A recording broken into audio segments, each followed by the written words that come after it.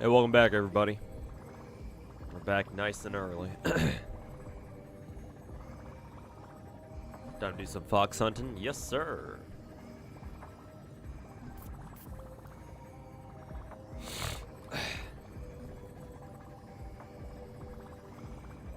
Hope your luck is better than, hope my luck is better than yours. Lost your 50 and, had to dump 150 rolls total. Damn. That's, what, double soft pity? Yeah, that can happen sometimes. It's certainly happened to me many times.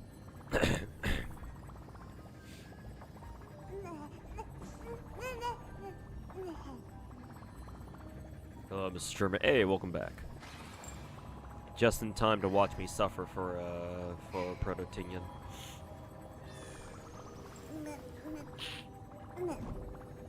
Who's on raid up right now, along with, Oh, it's Firefly. Ooh. Oh, okay.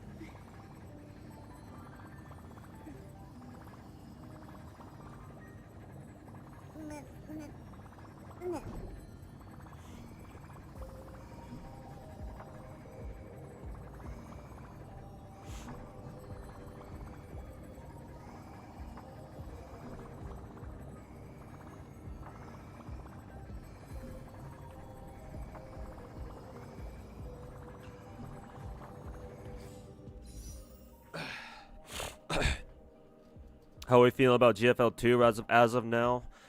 You mean just my overall thoughts on the game so far? That it's been out for like how many weeks? 3 weeks. Actually, speaking of GFL2, I'm gonna pop it open right now. I don't know if it's in maintenance right now or not. About to find out.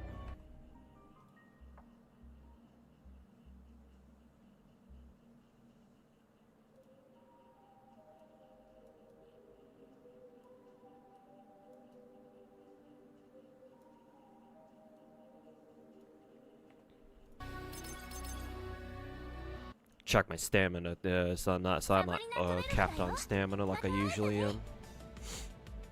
Okay, GFL2 has been good. I especially like it because most of the game, like 90 to like 95% of the game is auto, and that makes new games feel very comfy. especially if you're already juggling a lot of other gacha games at once, because you can just have that shit on auto in the background, and while you're doing something else. So the fact that most of GFL2 is autoable is quite nice. At least as someone like me who's like, you know, knee deep, like fucking neck deep in a dozen different gacha games.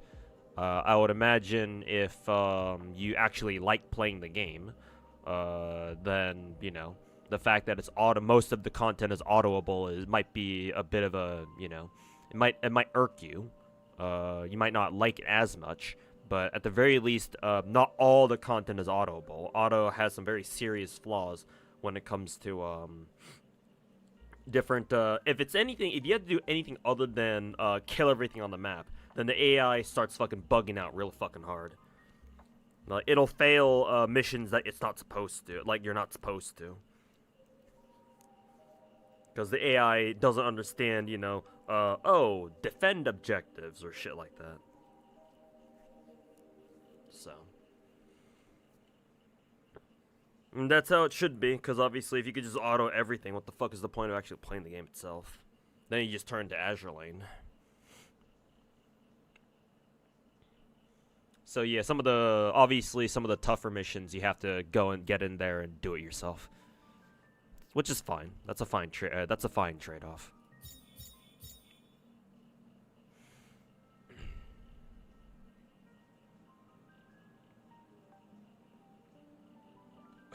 Like how you can legit burn your stam and do your dailies and log in and out in less than 2 minutes all the loading screens. You actually like the loading screens? That's one of the things I find a little bit annoying about GFL2. Everything in GFL2, all the fucking menus always have like all these fucking fancy ass transitions and shit. Personally, I don't prefer that. Mainly because I play another game called Snowbreak. Snowbreak was heavily inspired by GFL2 back in the day. Matter of fact, Snowbreak took advantage of a lot of drama that GFL2 was going through back on the Chinese server last year, like 2 years ago or so, however long it's been. And obviously, Snowbreak came out for global before GFL2 did, so that's what I started playing first. And in Snowbreak, there's no transition for anything. You click on a menu, it pops up immediately. Like how in GFL2, I mean, I can show you right now, right? Let's see. Expand this GFL2 screen for a moment. So, like, when you click on anything in GFL2, right? Oh, you click on campaign, there's a fucking transition. So you click on the, you know, different tabs here. Oh, there's a fucking transition. You know, go click on the home screen. Oh, there's a fucking transition. Click on this. Oh, there's a fucking transition. Everything in this game has a transition. And while it looks cool, after you've gotten over it from the first week, it doesn't feel snappy. So I kind of wish there was an option to like remove the transition effect, and so that whenever you click on a button, it just pops up the new menu immediately or like instantly, because that's what Snowbreak does. Like in Snowbreak, you just click on a menu, it just pops up instantly. The only exception is when you have to enter the base and there's like a little bit of a loading screen, but that's like the one exception, I think. Everything else is like it's pretty seamless. It's just click on a button. Oh, here's your menu. No need for a fancy ass fucking transition like GFL2 does, basically literally everywhere. So I find that a little bit annoying. Nothing game breaking, of course, or deal breaking, of course. I mean, I'm still gonna keep playing GFL2, obviously, but kind of wish they toned down on the transition effects everywhere. So interesting that you think that you think that the windows are actually pretty fast, because it can be faster, and I've seen faster too.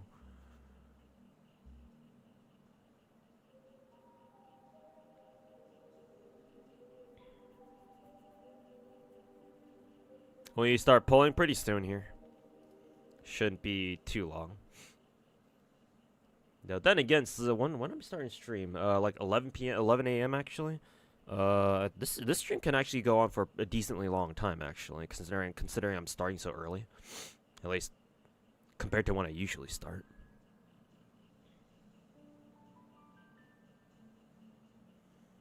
Played Snow Peak a while back before GFL 2, but you didn't want to stick with the game that removes content from the game. I feel you. But I am, for better or for worse, mainly because it's an actual fucking shooter and not whatever the fuck Girls Frontline is. Like, goddamn, we're two different games about robot girls with guns, and it's not a fucking first-person shooter, or at least not even a third-person one. What the fuck? But hey, I guess that's what the that whole Nikkei game mode was about in our last event. Anyways, I get your sentiment, but that doesn't change the fact that Snowbreak has superior menu navigation.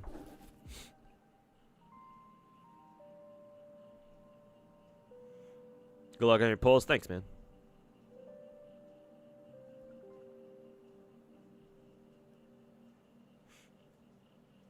Ugh.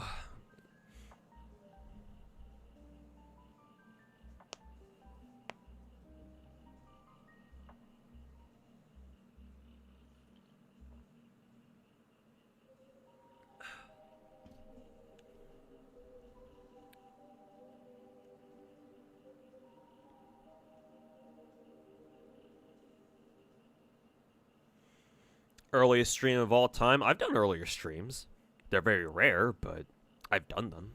I think when I did my first stream for GFL 2, the one I fell asleep on stream for like an hour for, when I started the stream at like what fucking, I don't know, when did I start that stream? Like 8 a.m. or some shit?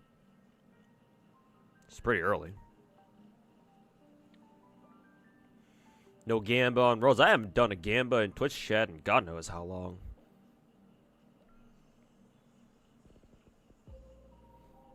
Not sure if there's much of a point, to be honest. Hey, it's Sparty. Welcome back, man. How you doing? Merry Christmas to you, too. Failed your Anita altar pulls. Is she out on Raid Up right now? I thought she wasn't supposed to be on Raid Up until January.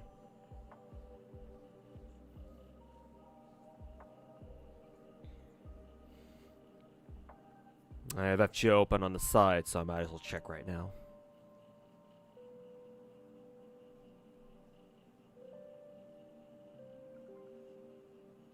Oh yeah, there she is. Pretty sure she's early. JP didn't get Nito Alter until January, didn't they? So, she's a little bit early, if I do say so myself.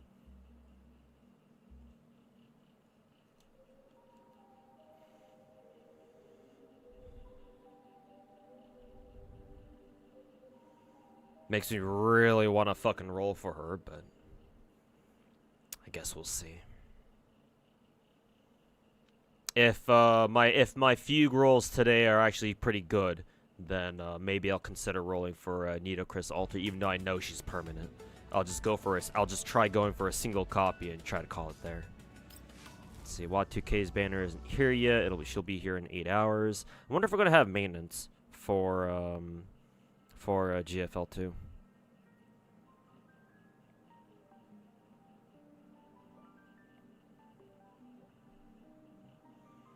Just E0S1. I'm being told that E1 Proto Tingyan is actually better than going for a signature, apparently.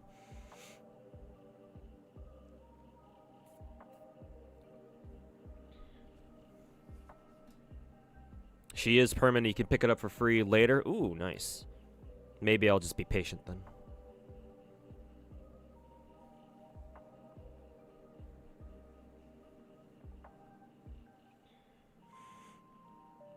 How about Watukan Gold? Oh yeah, we're rolling for her. V0, or is it V1? V0? No, V0. Yeah. V0 W1. What do we call weapons in GFL 2 again? Kind of like how Genshin has C0 R1, Star Rail is E0 S1, Zenless is M0 W1. What the fuck? What is GFL 2's terminology?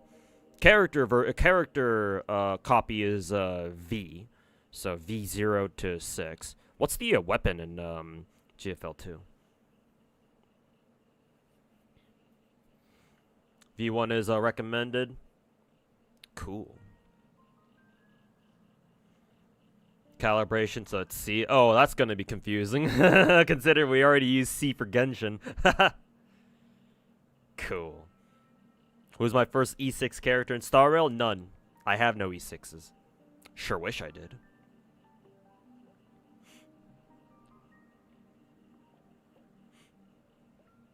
Hey, Wave Blast. Merry Christmas to you too.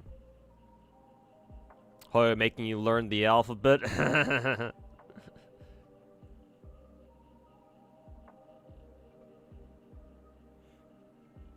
Don't know much about Proto-Ting other than you can break bars, break toughness bars twice. Something like that.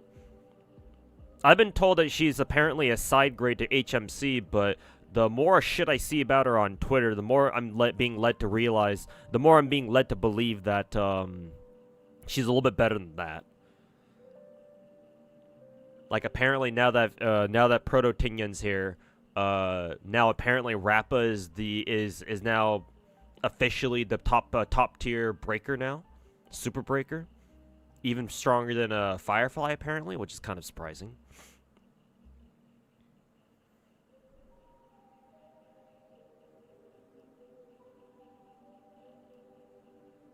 What exactly does Proto-Tingyun do? More or less the same job as HMC, or at least that's what I'm led to believe. Maybe she does her job better, I guess. I don't know. Hey, Light Rex, Merry Christmas to you too.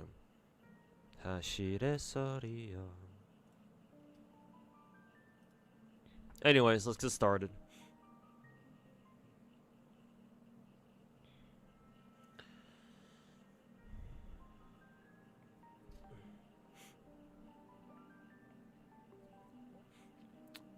Some people are running Proto-Tingyun and HMC together as a Ruin Mei replacement.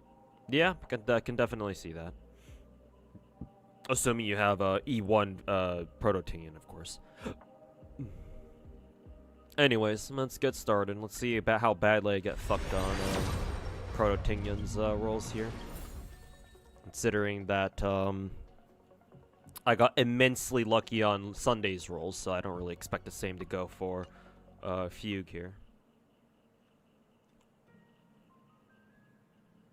Didn't expect Nita alter banner for 2025. Yeah, that was kind of a surprise. I think that's the... Is that the first time they've ever done that, where they've intentionally pulled up a character's banner early, even though they didn't have to? I mean, I'm sure they've done some version of this in the past, but I feel like Nitocris Alter here is a little bit different, where it's like blatantly like, oh yeah, we're just gonna pull our banner up just because. Like, not because of any, like, you know, event flip-flop or like, oh, because of a seasonal thing, like, oh, Thanksgiving's here, and, you know, NA has exclusive Thanksgiving banners. No, this is just straight up, oh no, we're just gonna give you Nitocris Alter's banner like 3-4 weeks early. Here you go, have fun.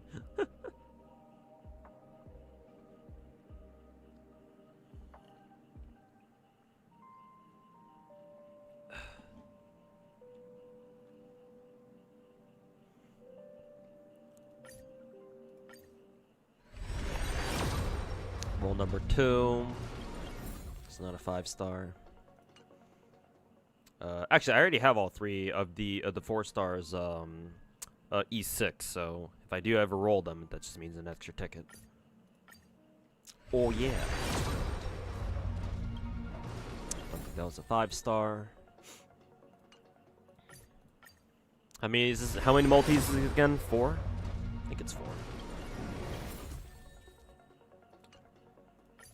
And 5.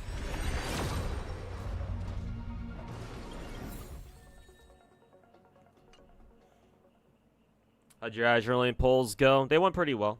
I had to struggle a little bit for I think her name was K11, the elite Gyaru, the shy girl failure Gyaru.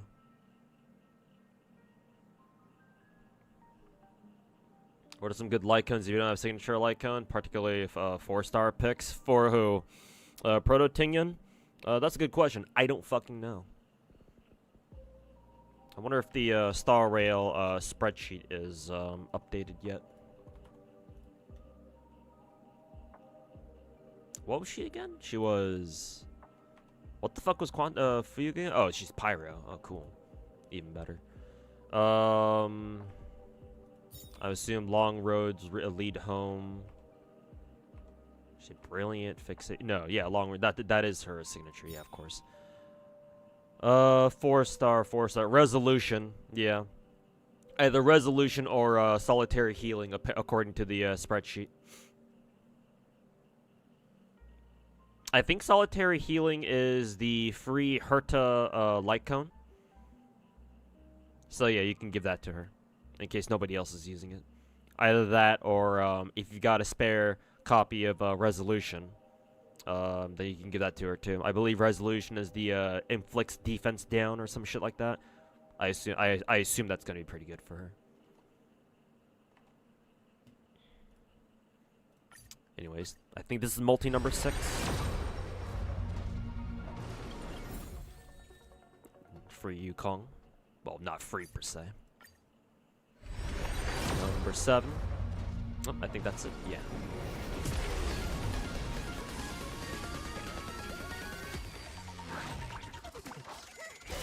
Not an all-time chatty here. Just ended an 8-year relationship. Merry Christmas. Sorry to hear that, man. Seems like you're having a rough holiday. But yeah. Hopefully, watching some broke-ass dude roll for a fox girl in some anime gacha game will make you feel a little bit better. Or at least distract you from it a little bit. Now, the question is, do I win this coin flip? Oh. It's gonna be towards the end here. No, but this is this E2? No, I already have E2. Yeah, I already have E2. So this must be E3. So, kind of a pointless Eidolon, but hey, I guess I'll take it. Better than fucking Yanqing, that's for sure. At least we're one Eidolon away from E4. That's gonna be kind of interesting. Alright, so now we can just blow the rest of this shit. Not even gonna bother watching the animation to bait a 5-star, because I know it's gonna be another soft pity. Just put the fox girl in the bag, game. I already get what's coming. Just give me the fucking fox girl, bro.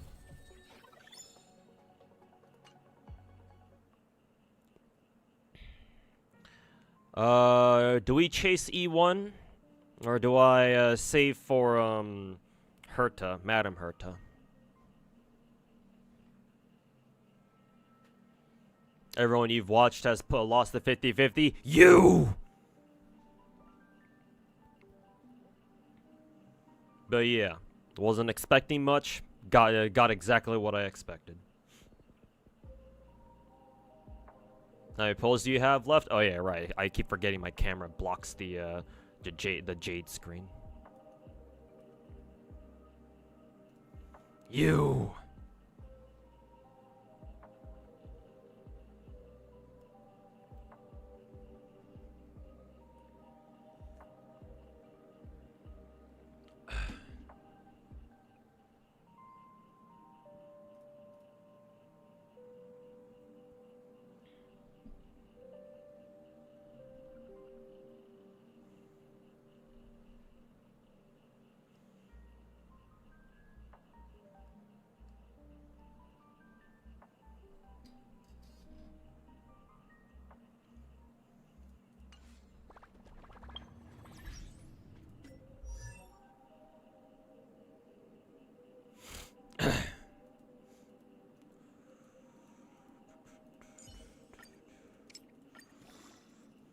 Save for Herta. All right, fair enough. I don't feel great rolling on Star Rail right now, so Star Rail can go burn in hell right now. So yeah, we'll leave it at that.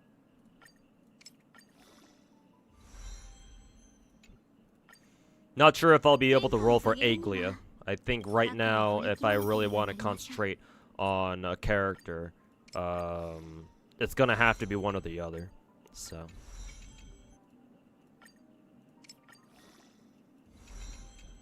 right now I'm just gonna say fuck Aglia and just commit to Herta for now. We'll just settle for E0 S0 Fugue then, which fucking sucks. But well, if Starreal is gonna be a bitch all of a sudden, then shit, man. No, don't really have much of a choice.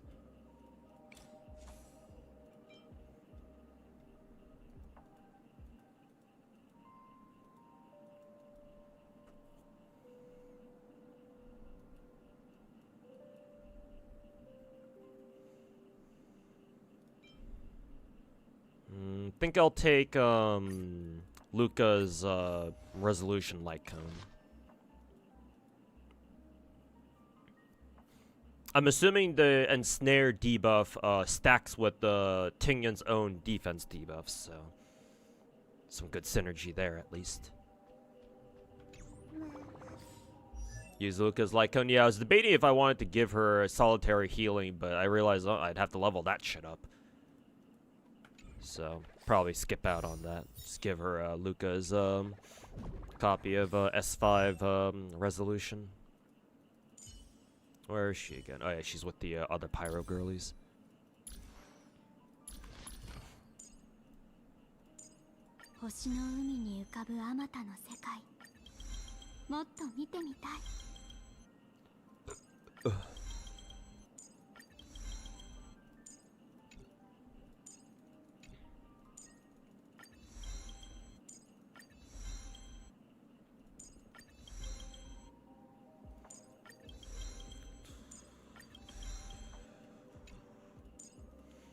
Try PF and compare how she performs with HMC and without.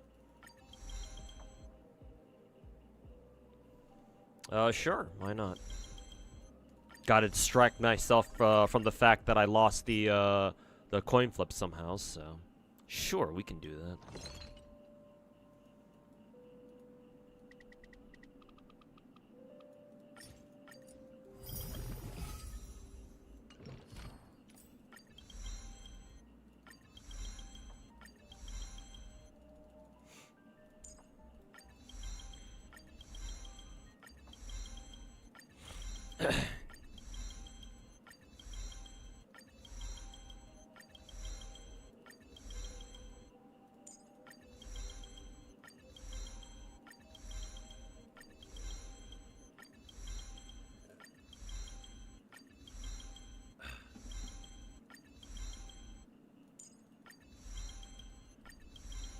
I guess if you're a fox girl, you're destined to make me lose the coin flip and suffer on gacha.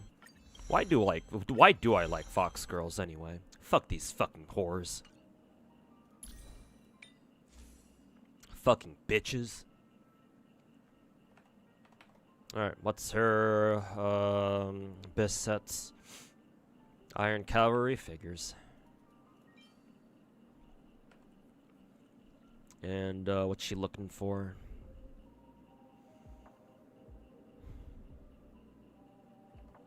So I have this for now.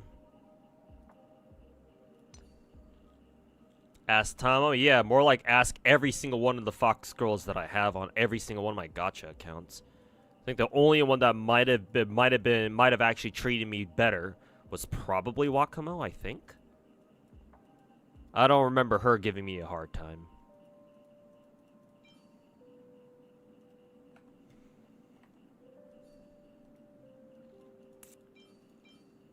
Do any of these have speed? Fuck no, of course they don't.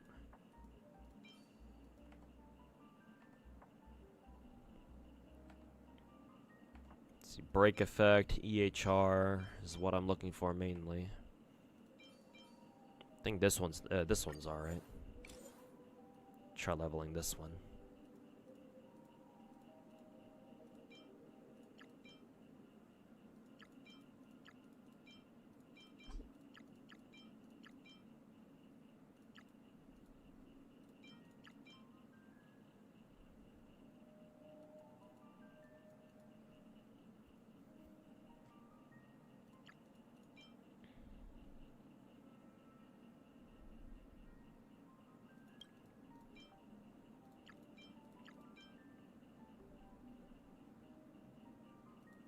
What the fuck is this?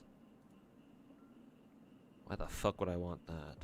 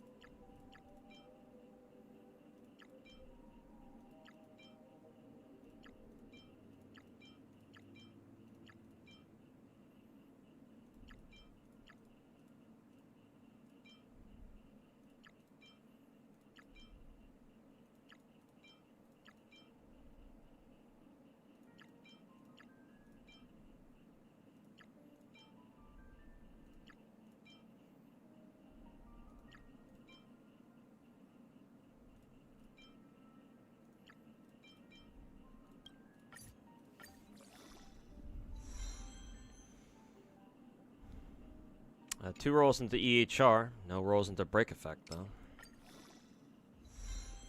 Of course, 2 rolls into fucking crit damage. Fuck you. Fucking piece of shit.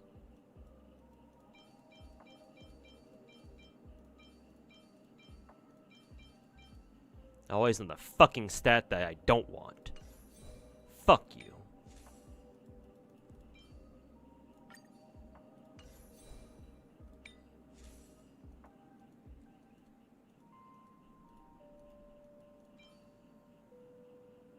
What the fuck kind of boots are these?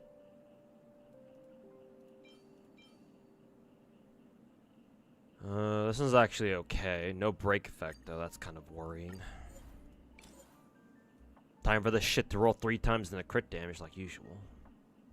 Fucking piece of shit.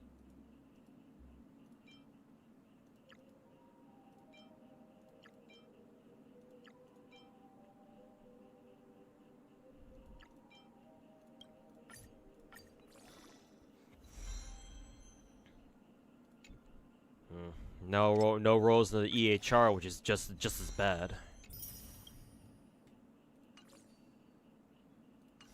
No other choice, no other option right now, so I'm gonna have to take this fucking L.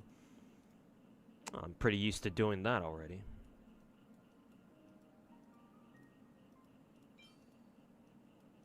What's another L?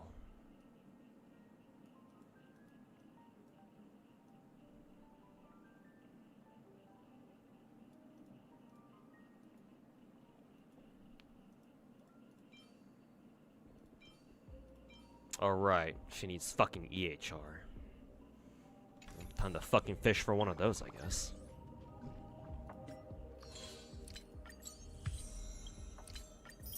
Fucking piece of shit game.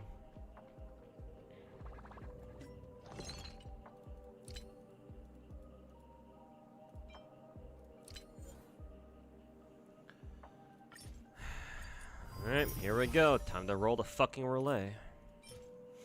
Fucking ew. Of course it would roll fucking crit damage, attack percent, crit rate on fucking Iron Cavalry set. Holy fucking shit, bro. Fuck you. HP, trash.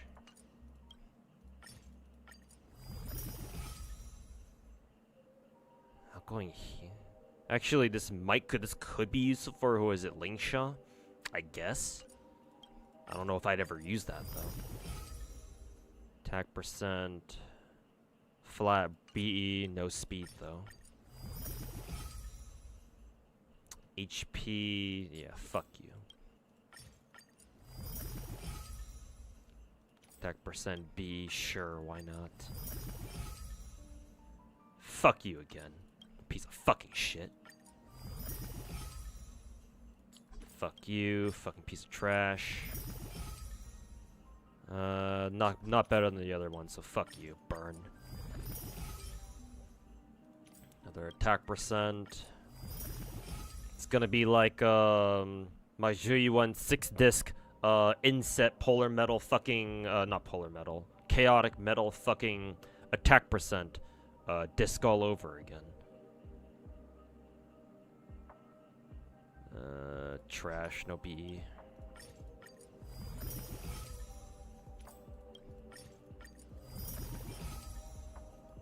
Defense percent, fuck you, burn in hell. Piece of shit. Hey, another crit rate, crit damage, crit rate fucking circle. Holy fucking shit, dude. Finally EHR, but its subs are fucking god fucking awful. Do I even want to fucking roll this piece of shit? See what its 4th is, at least. Probably nothing good.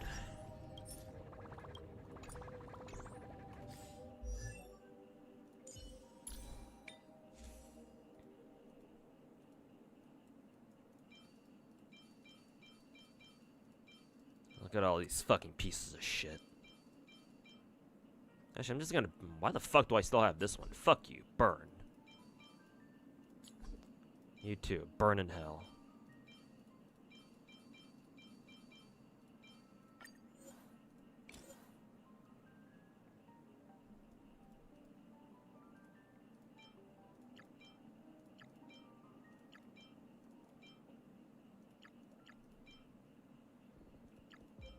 god, these boots are so fucking ass. Yeah, I don't even want to fucking see that shit. Get that piece of shit out of here. Of course, it'll be crit damage, crit rate, crit damage. Oh boy, just exactly what I'm fucking looking for. Fuck you. Piece of fucking shit.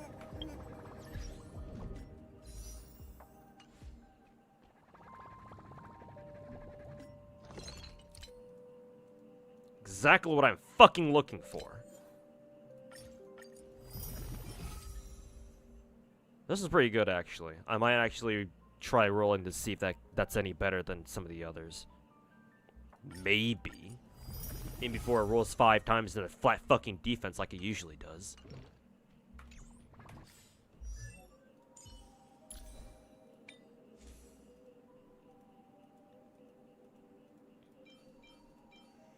I think this is the one I just rolled. Yeah, fuck you. Burn.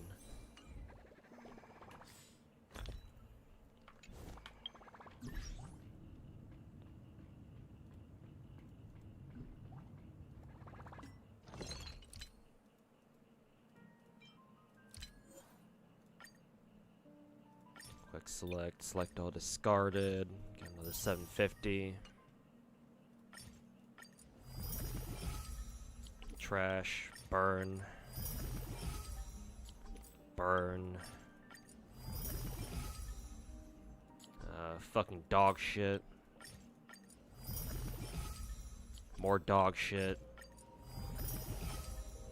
even more dog shit, fucking trash, fucking horse shit. I don't want to keep that. Fuck you.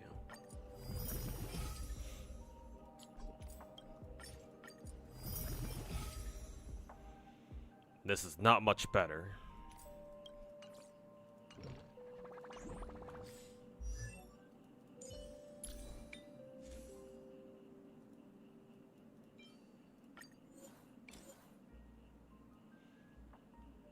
Where's that one that I just rolled? The one that got double fucking crit for some reason. Yeah, this one. Fuck you. Burn in hell, bitch. Flat attack, even worse.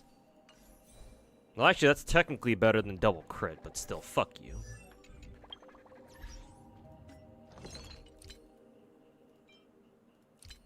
Fucking piece of shit.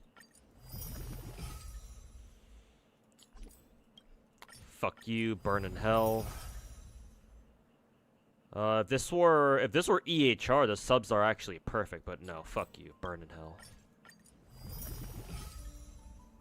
Attack percent, nah, that ain't it. Let's see, I've got 3 more. How many self-moderators do I have? 4? I'm willing to use 1. Just on the off chance that it's actually something good for once. 2 more. If they weren't crit rate, then these subs would actually be pretty good. Alright. Throwing in a self-modeling resin. See if this last Hail Mary is anything good. Ooh, speed. Actually not bad. Honestly, probably better than everything else that I've gotten so far. Even if it rolls 5 times in a flat attack, I think it's still gonna be better, which is so fucking sad. But sure, why not? Give me a chance at hope now, will you?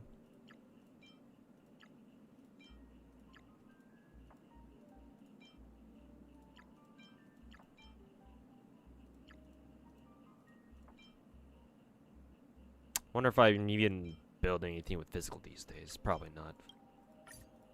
Whatever. Hey, would you look at that? 4 rolls in the double fucking flat. Holy fuck! Still better than everything else, though, because it actually has speed.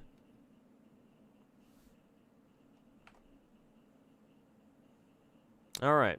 2-piece planar. Either Forge or Talia. We're going Forge, because fuck Talia.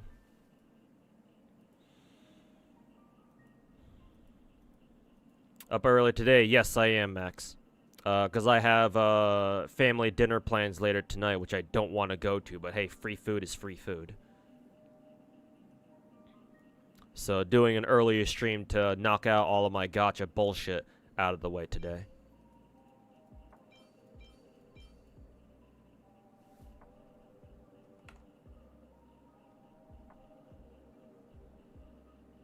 Also, Lightrex, thanks for redeeming comfy vibes, man. Hopefully everyone is comfy in chat. Certainly hope you're comfier than me right now. You guys are, don't worry.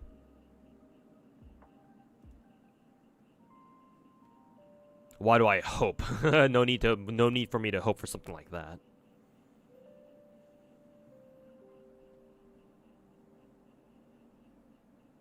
For rope she wants either EHR or break effect. Okay, so which one should I use?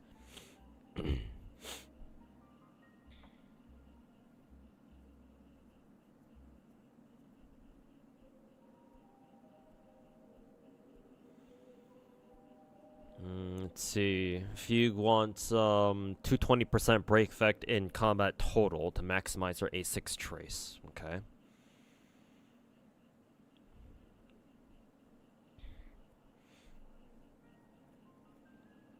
So maxing her A4,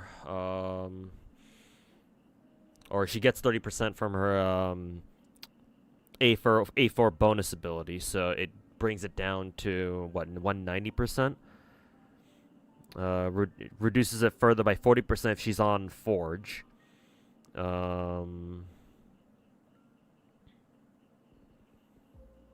it brings it down to 150. And if you run Ruin May on the team, then she gets another 20 on that. Around 60. Wow, she actually is pretty heavily teammate dependent, huh?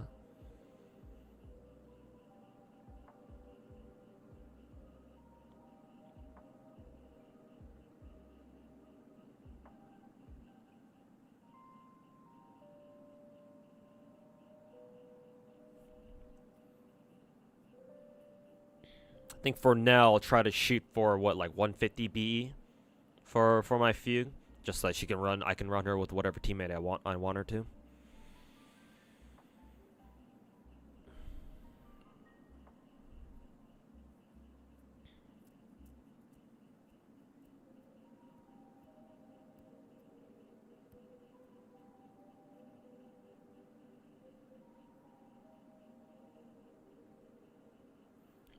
ER rope is only recommended if she has her E2 if you already have enough BE to hit 220 in combat. Otherwise, you might want BE. Okay, that makes it simple then. Let's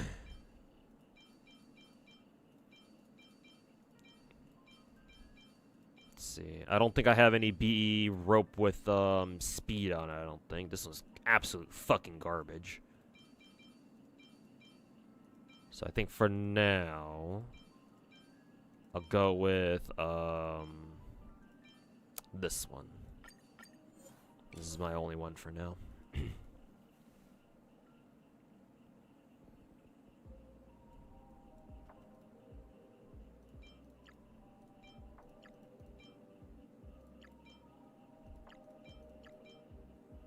Don't think I'm never gonna use that one.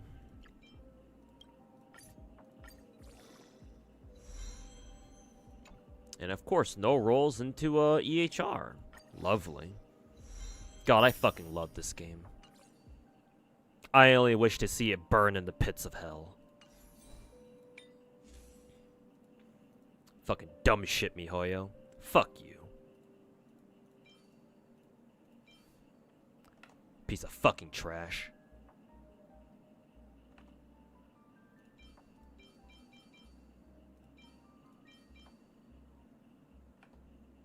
Christ, this is my only HP planar. Well, to be fair, I think I burned everything else, though.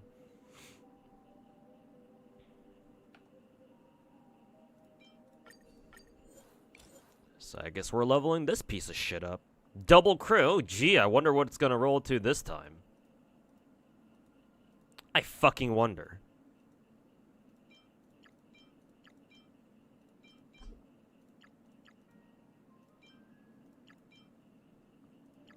Fucking piece of hot dog shit.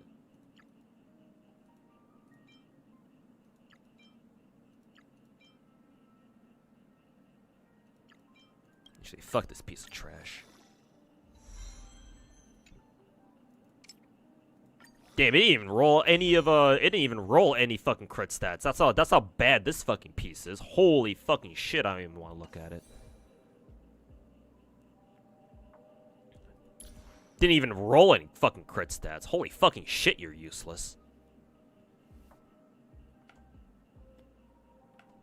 Surprisingly, my Tingyun still manages to hit 150 speed plus. Where even is she getting all her speed from anyway? Well, to be fair, she's getting like four fucking speed stats from her traces actually. So that probably explains a lot. 2, 4, 7, 11. Okay. Actually, no, she has one more speed here. Wow, she has a lot of speed subs. What the fuck? So what? 14 speed total? Well, 3, 6, another 6 there, so 12, 14. Yeah, 14 speed. That's quite a lot, actually. I think that's the most amount of speed I've ever seen a character get from their from the traces. Actually, it's pretty wild. Because like I don't know how much how much speed she's getting from her fucking shitty ass fucking relics right now. It's 25 there. 2 there. What a fucking joke. 2 there. Fucking joke. Yeah, she's literally only getting what, 222, I think? Not even, just 4. Besides her speed boost. So what, 29 plus what, 14? So that's how much extra speed? Like 43? To be fair, that's quite a bit actually. I guess she didn't really need that many more speed subs in order to hit 150 plus, but still, it's fucking pathetic. What a fucking joke.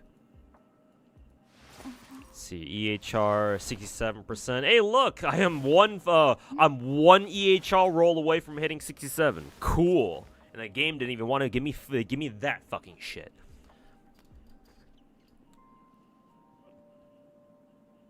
Piece of fucking trash.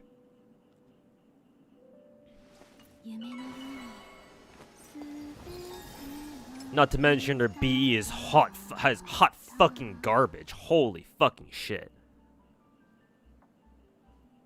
Nowhere near 150%.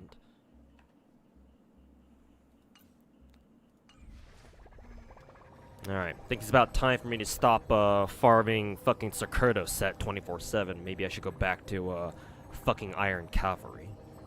God fucking damn. I also gotta farm for what is it? I've gotta try to fish for some better. What was the ornament set that my Sparkle has? What's this fucking piece of shit called? Broken Keel? Gotta try looking for more Broken Keel pieces that have speed subs on them. God knows how long that's gonna fucking take. Fucking piece of garbage.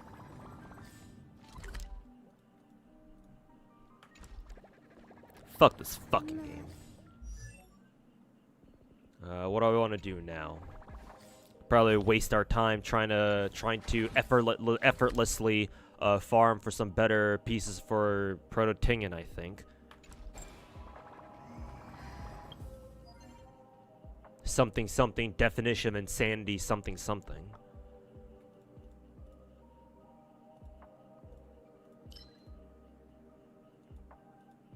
I think it was this one.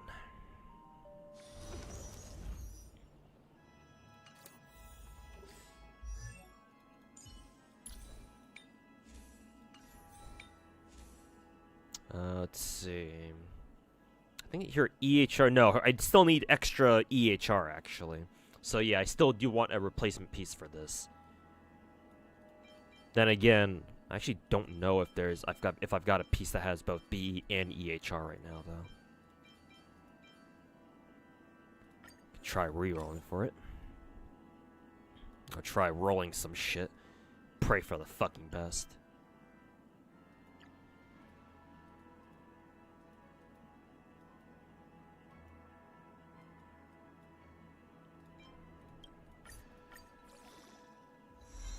Oh, nice. This one actually did roll EHR. What a fucking miracle. Now, let's watch this piece of shit completely misrolled its fucking subs. Here we go. Exhibit number fucking 9856 on why Star Rail fucking blows so much fucking cock. Where's that piece of shit? Is this one? Yeah, I think so. No EHR. That's unfortunate. World BE though. So how do our stats look now?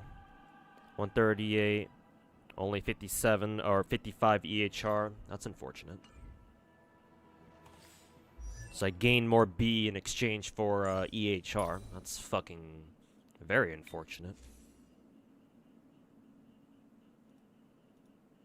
Not gonna bother looking for another EHR body because that's the only one I have. Can't exactly change this though. Let me see what my other options are. On the off chance that I actually have something better to give here. The answer is probably not. Yeah, no, there's not.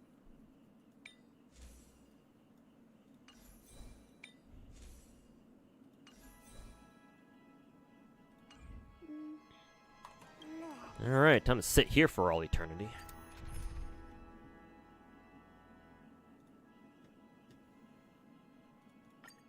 Who am I replacing here again? Was it, fucking, Ruin May, or was it HMC that I was replacing here?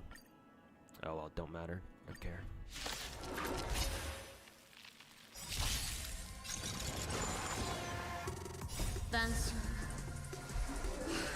GFL2 event ends, today. Yeah, don't worry. I've already finished all the, event bullshit.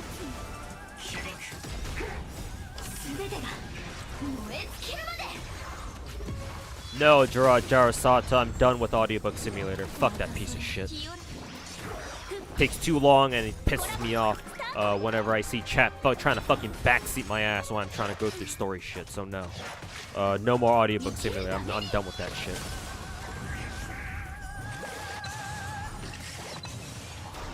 I'm not even sure if I want to go through Lost Belt 7 on stream or not. I'm kind of hesitating right now.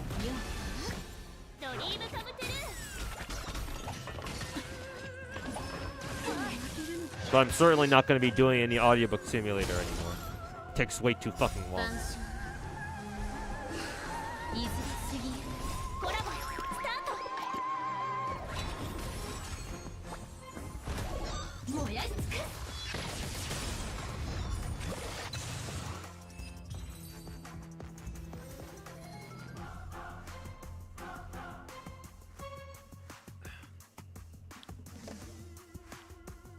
Could you backseat? Sure. If you want a one-way ticket to getting fucking banned, sure. Not sure why. Not exactly sure why you feel the need to poke fun of that. When I'm clearly not in the best of moods. But sure, keep doing it. See what happens. I believe in the industry we call that fucking around and finding out. Sure. By all means, dude.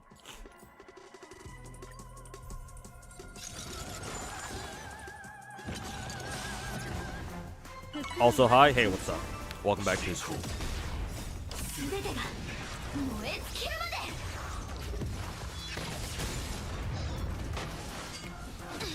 Jolliest streamer on Twitch? Yeah. Jolliest Mihoyo content creator on Twitch. That's for fucking sure. Look how happy I am playing this dog shit fucking game.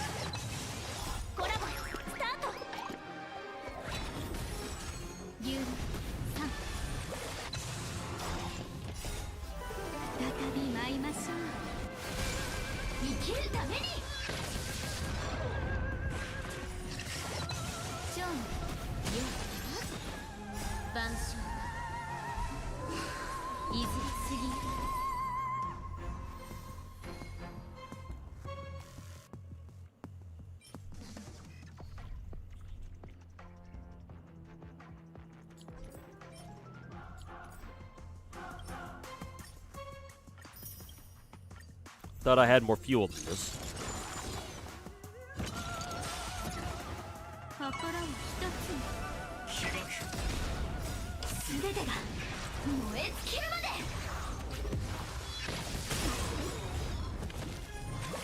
Recommend running if you run Fugue with Link Shot, use King Yun's skill on Link Shot instead of Firefly. Okay. Try to keep that in mind.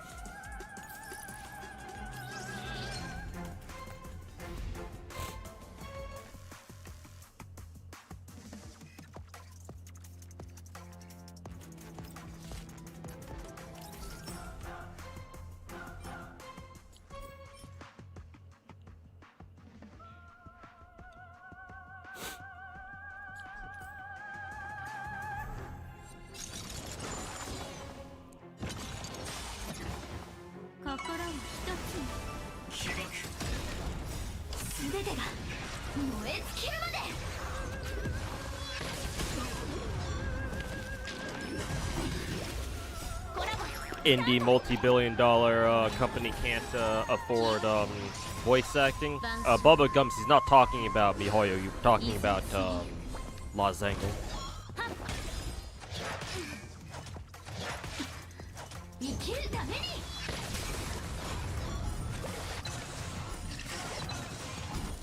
Stu, you and Star Rail, I guess you'll try some pulls on Firefly.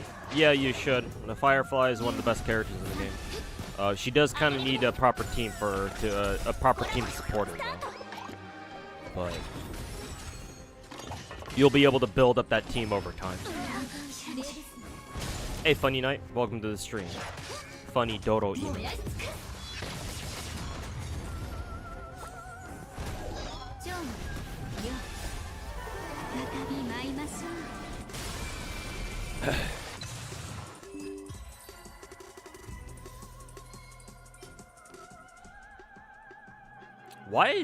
Why are relics always like this? They're always like HP and then a crit stat and like some bullshit stat like EHR or B. It's literally always like that. Holy fucking shit, this game is so fucking trash. It's literally always like that. Without fucking fail. Hey, see, just like this, attack percent, crit rate, EHR. Holy fucking shit, bro.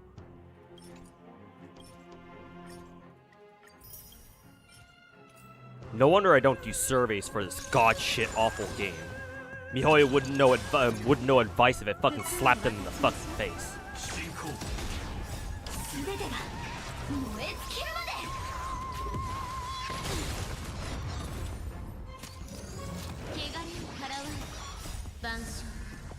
Stat way? Yeah, probably.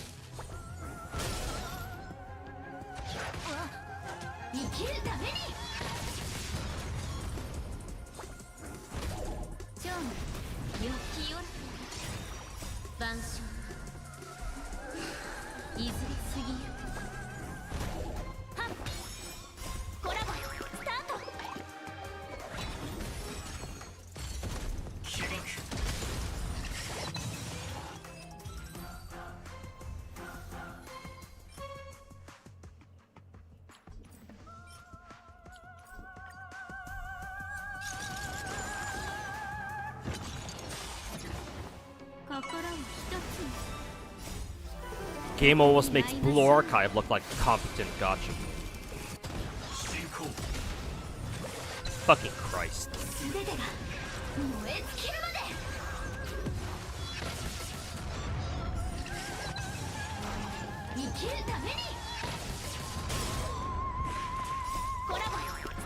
You think pulling for a Lycone is a waste?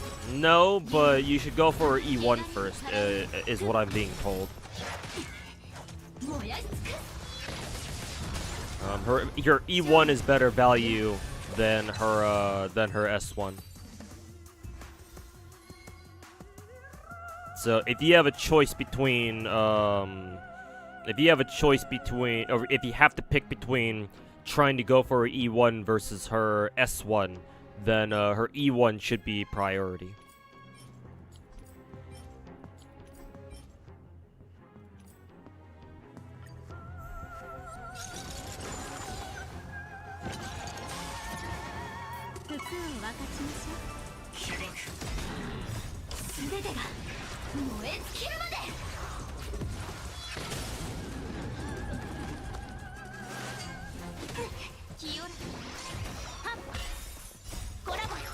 You're getting the feeling that her S1 was not so good after pulling it.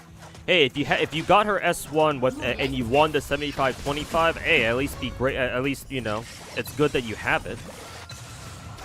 I would imagine certainly a better feeling than trying to chase her E1 and fucking losing a coin flip for it.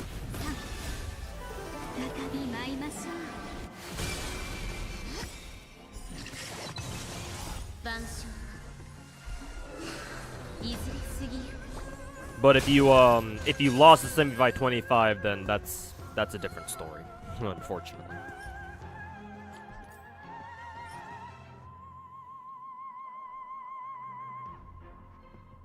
Speed would be nice, but has fucking effect res instead of EHR. Still keep it though.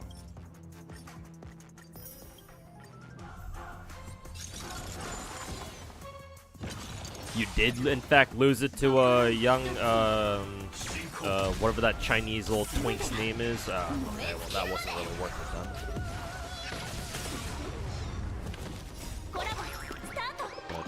At least you have it now, so you might as well use it.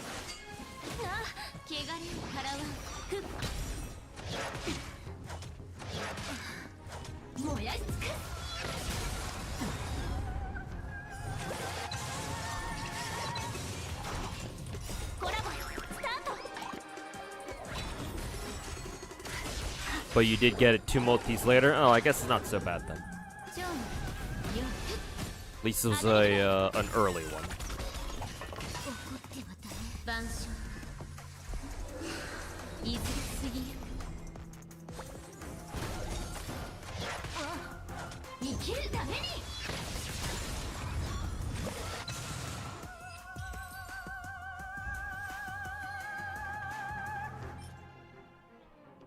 Does anyone use the Nihility Herta light cone? Is it the one where it has Herta holding like a picture of herself to infinity? If that's the one you're talking about, I think my Herta actually uses an S5 copy of that. So unironically, my 4-star Herta actually does use it. Attack percent, speed. It's got speed. Needs to roll either BE or EHR. Never saved EHR body in the past. Yeah, me neither. Literally had to try to synthesize one to no avail, of course, because this game fucking hates everything. Truly a Chinese company.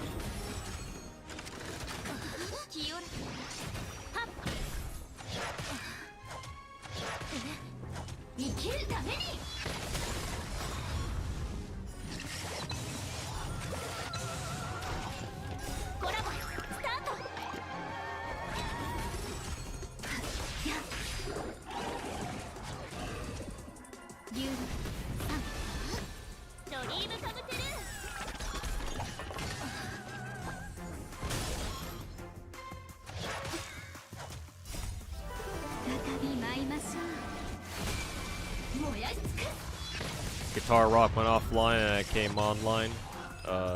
Get to watch watch your favorite streamers.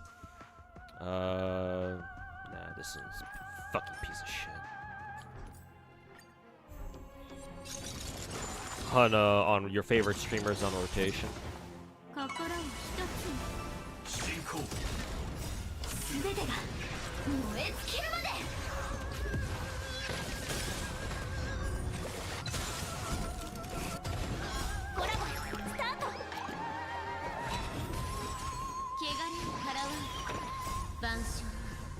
Tengyun is alive, I guess. I have no idea what her story's about.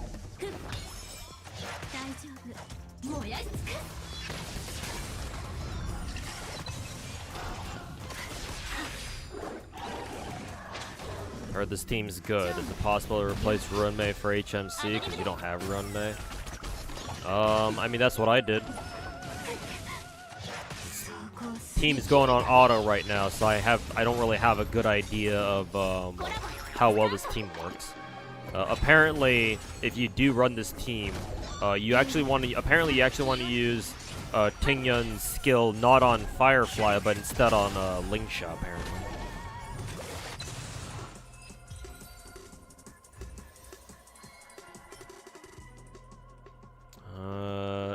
Fucking trash.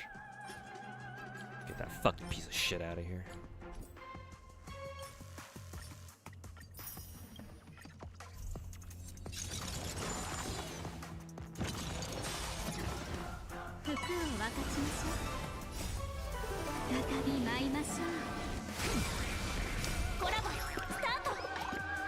Because you procs multiple times. Yeah, I get it.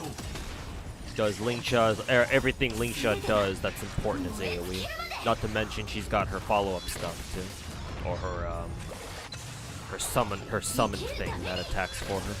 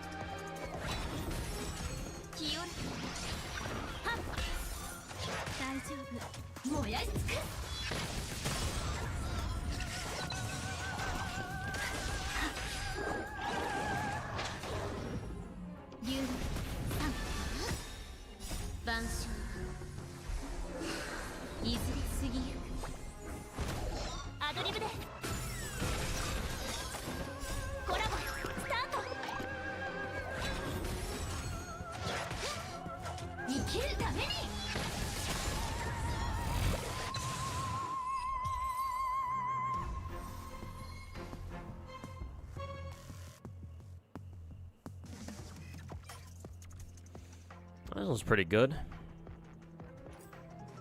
Time to watch it roll all into everything into attack percent and BE, like it usually does.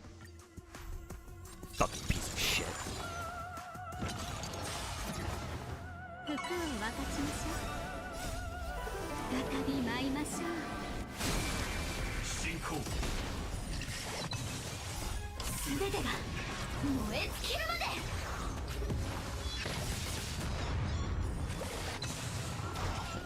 Yeah, on GFLT you can buy the 5-star weapons. Which one is better? We recommend you don't do that because they will add, eventually they'll add an update where instead of using that gacha currency to buy weapons, they give you the option to use that currency to buy extra rolls instead.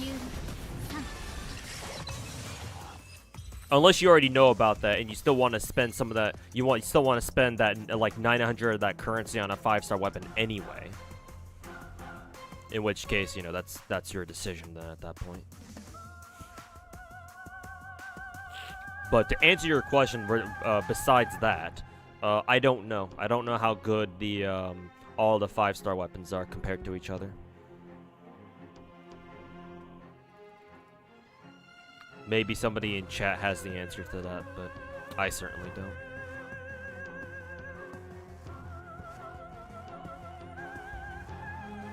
But yeah, I've been told that you should save that currency instead of buying a 5-star weapon. Just sit on it until they give us the update where we can exchange it for more rolls.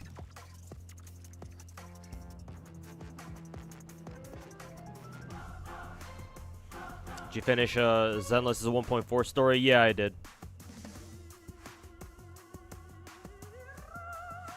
Went through it pretty quickly. What is with these fucking? Maybe it's because our ranks reset or something.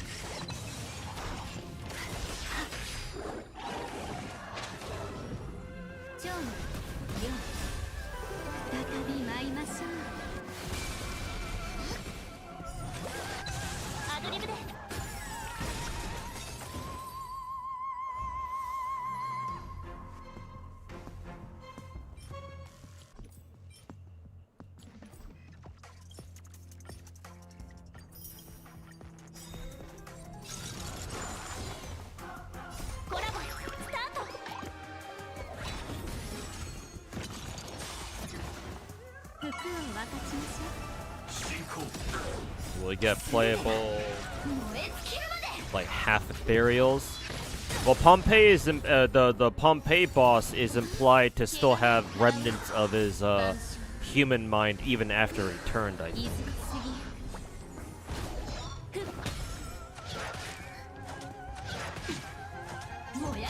So yeah, perhaps there's a chance in the future that MiHoYo would be like, yeah, let's put in a like an ethereal character, but like somehow they're still able to like retain their human consciousness or something, or at least their human memories, and they still can interact with people.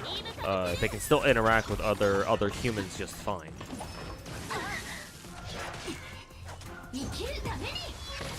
So it is a possibility.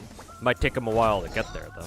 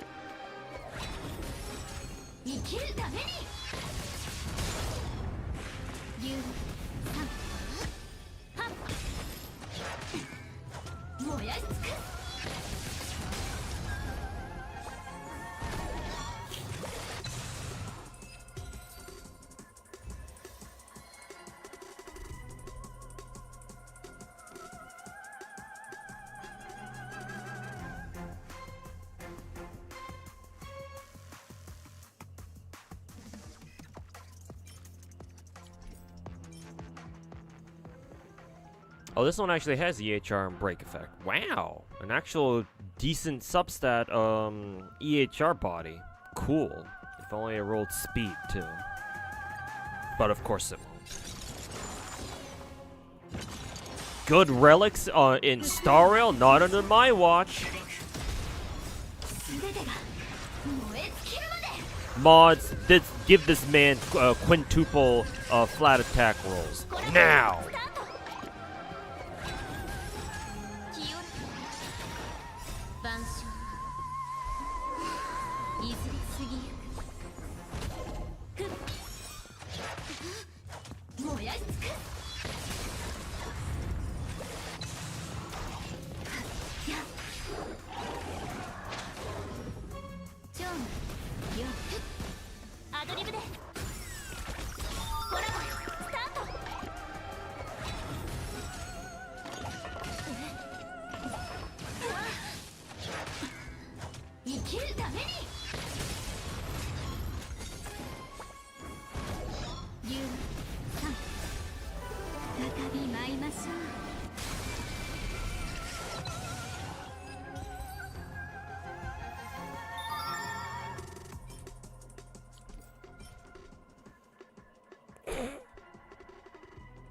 I'm just deleting that just out of pure fucking spite. I should probably roll that EHR body, see how badly that shit rolls. Doesn't have speed, but we can try see how badly that shit rolls anyway.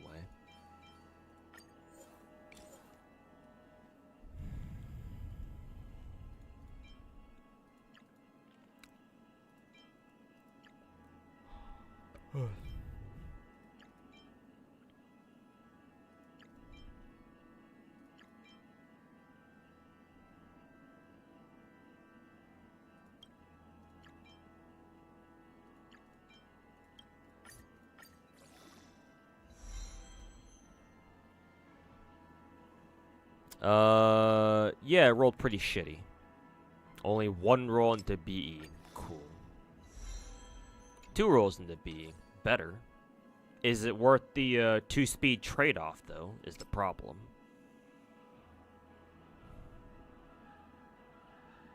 Yeah, probably. We can try looking for speed somewhere else, at least. Yeah, probably.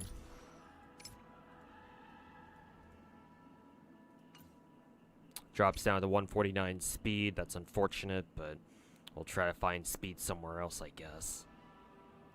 At least with this one, she does go up to 157 BE, so that's nice.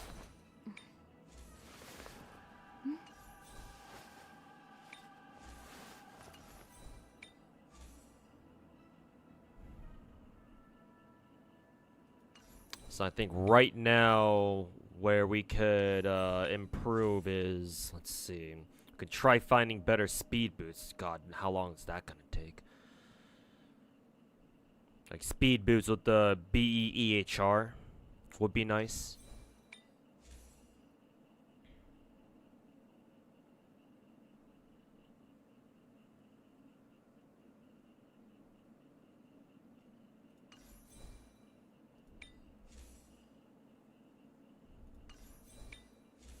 I'm thinking instead of farming Iron Cavalry now, I'm thinking we just go into Divergent Universe and try to farm for, what is it? What are they called again? Forge relics? Or ornaments, rather? Yeah, forge pieces instead. Try our luck there instead. God forbid.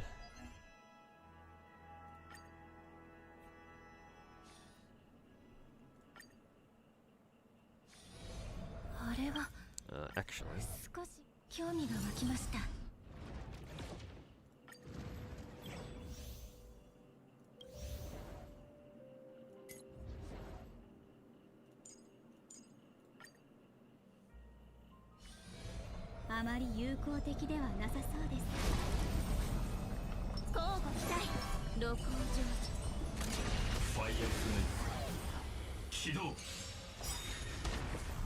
Ruin May also gives speed. Unfortunately, I don't run Ruin May with who is it, Proto Tingyan.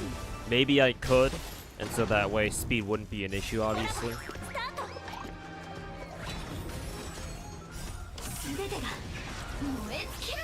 Am I gonna pull for Herta? Yeah, Kenzawa. My plan is to save for Herta now.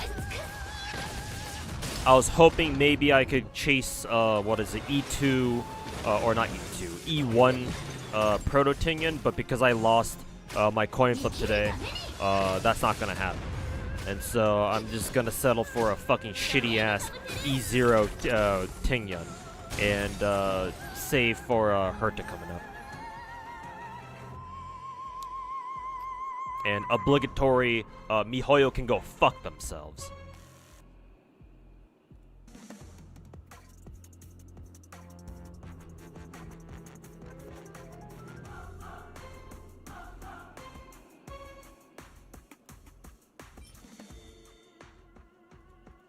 This is actually decent. Ooh, even better.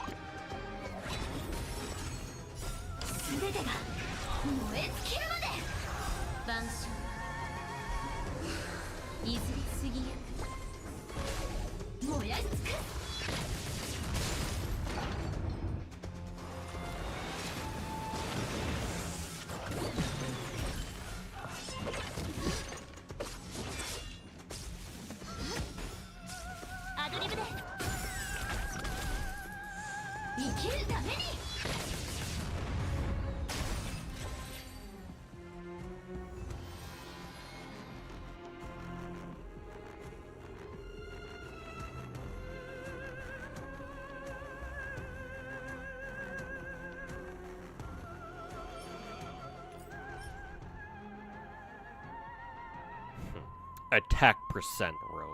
Ha, yes. Very fucking useful.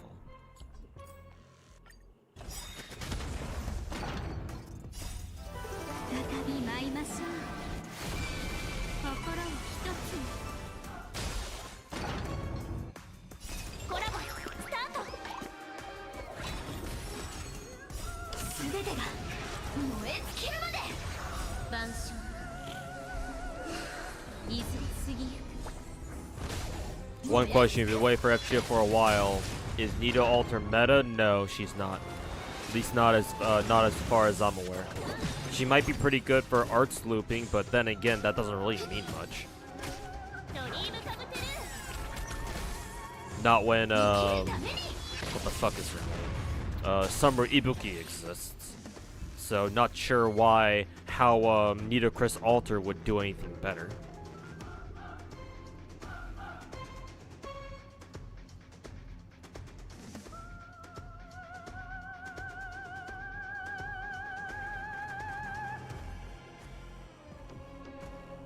Or can you skip for Kukulkan? You can skip Nita Chris Alter for Kukulkan. Not only that, but even better, apparently there's a way you can get Nita Chris Alter for free in the future. Probably through like a free 5-star ticket or something, I'm guessing. So you can afford to just skip her for now. If you want her but you can't afford to spend any money on her for now. So I would say you can just skip for Kukulkan if you want Kukulkan more.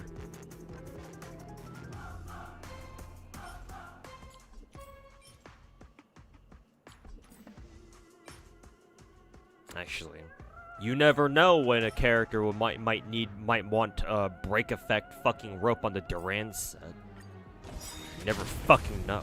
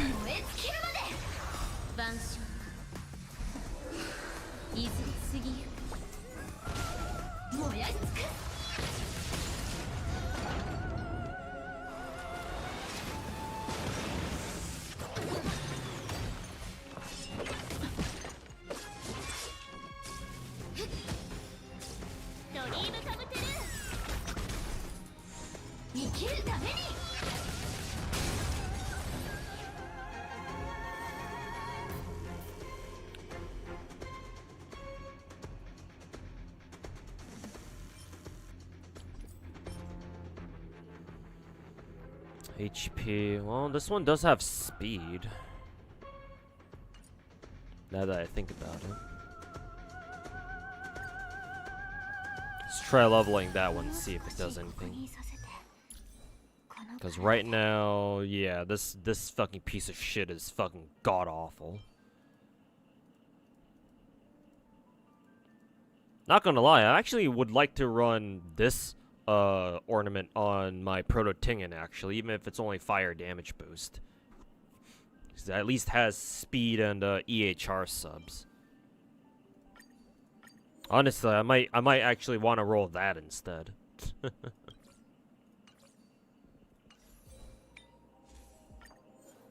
Or maybe I'll just run that one instead.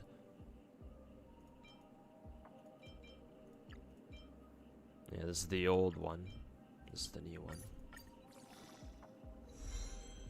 Oh, this one actually rolled EHR too. Huh, actually, never mind. There's no need for me to run the other one then. Hey, nice. This is actually really good. Unironically. Nice, I don't have to fucking maul over how shitty Star Rail relics normally are. And we got our 2 speed back. Nice. Now she's 152 speed. Probably a decimal point in there somewhere. Okay, yeah. Somehow, through all the molding, I'm able to get Tingyun to her stats that she wants. 150 plus speed, 67 plus EHR, so because she's at 71 now, and then 150 plus BE because I run her with. I'm assuming that I'm gonna run her with Ruin Mei, but since I'm running her with HMC right now. Her BE doesn't even need to be this high either. And she's got HP Relic or Ornaments, so she has a bit of HP to work with. Unlike fucking regular Tingyun. Actually, no, I think my regular Ting actually has a bit of HP to work with now. Yeah, 3,500. She's not as squishy as she used to be, thank God.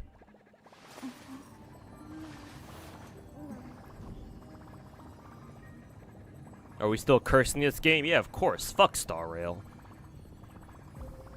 It's never a bad time to shit on Star Rail.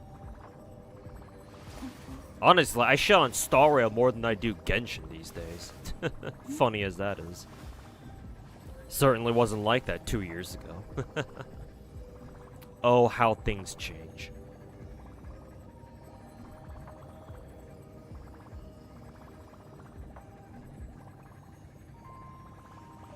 Yeah, it's just too bad I don't have Rappa, too.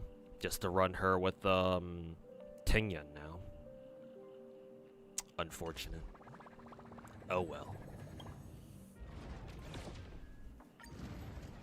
Got some stamina left over. Might as well waste it on trying to farm fucking broken keel pieces.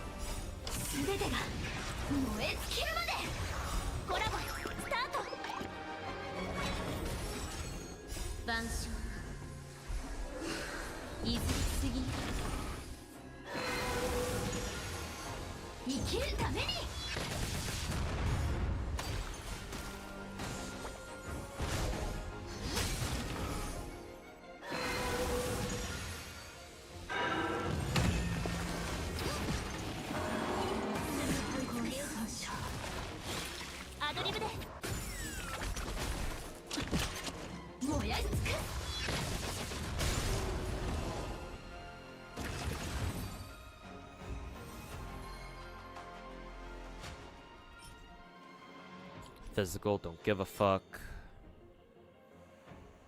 This one is attack percent. This one's interesting.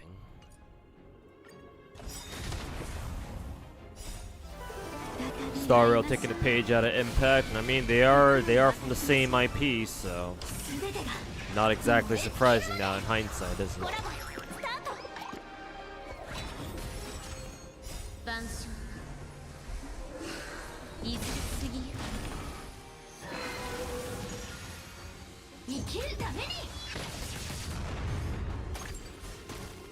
There are some characters in GFL2 who use some sort of currency to use their abilities. I have no clue how to get more of it in combat. I think there are some YouTubers who are making guides for different GFL2 characters, so try to search around for their guides if you want to learn more about your characters. Like I think I saw somebody make a Nagant guide for the pistol girl, or the revolver girl.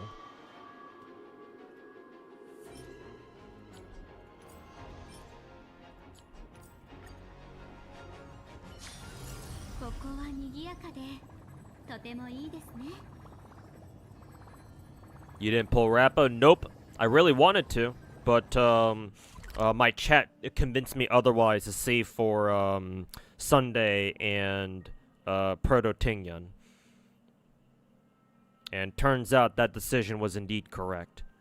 Because assuming that I had lost assuming that if I had gone for Rappa, I would have lost the coin flip and had to go to double soft pity. I wouldn't have had enough to spare for Tingyan this time around because I lost the coin flip again with Proto Tingyan earlier today.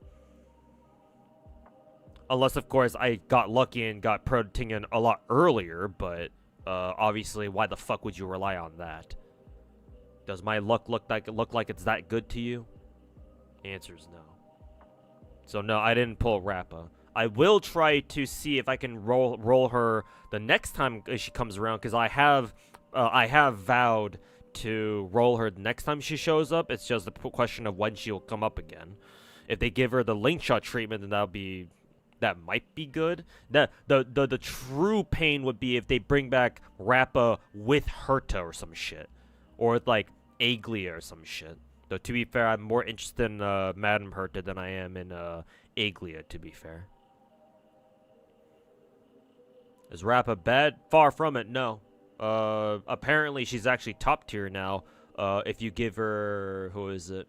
If you give her Proto-Tinyan support. Now, whether that makes her better than Firefly, I'm not sure.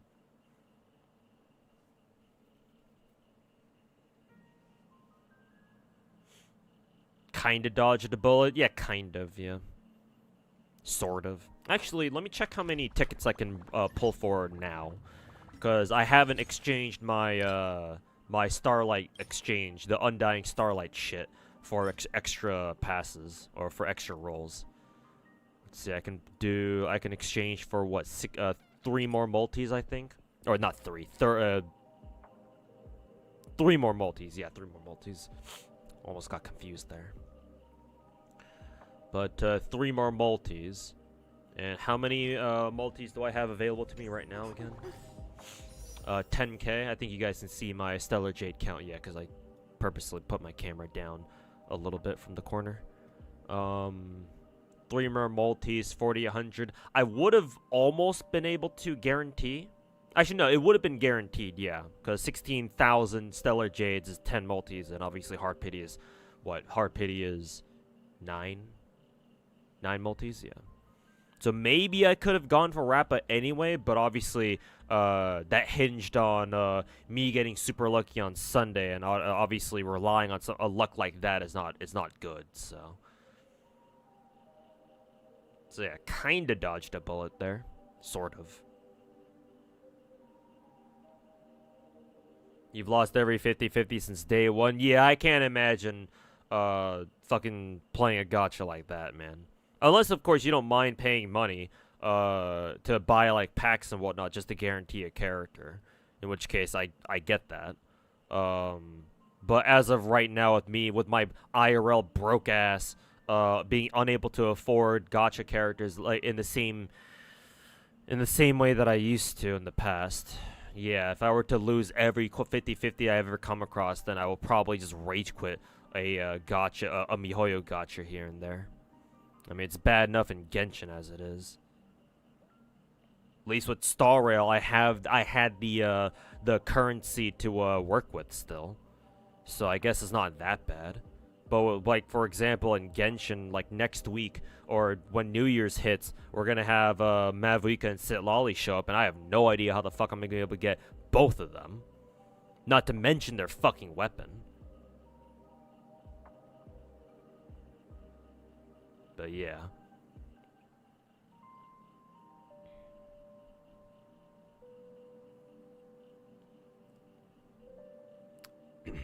Fucking MiHoYo.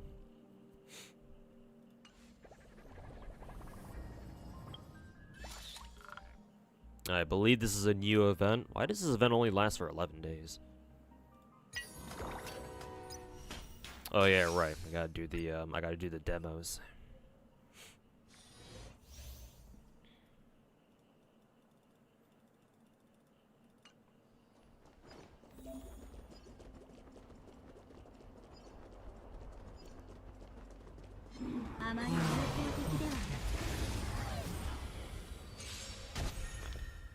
Blah blah blah, don't give a shit. Fuck out of here.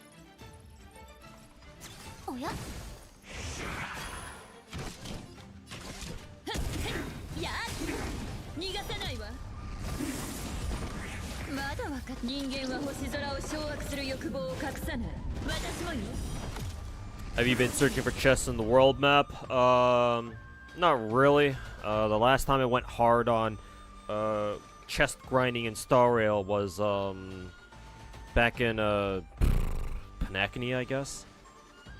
Or what was the most recent? With the fucking War Dance Festival. The map we got with the War Dance Festival, I think.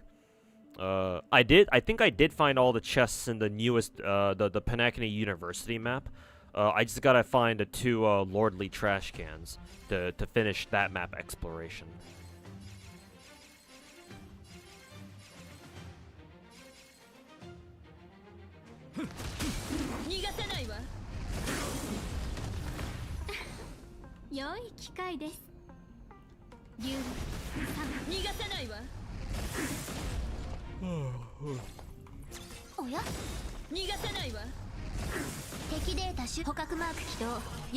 I can see why they put Himiko along with the Tingen, actually.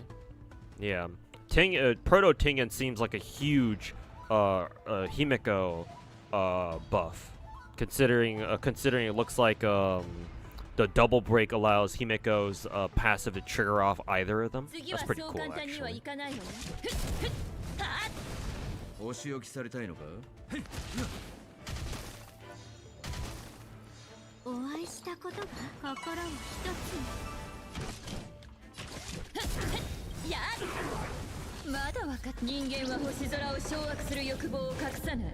Good and pure affection? Yeah, naturally.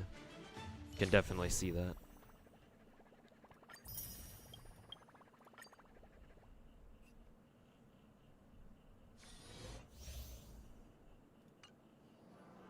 You mean on oh, you meant on Genshin. Sort of. I have 100%ed, what is it? Act Konoctaland, the northern part of, 5.2. 100% of that now. I still have to 100% the 2, new tribe regions. But I'm pretty close to doing that already, though. I think I'm already at, like, 96, 98%, something like that. Like, mid to high 90s. So, don't have much there. I'm still going through the process of, unlocking the hidden, area. The one that's covered in clouds and clouds and fog and shit. So I have yet to, explore that area, fully. I have a lot of other quests that I can do to grind, what is it, primos from, like, previous regions, so there's that.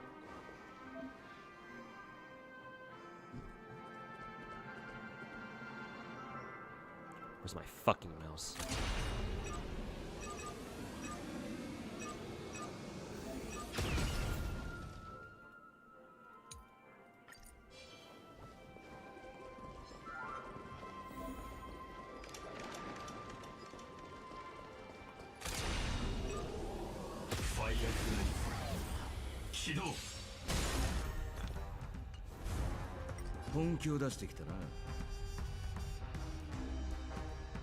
You only main Star Rail, and you're gonna pick up Enfield when it comes out. Work and life, leave very little time for more gacha. Yeah, I feel you, man. I get you. Most people only have so much time for gacha, whether it be because because of physical restrictions or just mental restrictions. So yeah, definitely gotta pick and choose which gachas you want to play carefully.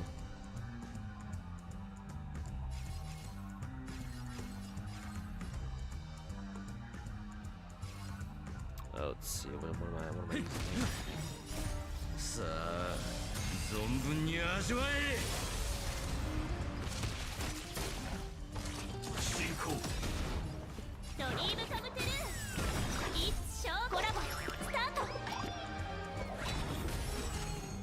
I using here?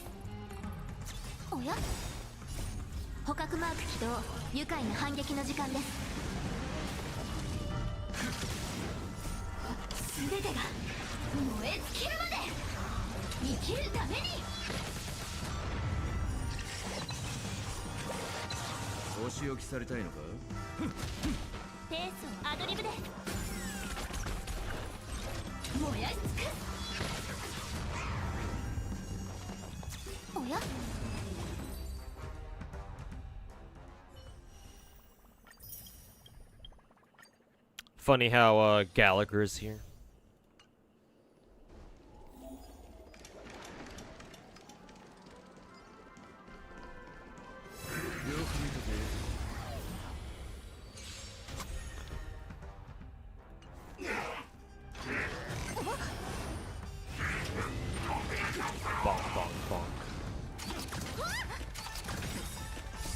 さあ存分に味わえ。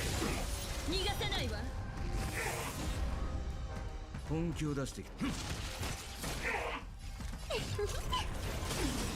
逃がさないわ。全ては星々よ。開拓者たちに真なる祝福を。まだ分かって。人間は星空を掌握する欲望を隠さない。私もよ。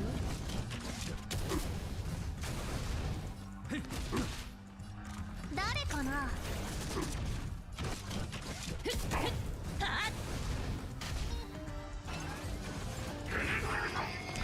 Mods ban him for singing the forbidden banana song. 礼儀がなってないわ。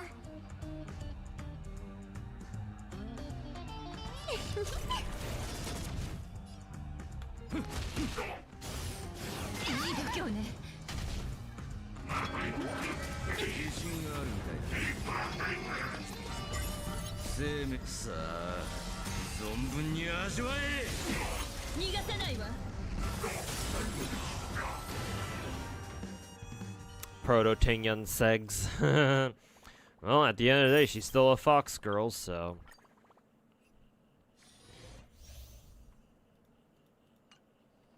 早い者が勝つ。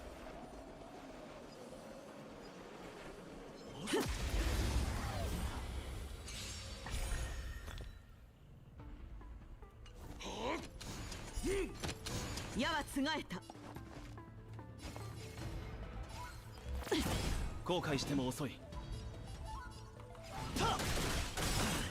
生死虚実同点元気勝負一角。 We have 2 Tingyans now, so double the fun. True. 風が吹き、この一矢で十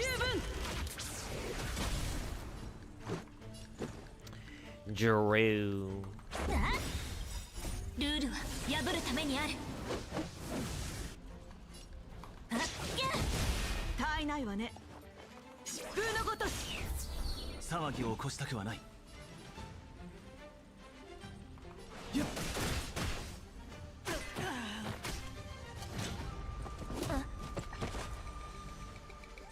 大したことないわ。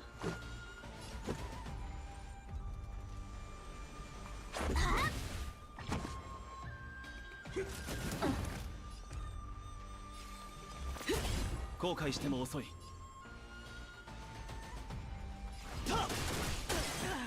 始めようか。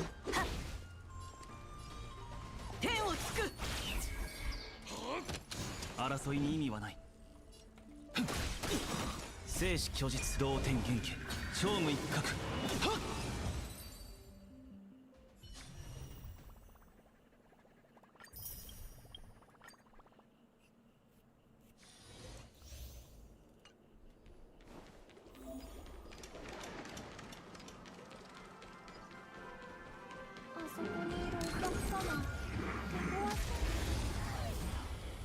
Smack. 財宝の気配。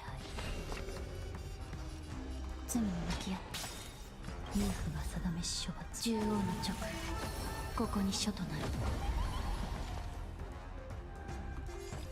おや、捕獲マーク起動。愉快な反撃の時間です。失敗しないように行きます。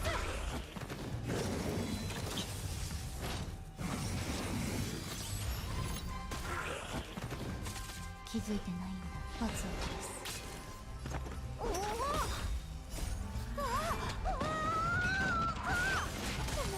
こちら側が優勢です。おや、罪に向き合って。おや、敵データ捕獲マーク起動。愉快な反撃の時間です。 Mods twist his balls counterclockwise. Nice. 清潔に。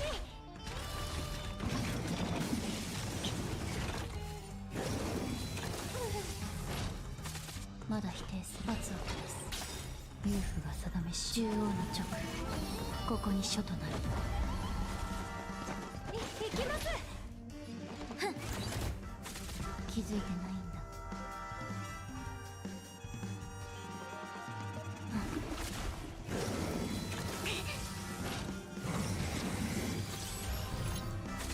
清潔に。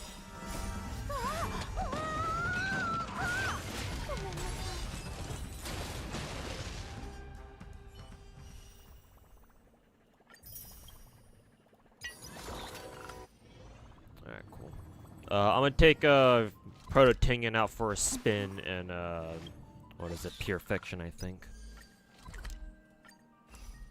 We'll see how much more. We'll see how hilarious she gets in Pure Fiction, anyway.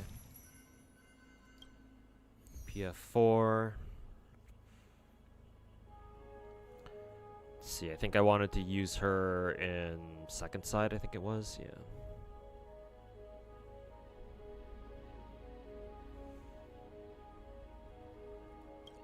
So instead of run May, we run I'll run Proto Tingyun here. I think this should still be break damage, yeah. Let me change up first side. I will actually run Mr. Lightning Lord along with Sunday here, just for shits and giggles. Or maybe even better, maybe I should run Acheron here instead. Not gonna be ideal because my Acheron doesn't have good attack percent boots. So so right now I'd rather run Jingyuan here instead. I'll run Robin as well, and then lastly oh yeah, right, Aventurine. Let's see, follow-up attack damage? Sure, why not?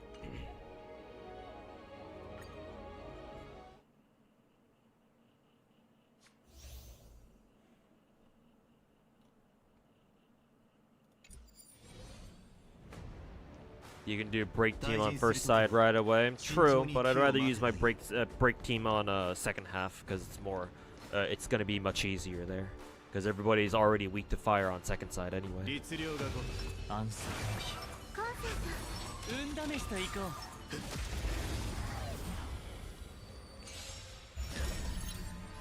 EHR for her chest and attack for her boots. Who, Proto Tingyun? No, she wants speed. If you're talking about Fugue.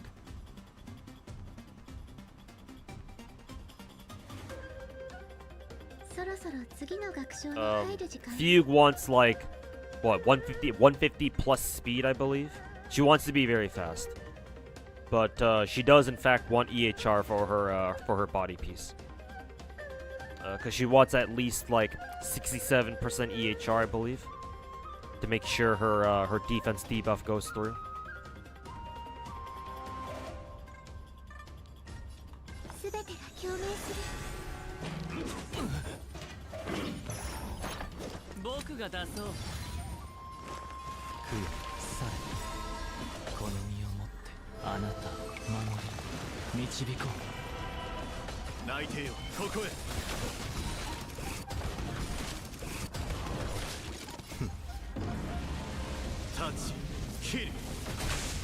Technically 142. Yeah, if you're running her with a Ruin May, because yeah, thanks to Ruin May's 10% speed passive for the rest of her team.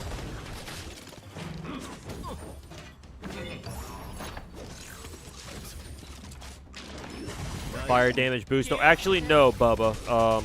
Tingyun doesn't care about her own fire damage boost. Just give her HP or defense to make her tankier. Her orbs substats are more important. Look for one that has speed and EHR, and maybe a little bit of a BE if you know if it has all three. Yeah, speed is the most important substat. Again, assuming that you don't have enough speed yet, and then followed by I believe EHR and then BE. You got plenty of those. Hey, that's good then. Yeah, thankfully she doesn't care much for trying to find a you don't need to find an exact fire damage boost in set for her. She can run either HP or defense. No break unit uses damage. Just, yeah, it doesn't seem like it. Yeah, or at least they don't have to. I think I think my Lingsha actually is using fire damage boost. Cause that's only because she doesn't have any better options.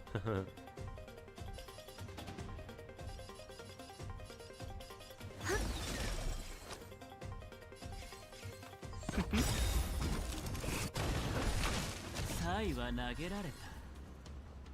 全てを失うか、はたまた手に入れるか、買いだ。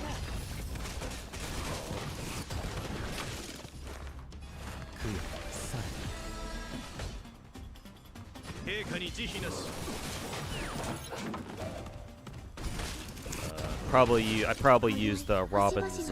Actually, no. This is actually perfect. So that way, who is it? Genuine can add some more hits to Light and Lord's attack. Actually, now that I think about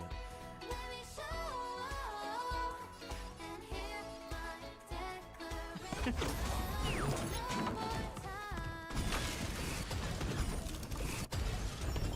茨を越え名声人に私に続く内定よここへ Yeah, this is perfect. So that way, Light and Lord can hit with all 10 hits.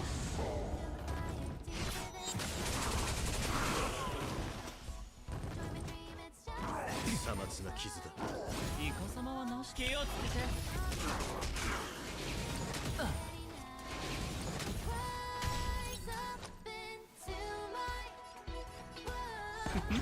呼ぶ声がする。供養された。この身をもってあなたを守り導こう。気を逃してはならぬ。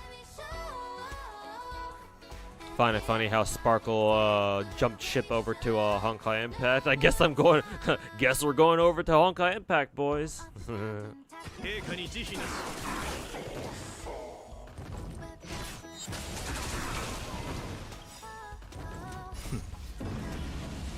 タッチ、キル。買いだ。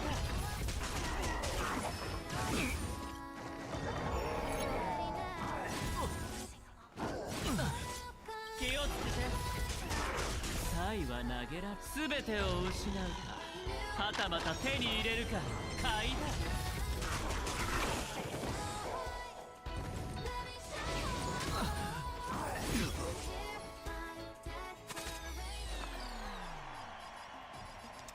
Nobody's weak to physical here, I think. 気をつけて。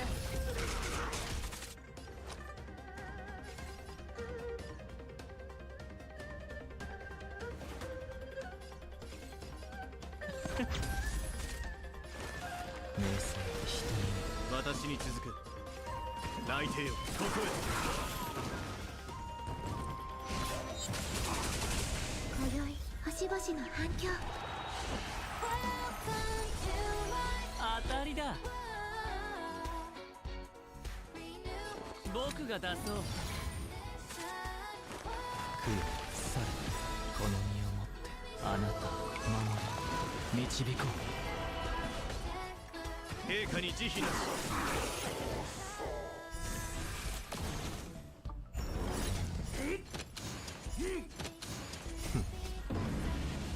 タッチ、キル。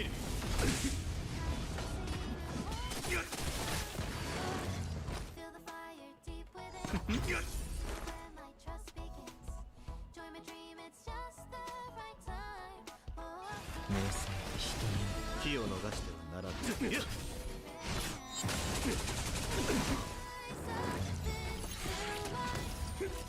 なんともありません。Not sure how Genuine lost his shield. 才は投げ、全てを失うか、はたまた手に入れるか。無駄な抵抗だ。さまつな傷だ。好きに使ってくれ。供養された。私に続く。陛下に慈悲なし。タッチ、キル。Either too much of the action advance. Yeah, probably action advance would be my guess. 買いだ。争いなんて全てが共鳴する。栄光の加護、孫悟の名のもとに。この身をもってあなたを守り導こ遊んであげるよ。僕が出そう。才は投げ、全てを失うか、はたまた手に入れるか。う。求めるものを得る。名声人に内定よここへ今宵星々の反響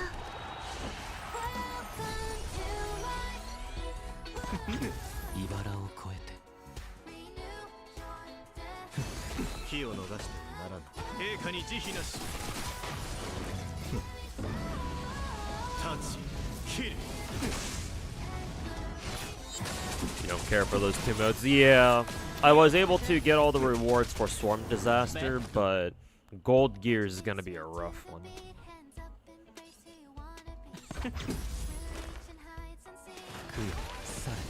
私に続く内定よここへ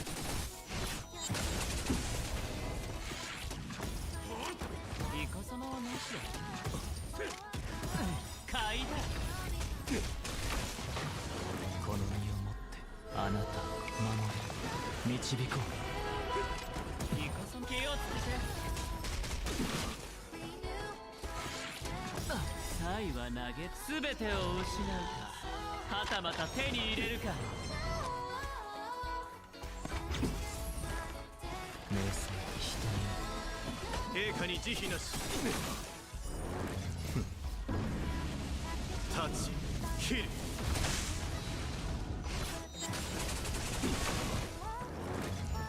Nice. I think that was a higher score than my last team with the Kafka and Yunli, I think.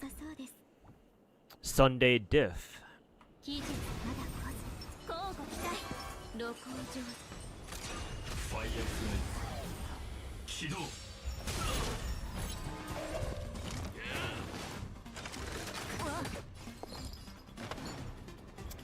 Right, I want to use Tingen's skill on Link Shot here. 3インポジション進行 酔いしれなさい汚れを払う一生コラボスタート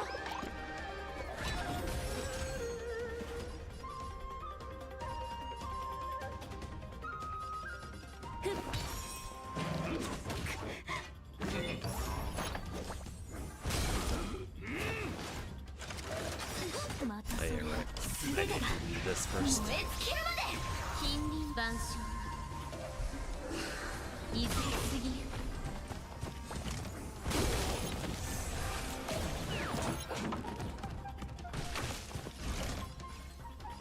生きるためにお会いしたことが蝶の両過去は再び舞いましょう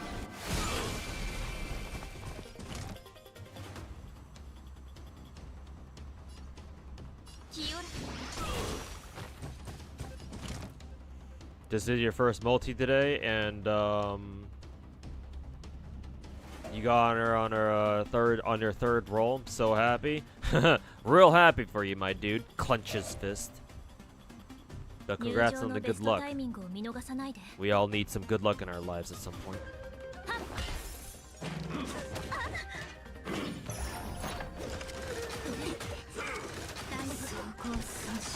またそれこれはただの戦いじゃない燃やし尽く You haven't gotten a single forged piece since you started farming. Mihoyo! 近隣万象いずれすぎる手加減はなしです Imagine if each mode reset every 20 days instead of every 40. That's kind of what I figured they were trying to go for, Bubba. Yeah, because back when Apoc Shadow first dropped, because Apoc Shadow is our third quote-unquote endgame mode after Pure Fiction. I was like, okay, so surely they're gonna drop us a fourth endgame mode, so that way every week, right? Every week we get a new mode that resets. So every week we have another endgame mode to clear, and that's another 800 gems in our pockets. But so far they haven't put out a fourth endgame mode yet. So I'm just kind of waiting for that. Yeah, because right now without a 4th endgame mode, there's like 1 or 2 weeks where that just goes by without anything resetting. So it's kind of like, this is awkward. ジョン、よくファイアフライファー、生きるために。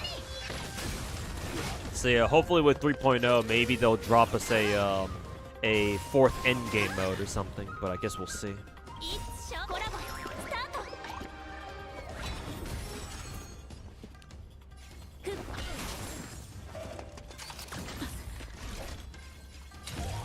燃やし尽くす。負けるのは酔いしれなさい。汚れを払わない。服を分かちましょう。過去は再び舞いましょう。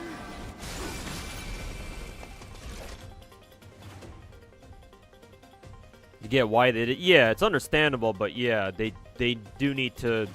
It would be preferable if they had something reset, some sort of endgame mode reset every week. Yeah, that would be nice.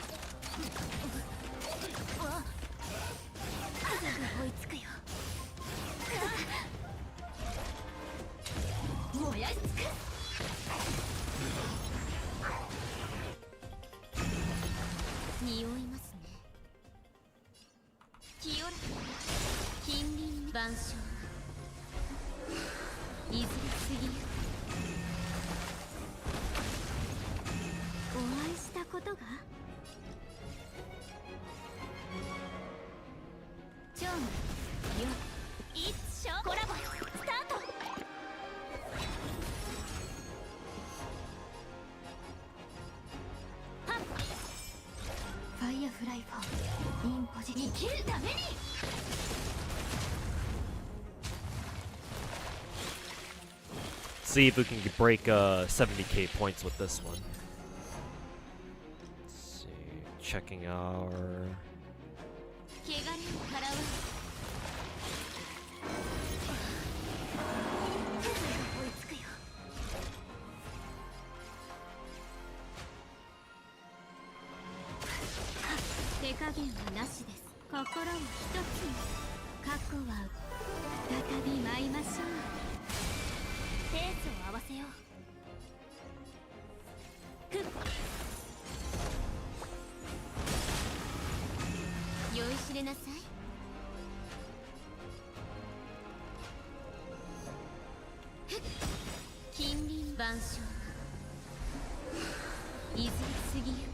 If you run Fugue and HMC, try to use DDD on HMC. Huh, that's actually not a bad idea. I'll give that a shot then.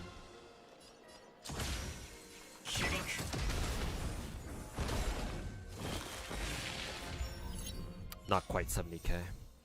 Actually, I think my first team actually did better. Yeah, because I got 68,000 score last time.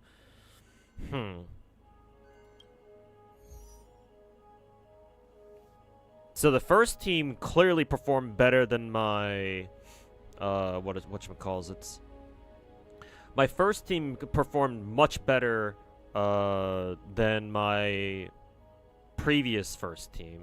Yeah, Sunday and Jingyuan ended up being a better team than my Yunli Kafka team for obvious reasons, but Proto Tingyun, the Proto Tingyun team didn't do anywhere near as well as my Ruin Mei team did,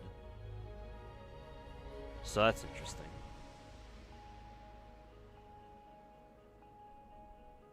I forget how many points exactly Tingyun's team scored just now.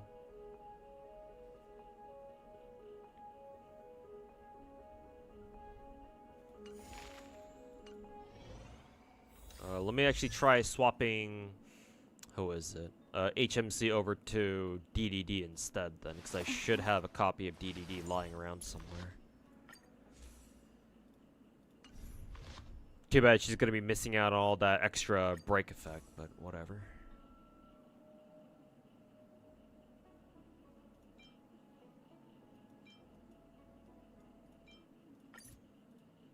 Let's see, I'm going to grab Hanya's DDD. I should be able to get it to S5 right here.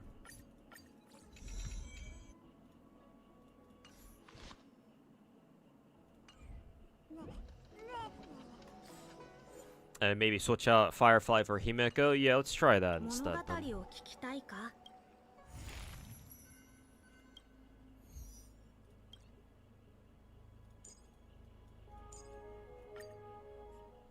It's too bad we can't just hop straight into the second side, and we have to go through the fucking first side all over again.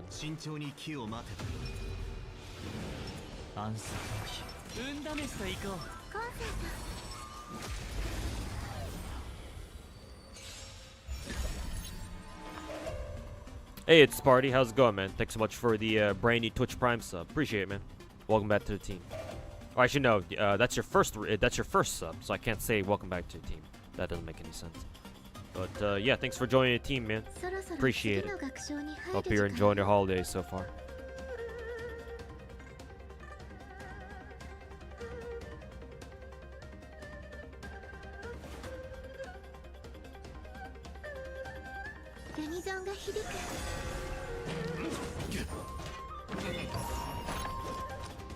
I think the first team performed almost equal to the previous. Nah, you're tripping, Zara. Like, it said so on the top scoreboard that my Kafka Yunli team scored 32k, but I know explicitly that this team scored the Jingyuan and Sunday team scored 35k. 3k point difference is quite a lot in pure fiction, in my opinion. I don't know how you can say that's pretty similar scores.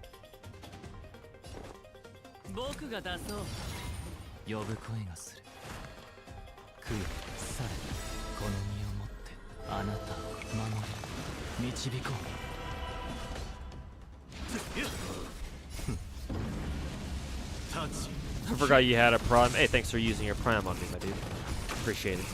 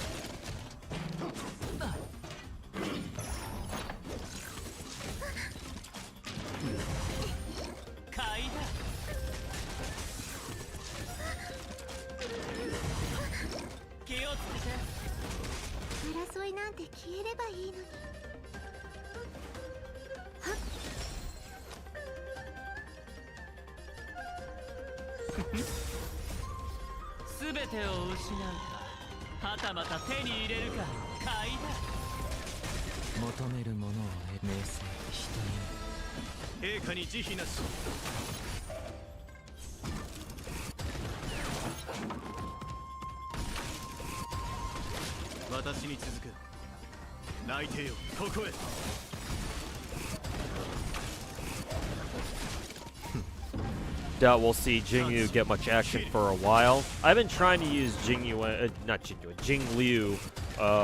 wherever I can, but yeah, even after switching her over to the new Erudition set, yeah, it's been kind of a struggle trying to make her work.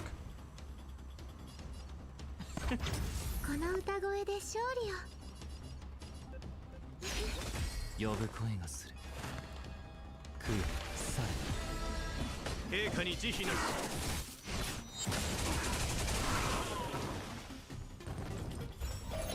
ちょっと痛いわね。今宵星々の反響。ベッド僕が出そう。名声人に好みを持ってあなたを守り導こう。泣いてよここへ。タッチキル。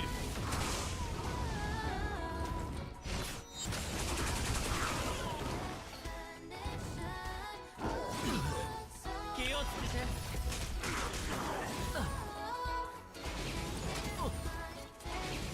さまつなき。階だ。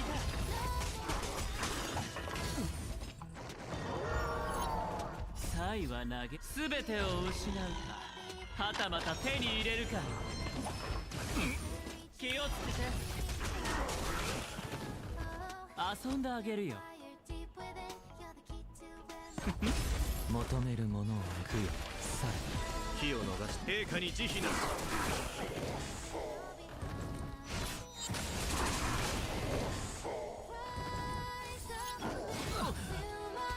行くべき道です。階だ。タッチキル。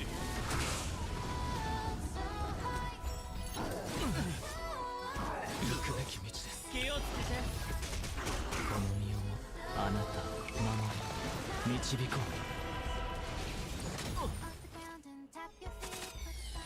ユニゾンが響く。好きに使ってくれ。サイは投げら全てを失うか、はたまた手に入れるか。Yes, I've seen Phantasmoon on JP. う。名声人に泣いてよここへ。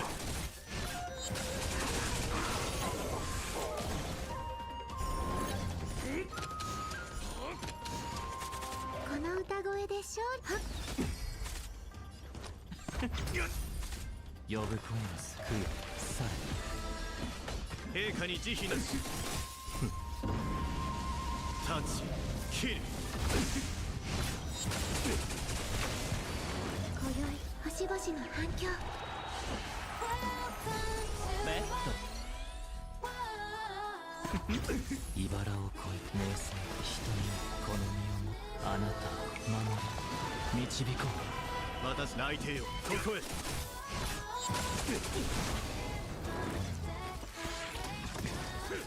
なんともド。気をつけて。なんとも揺らぐことなし。階だ。遊んだ僕が出そう。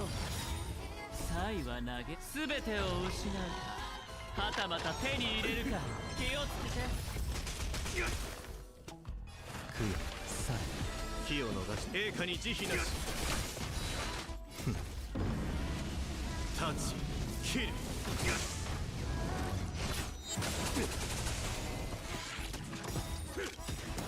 好みを持ってあなたを守り導こう。階だ。生命のフィナーレを聞きなさい。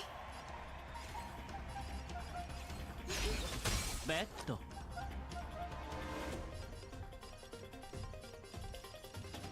名声人に泣いてよここへ。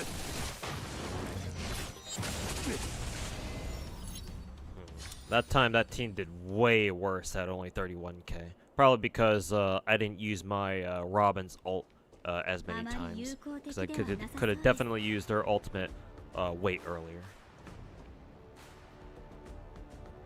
期日まだ来ず。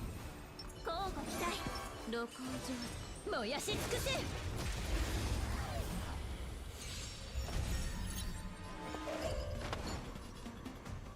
心を一つに。汚れを払おう。逃がさないわ。ペースを合わせドリームカムトゥルー。いつショーコラボスタート。ちゃんと直さないと。ふっふっ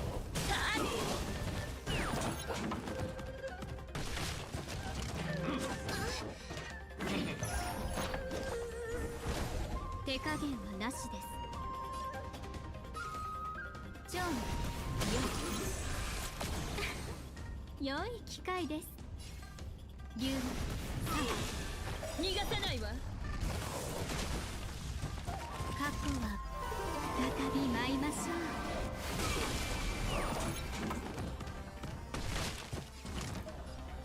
清ら逃がさないわ。近隣万象いずれ次まだ分かった。人間は星空を掌握する欲望を隠さない。私もよ。戦闘は設 You 計 actually want to みたいなも use の Fugue skill with Himeko here? Okay, got it. やっ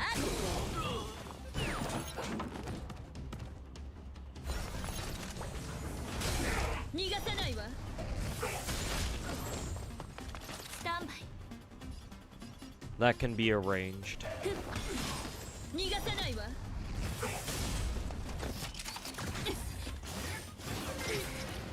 私がやるのですか。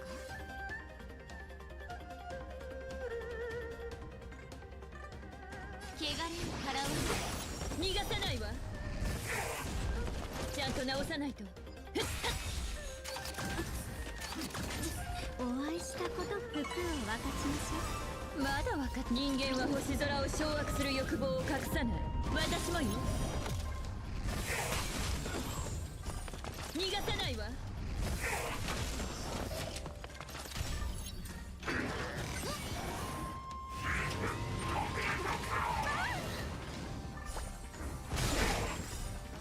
近隣万象いずれ次や逃がさないわ。逃がさないわ。あんたのために用意したのよ。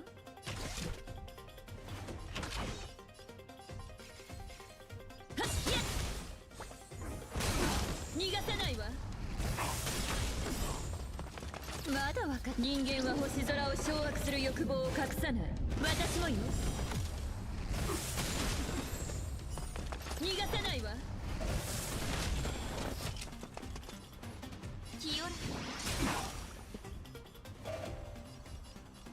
っ負けるのはすぐ追いつくよ。戦闘は設計みたいなものよ。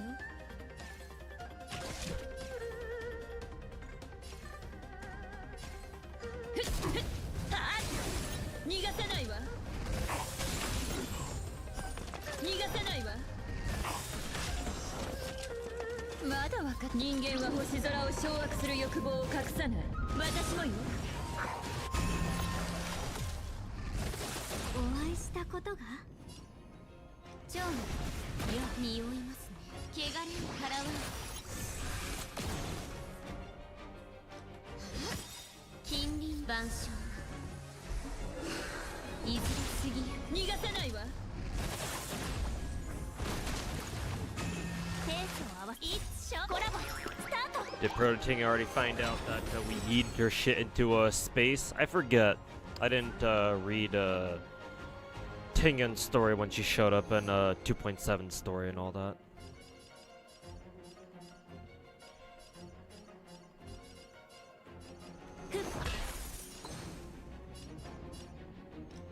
竜ちゃんと直さないと。ふ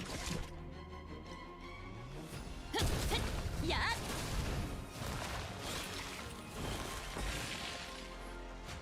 清ら大丈夫。過去は再び舞いましょ逃がさないわ。逃がさないわ。う。良い機会です。心を一つに。戦闘はせっ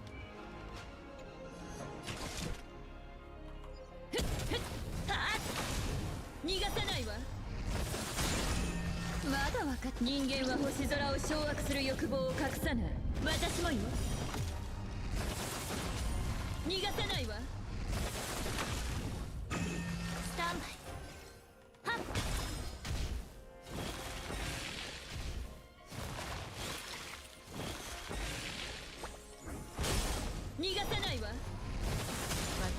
のですか？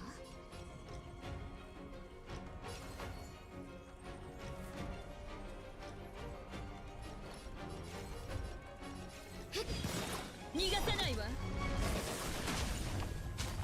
近隣万象 Yukong probably told her. ちゃんと直さないと。やっ逃がさないわ。お会いしたことが？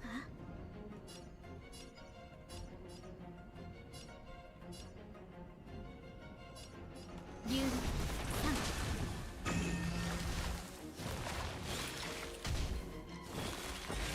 ペースを合わせよう。ふっ匂いますね。清らか蝶のよ逃がさないわ。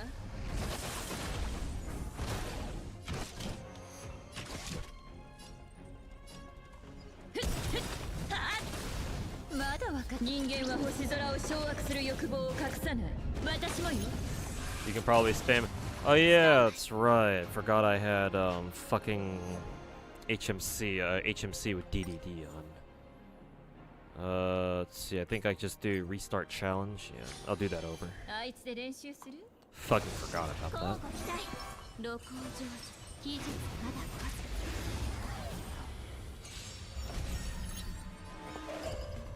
数服を分かちましょう。わあ I can also restart this fight with using Tingyun's skill on Himeko right away too, because the last attempt I used it on Lingsha first by mistake. 怪我人からう逃がさないわ。ペースをアドリブで一生コラボスタート。 Also, hey Slakuya, welcome back, man. How you doing? やっ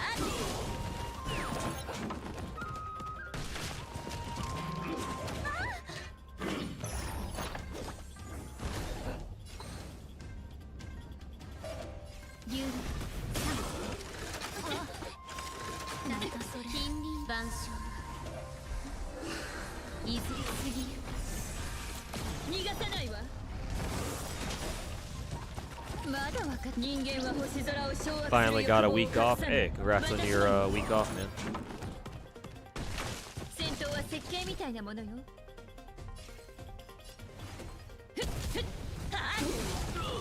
逃がさないわ。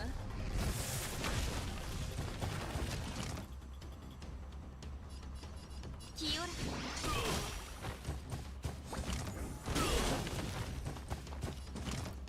はっ一生コラボスタート。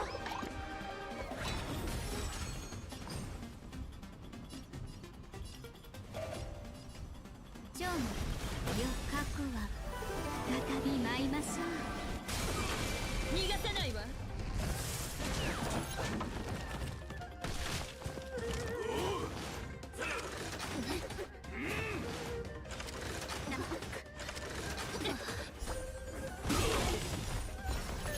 近隣万象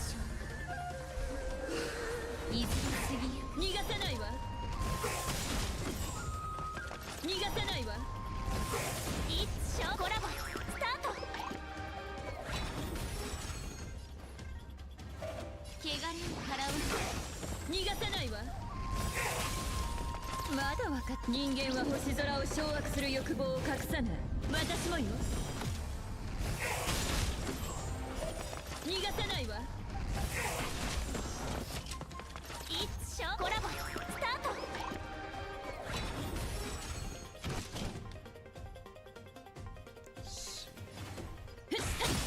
手加減はなしで心を一つに。スタンバイ。ふっ逃がさないわ。逃がさないわ。逃がさないわ。いい度胸ね。まだわか人間は星空を掌握する欲望を隠さない。私もよ。一生コラボスタート。あんたのために用意したのよ。逃がさない匂います清ら逃がさないわ。近隣万象いずれすぎ逃がさないわ。逃がさないわ。まだわかっ人間は星空を掌握する欲望を隠さない。私もよ。一生コラボスタート。ちゃんと直さないと。はっやっお会いしたことがジョンよペースを合わせよう。はっ汚れに払う。逃がさないわ。大丈夫手加減はなしです。有利 Hey Roxia, yeah, happy holidays to you too, man. 過去は Hope you're enjoying them. 再び舞いましょ Hopefully you're う。 enjoying them more than I am. 逃がさないわ。私がやるのですか。清ら近隣万象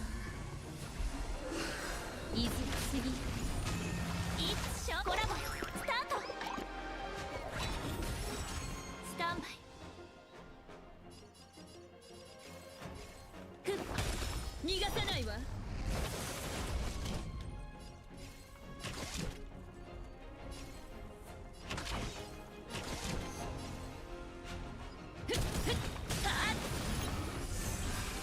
逃がさないわ。まだわかっ人間は星空を掌握する欲望を隠さない。私もよ。あんたのために用意したのよ。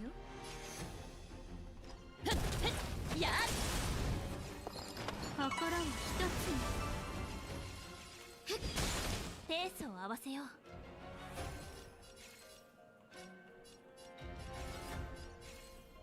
はっ逃がさないわ。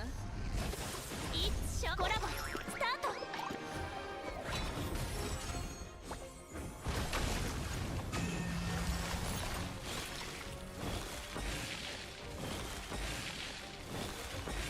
匂いますね。汚れに払う。近隣万象いずれすぎゆく。逃がさないわ。お会いしたことがジョンよ。戦闘は設計みたいなものよ。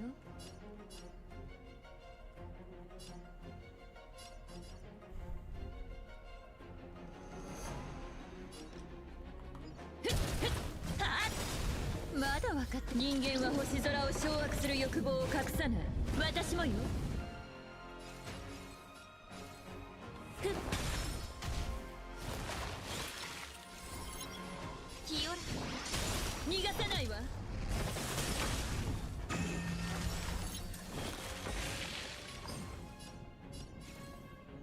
有利スタンバイはっ逃がさないわ。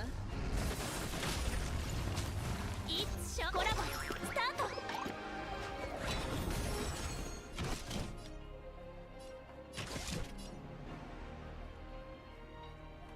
ふっふっやっ私がやるのですか。汚れに払う。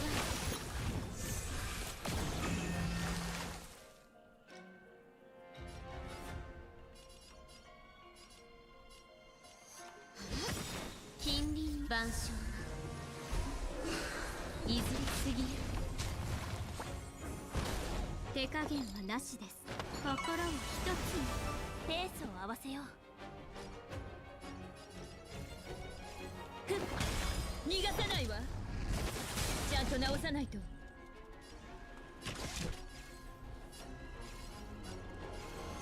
ふっふっあっ逃がさないわ。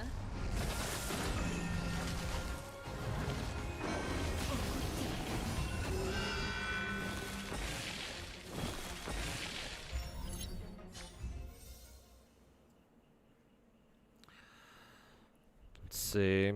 35 48. 35 40 35 480. 35 480.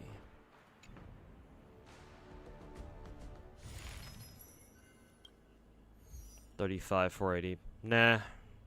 The Ruin May Firefly team still did better.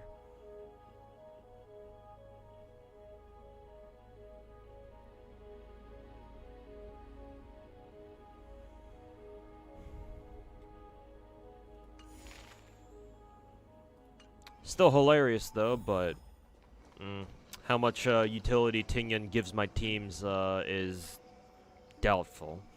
At least not from that example.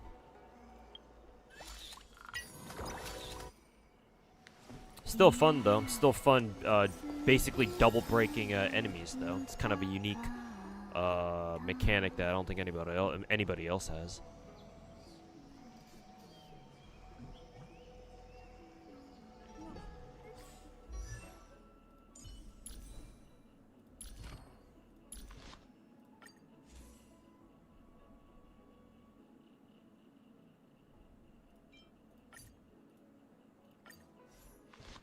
Still gonna give HMC her memories of the past back though.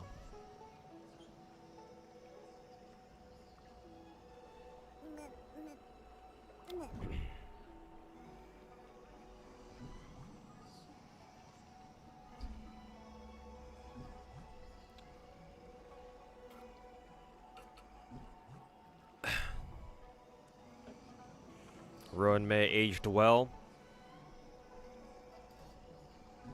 Whenever I see people talk about how Ruin May is gonna get power crept, I just kind of laughed. I just kind of chuckled to myself. Turns out I was right.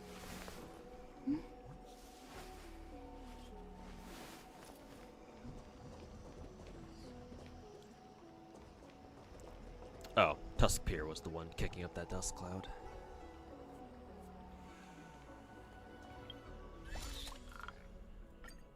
Well, let's get some of these events done, I guess. ここは賑やかでとても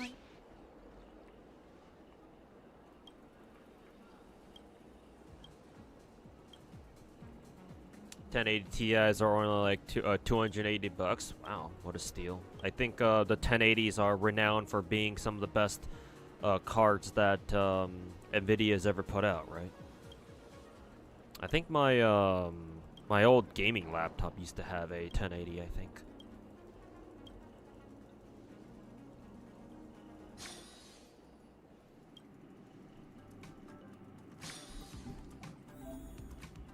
Yeah.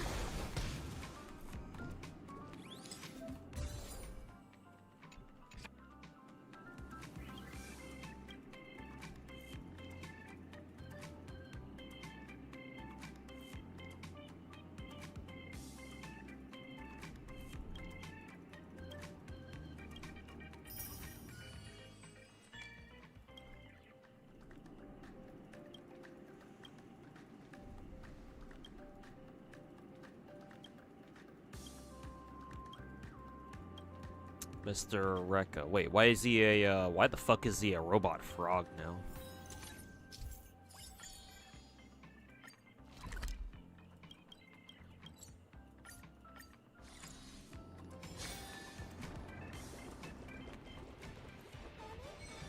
Due to Ruin May existing, Fugue isn't a better unit.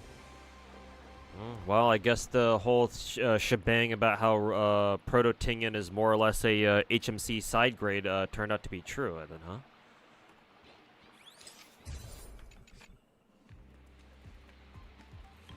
Missed the poll session. How did it go? Poorly. Lost the coin flip. Had to spend another 5 multis after to secure Tingyan, so she gets to stay E0 for God knows how many more months. Because I'd like to save for Madame Herta at least. God knows if that's going to be another fucking coin flip too. What does Tingyan throw? What the fuck is she throwing? Oh, she throws out a literal fucking fireball. What is she, Mario?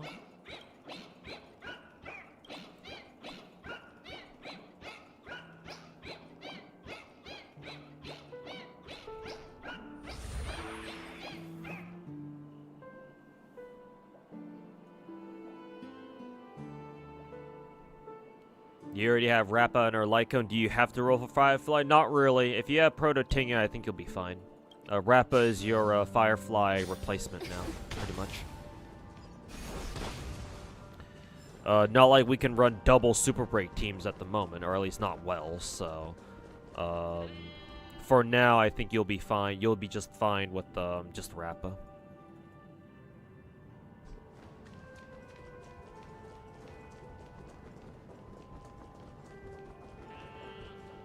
Take a photo of the... Oh, this dude up here.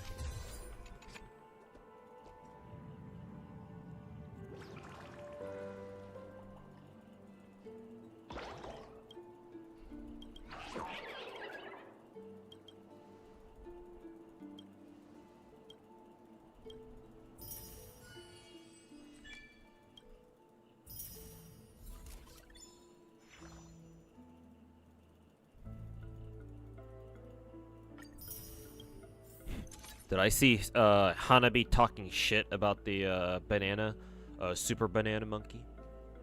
Or whatever the fuck he's called. Minor event. Let's get started on this major event. Whatever the fuck this shit is.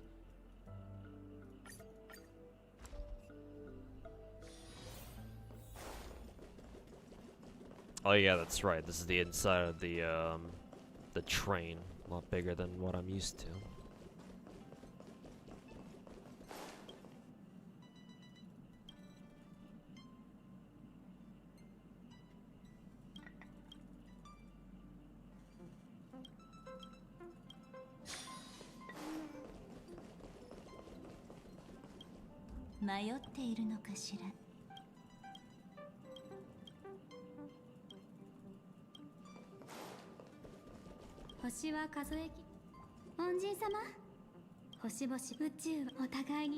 Oh, she still calls you a benefactor, it seems like.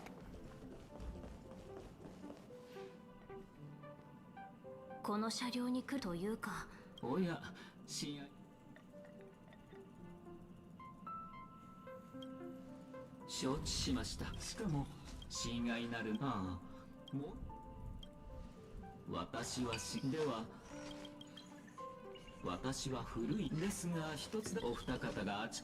Lost the coin flip 5 times in a row with Fugue. Ah, the horrors of going for E6 Fox girls. I know that very well. Well, sorry to hear that. Hopefully this stream can distract you from the absolute fucking bullshit company known as MiHoYo. Though I'm not too sure how good of a job I'll do at that, considering I love to bitch about how fucking trash of a company they are. But hey, misery loves company, right?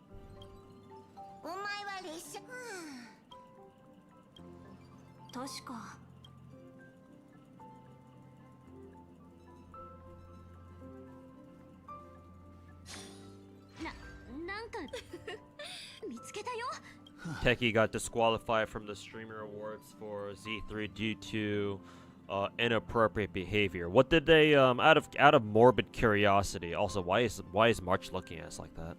Out of morbid curiosity, what exactly did they ding him for? Like what did they pull up and cite as like as the reason why they cited him for inappropriate behavior?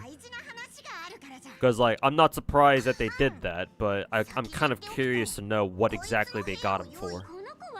俺にはそう見。では本題に入る。あら、そうか。もちろんそれ。急いで答えを七死人になるということ。自分よりも。Not the monkeys again. No. そしてもうそれでも。七死人になること。 But to be perfectly blunt with you, I don't think Tekno really gives a fuck. I mean, obviously, it'd be nice if he, it would have been. I'm sure he would have minded, being nominated for like a streamer award.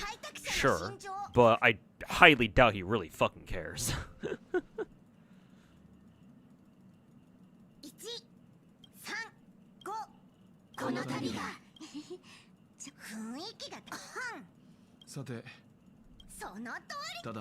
Because they even with even with the wife beater allegations, he still pulls in 4K views every stream. So it's like, have things really changed? I didn't want to talk to you. Well, goodbye. ようこそシーンそれでしたらシャラップ。フォーマットによりフォーマット Still playing Wuwa? Yeah. 夕方 I plan to play some Wuwa after I'm done with Star Rail, because I still gotta get TOA done this, because TOA reset this week and I still have yet to do it. So もしかして that and I still have to grind out some events that are going on in Wuwa right now. So I gotta get those done before what is it, 2.7 or 2.7? What the fuck? Where the fuck did I get that from? 2.0 comes out. 二人ともこの部屋今のうちの部屋いくつかの生活20個以上持ち Probably just letting his mouth run and him saying whatever the fuck he wants. Yeah, probably. ともかく今日はここ And ま for で like に the しよう drama he likes stirring up too. Yeah, that's just how he is. For better or for worse. あんたの先延ばしじゃろうとじゃがな But yeah, at the end of the day, who the fuck cares? Not like Tectone has like lost his career or anything, so who the fuck cares really? Streamer award this, streamer award that. Yeah, we all know the Stream Awards is just one big fucking dumbass popularity contest anyway. This guy rules. Thanks so much for the 20 bucks, man. Thanks for the $20 donation. Appreciate it, man. Thanks so much, my dude. And happy holidays. Happy holidays to you too, man. Thanks so much for your generosity. But yeah, hope you've been enjoying your holidays so far. And yeah, cheers. Appreciate it. よしだ俺は嬉しい Basic furniture. That's a big ass bed. Jesus. Is that a queen size or some shit? No problem. Hey, thanks, man. Appreciate it. どれどれ Pillow.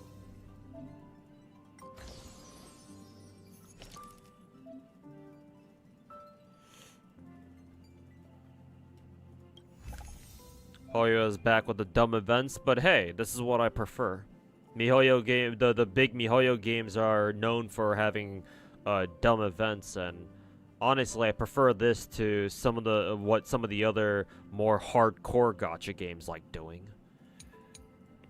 I've seen how bad it gets, and knowing that, this is what I prefer, really. Some chill, laid-back, dumb fucking events where you can just turn your brain off and just click buttons and things will happen. もうだいぶそれじゃおやす Sleep.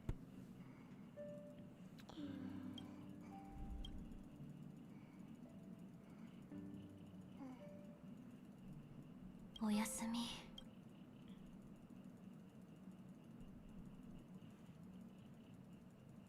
Your YouTube recommended showed you a video that he got unbanned. Unbanned? Actually, I should ask. Unbanned from what exactly? What, MiHoYo's streamer program? Not like Tectone gives or should really give a fuck about joining that in the first place.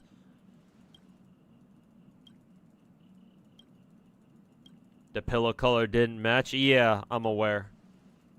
I decided to go for blue because I like different colors.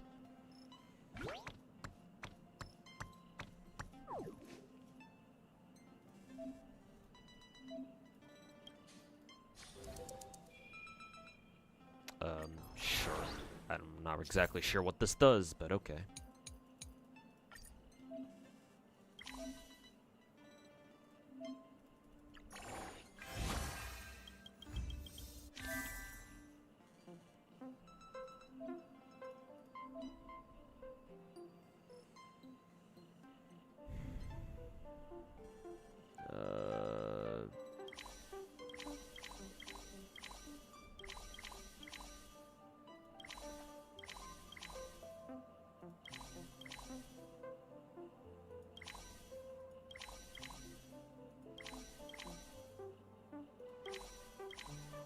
sure. Whatever.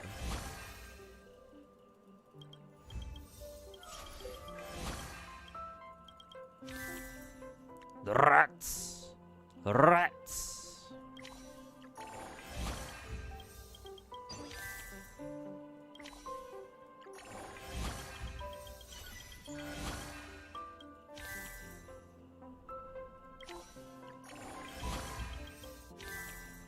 Is there a time where I stop or something, or what?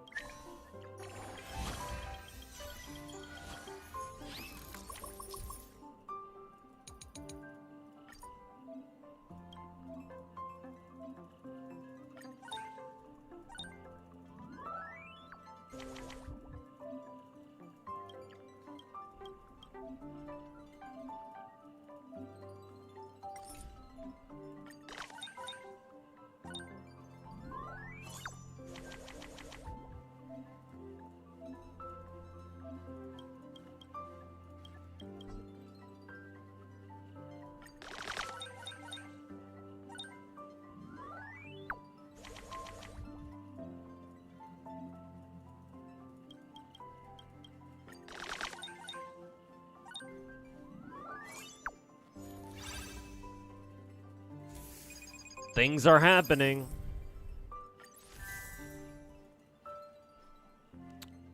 Big bright buttons. Hey Hannah, how's it going? Welcome back. Hope you're enjoying a nice holiday so far, slash Christmas, if you celebrate it, of course. What are your thoughts on Star Rail being pretty dull for the last couple of months? Why are they fine from going from peak to bottom? I give MiHoYo the benefit of the doubt, despite me talking shit about MiHoYo for basically the past 2 hours straight.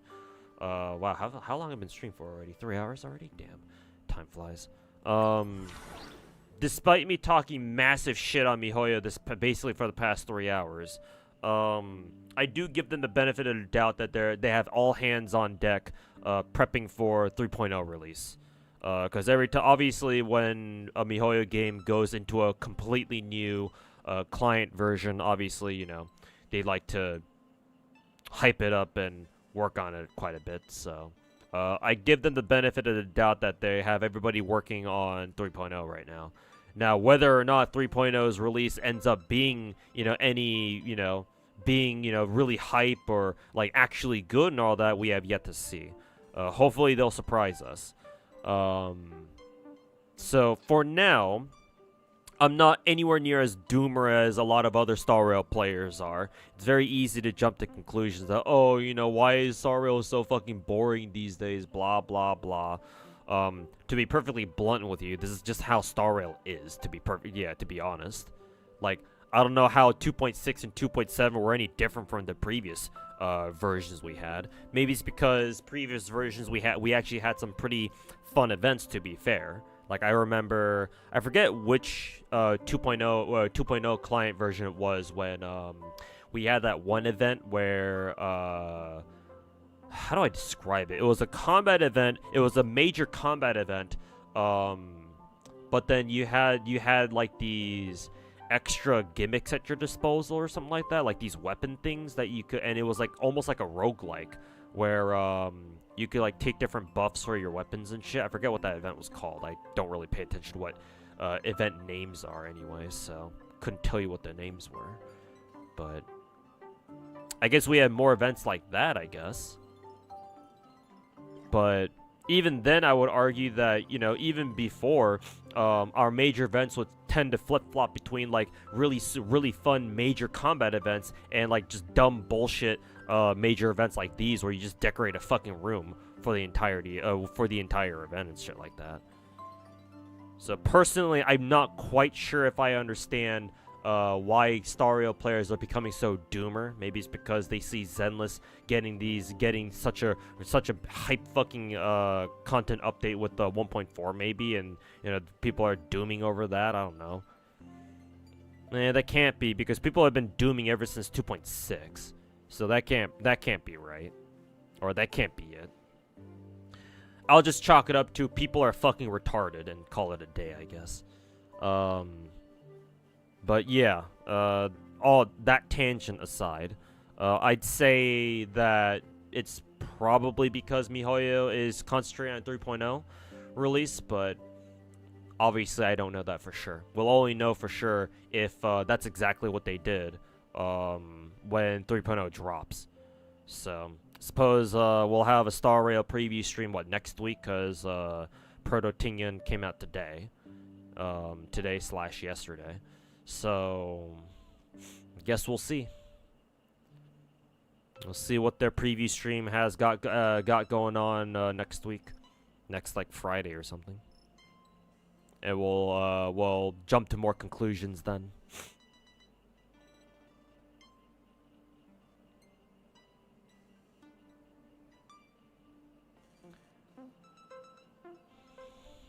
What you find odd is that Star Rail completely skipped Christmas, not even a login bonus or something like that.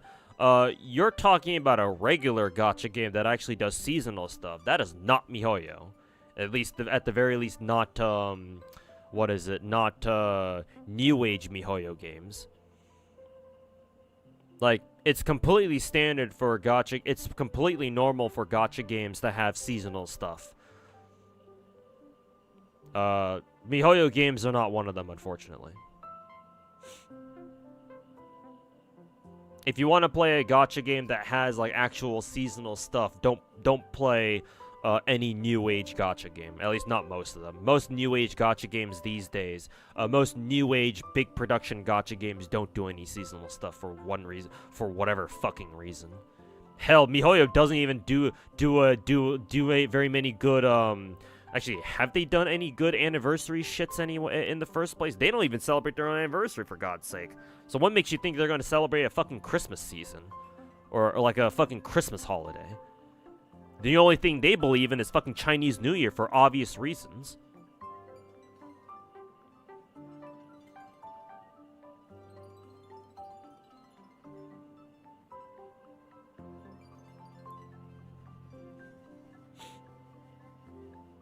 And even then, they only do that in Genshin. They don't even do that shit in Star Rail or Zenless, I don't think. Well, Zenless hasn't even been out for a full year, so obviously we don't know if they're going to do anything Chinese New Year related in Zenless. But Star Rail, they haven't done shit. It's literally just Genshin that they even bother doing a Chinese New Year-esque style of seasonal event. So, nah, bro. Sorry to say, but if you're looking for seasonal stuff in a gacha game, MiHoYo games just ain't it. You're not gonna find holiday stuff here at all. Judging by how you asked, and also, I'm just gonna point this out here, but judging how you asked why MiHoYo doesn't do Christmas holiday celebrations or whatever for their gacha games, you must be new around here. They haven't done shit for seasonal stuff for the past 4 fucking years, and highly doubt they ever will at this point. Again, the only thing that they do that's kind of considered seasonal is Chinese New Year, but that's only in one game called Genshin fucking Impact, and that's it. So, I'm sorry to say, but you ain't finding jack shit in MiHoYo games, at least. Maybe they do stuff for Honkai Impact, maybe. Or some of their other smaller gacha games, maybe, but certainly not for any of their bigger ones.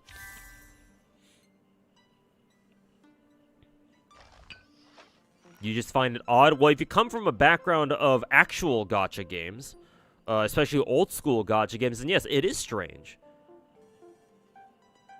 I'm used to my gacha games having Christmas-related stuff too. Considering the first 3 gacha games I picked up were FGO, Azure Lane, and Girls Frontline.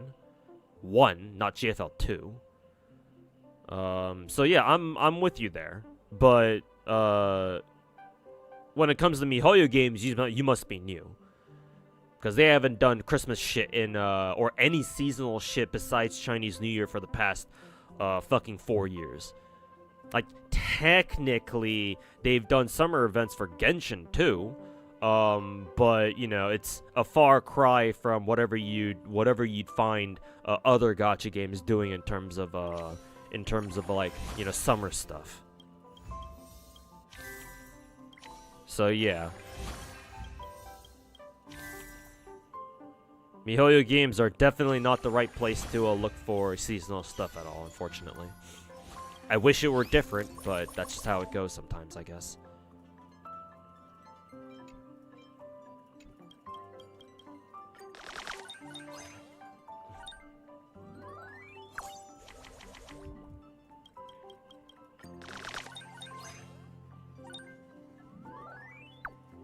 Wouldn't surprise you if they didn't do seasonals because it would mean giving away pulls. Not even, man. Most gacha games that I play that do seasonal stuff hardly give out freebies.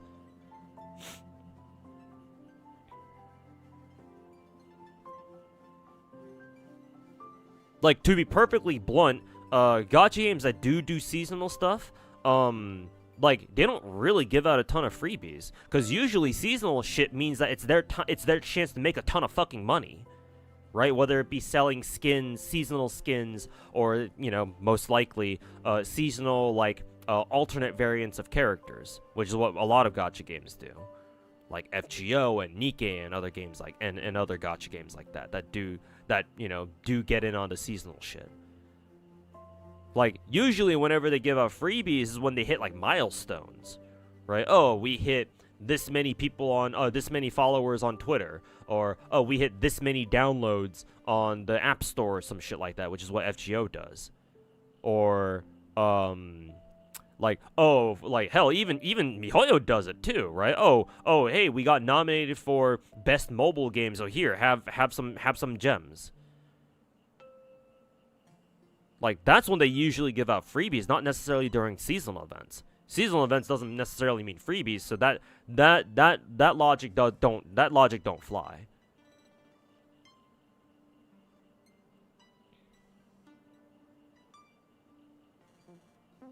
So no, MiHoYo is not doing seasonal events, not because they're scared of giving out freebies, though of course they are scared of that, obviously. But not because of, like, that's not the reason why they're not doing seasonals. In fact, I couldn't tell you why MiHoYo doesn't want to do seasonals. All I can tell you is that it's most likely a direct order from the top, from whoever their game directors are. Or hell, it could even be from Daowei himself, considering all three games don't really do seasonals outside of Genshin doing some Chinese New Year bullshit. Or summer stuff. Right, well, like all of the Golden Archipelago events and shit.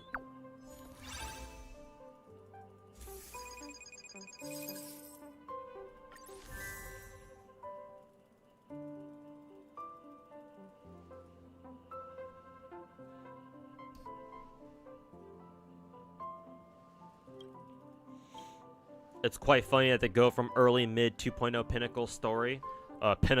Pinnacle story. Ah, are you one of those people who think that Pinnacle story was actually good? And yet they think it's fine to make everyone lose any interest in the story for a few months? Well, here's the thing. For me, Pinnacle story was hot dog shit. For the most part. So, in my eyes, their story didn't really go anywhere.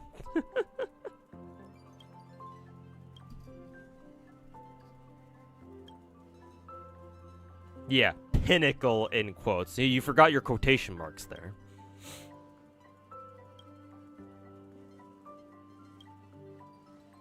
But hey, I guess if you're of the opinion that you actually think Pinnacle story was actually somehow good, then yeah, you're not wrong.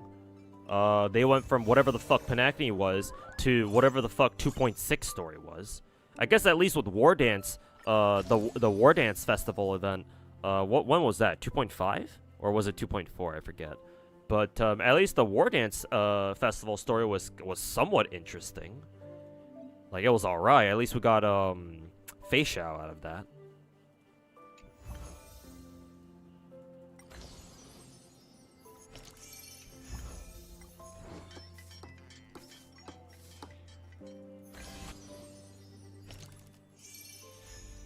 To be honest, all of Star Rail story is bad. I wouldn't say bad.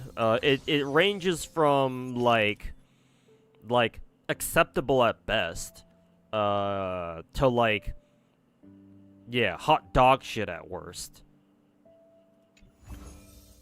Ironically, Belobog is probably the best story, the best chapter, main chapter story, because at least it made sense. At least it flowed relatively well.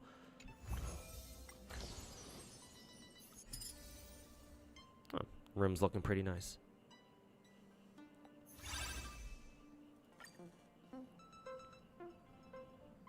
Best gacha story, Nikke? No, best gacha story is FGO.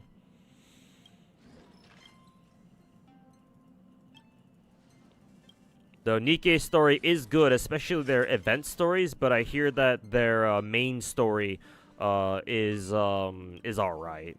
Better than expected, but I think that Nikke's event story writing is legit better than their main story writing. Nikke writers know how to write short and sweet events, which is good, but not compared to something like FGO.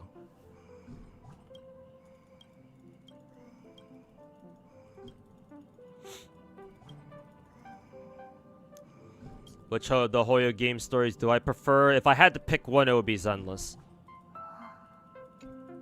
For the record, I don't bother reading any of the MiHoYo stories. After 4 years of dealing with Genshin's bullshit, you're not gonna get me to read any MiHoYo story. And that's before I use the excuse of, oh, I have a dozen different gacha games that I play, so, you know, I can't exactly read all the stories, all the gacha stories out there.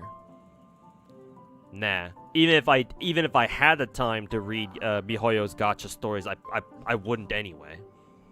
They can go fuck themselves.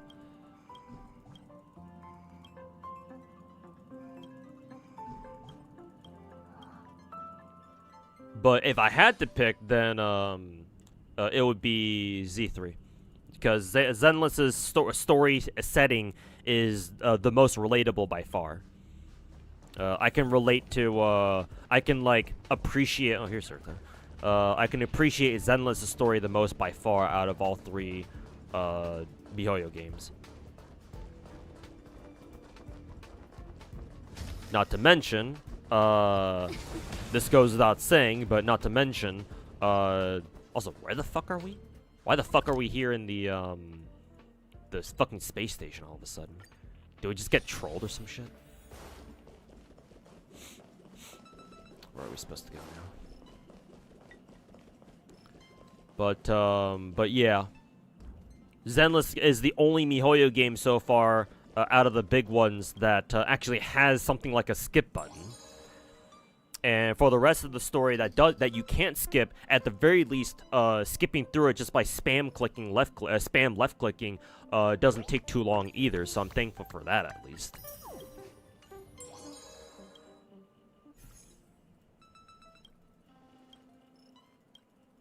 Huh, we're so bored. Ah, yes. Star Rail players in a nutshell.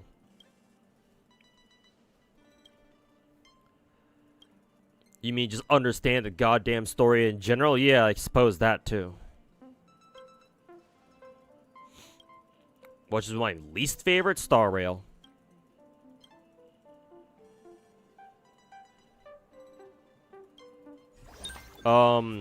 At least with Genshin's story, even if it does take place in like a more fantasy related setting, right?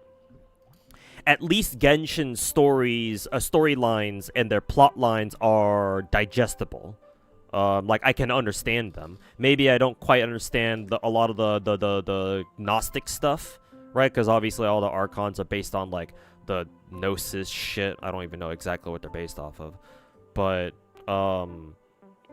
ignoring that, like at least I can appreciate most, not all of it, but most storylines going on in Genshin, even if I don't quite understand everything.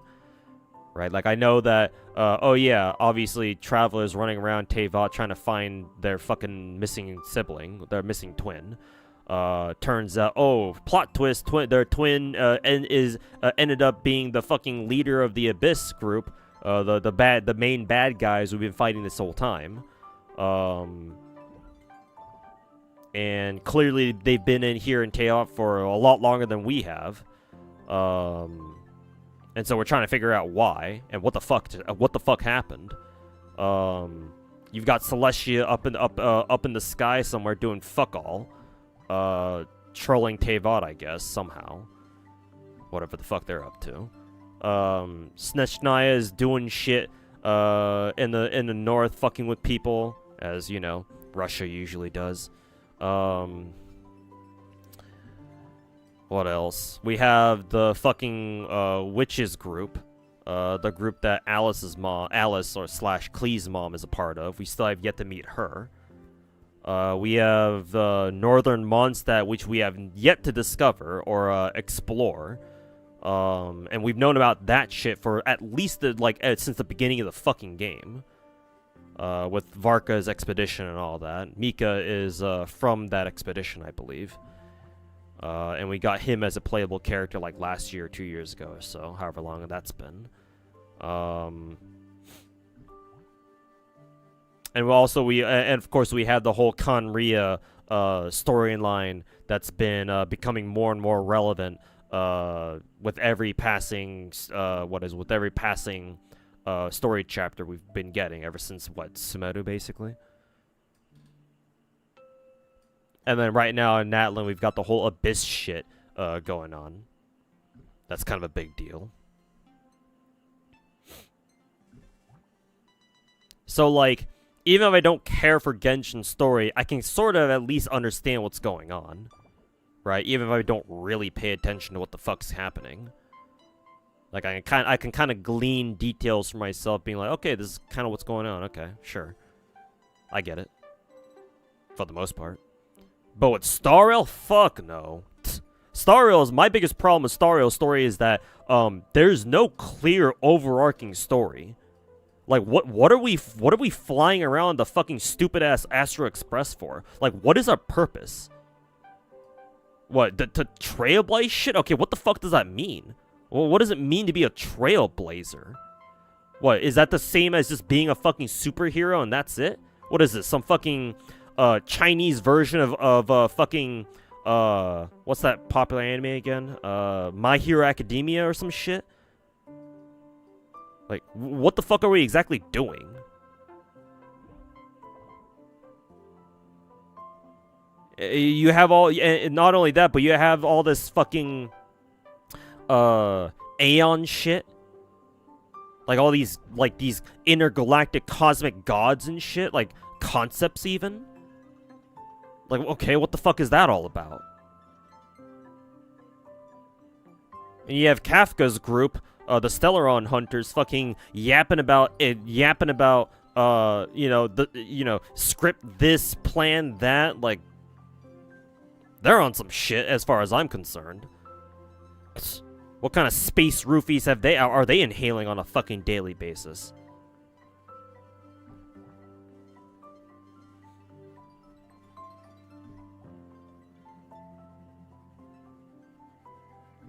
The main problem with Star Rail's story is that it's too intangible. Like, it already doesn't help that its setting is set in like a super far future sci-fi thing. So there's a lot of things that obviously are going to be very different, at least relative to our more modern day understanding of how shit works. Like, riddle me this, it's fucking the far future and people are still using melee weapons? Like, I kind of get it for, like, Belobog, obviously, because with the shit that happened to Belobog, yeah, people will revert back to using melee weapons, right? Like spears and swords and shit, maybe. That I understand. They have an excuse. But, like, why the fuck is an intergalactic, basically an intergalactic version of the fucking IRS sending out their henchmen using fucking spears? What the fuck? Well, I say that, and the Helldivers update just added a fucking stun lance, so...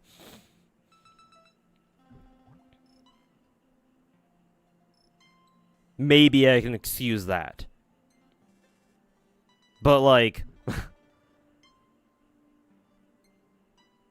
I don't know, man. Star Rail's story, like I said, is way too intangible. There's too many storylines that are too esoteric, too fucking conceptual in nature, where it's like, and they don't appear to have an obvious like influence on the story direction. So like I don't give a fuck. Like I'm not going to bother fucking using up my limited brain power, because obviously I don't have a lot, on trying to decipher what the fuck Star Rail story is all about in the first place. And why the fuck would I? This game doesn't even have a fucking skip button, so MiHoYo can go fuck themselves.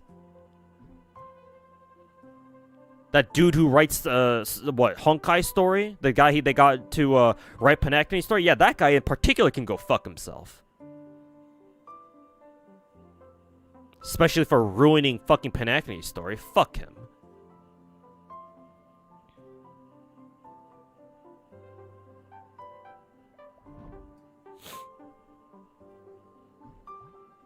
So yeah, I don't give a shit about Star Rail's story. Star Rail's story, as far as I'm concerned, is the worst story out of the 3 MiHoYo games. Zenless is by far the best. It's the most digestible. And it goes by the fastest. It even has at least something of a skip button. It's not perfect, obviously. You should be able to skip everything. But hey, I'll take what I can get. And at the very least, Genshin's story, you can sort of understand what's going on, even if you don't pay attention to it. So you can sort of follow along. But Star Rail? Nah, fuck that shit. Fuck this fucking piece of shit.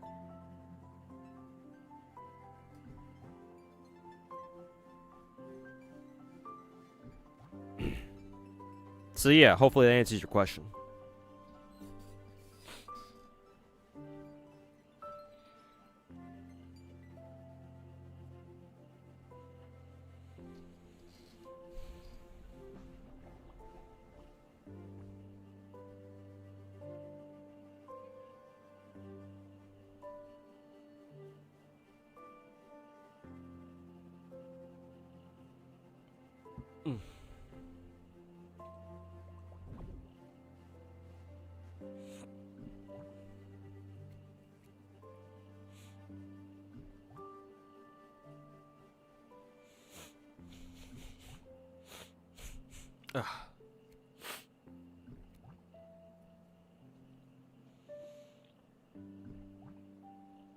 Astro Express cast is boring. Yeah, you're not the only one to think that, Zara. I got some YouTube chatters over on my YouTube chat who are saying the exact same thing. Yeah, saying that March 7th is the only one who's like at least somewhat decent as a fellow crew member, because she's actually kind of quirky.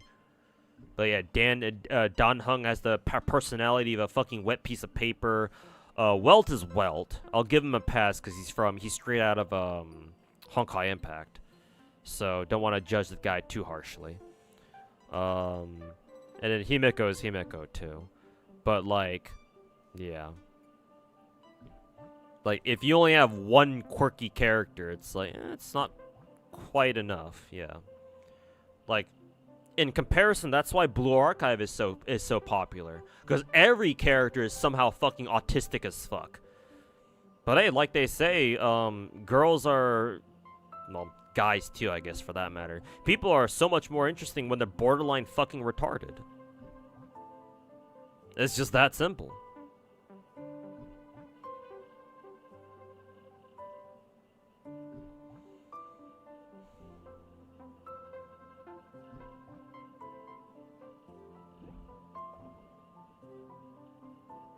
So it's like, yeah, no wonder people don't. No wonder y'all don't really like the Astro Express crew. Yeah, they're not retarded enough. Actually, the game's even you see this on screen right now. They even put Peppy as one of our Astro Express members here. I don't know if he actually is or not. But bro, Peppy's probably a better Astro Express member than fucking Danhung, than Mr. fucking Daniel over here.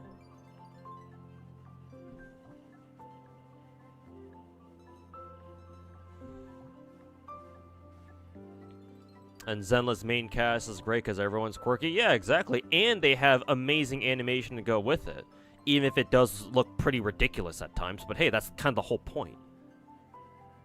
The Zenless has something Star Rail will never have, and that's actual fucking personality.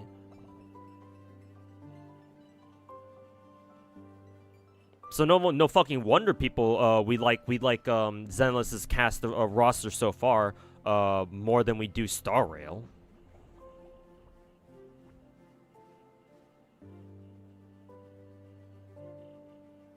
Well, it's been through a lot. Yeah, I'm not gonna give him shit. Him or Himeko.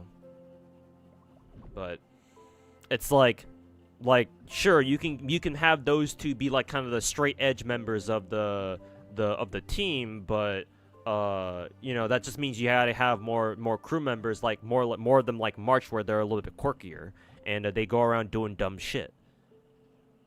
That's what makes characters fun. Even if they can be a little bit frustrating to deal with sometimes.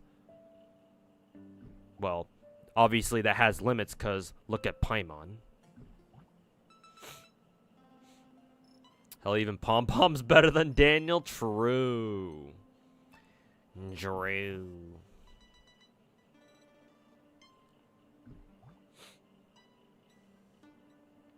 Blue Archive stories are more contained, while it feels like while Star Rail stories feels like they're just there without a purpose.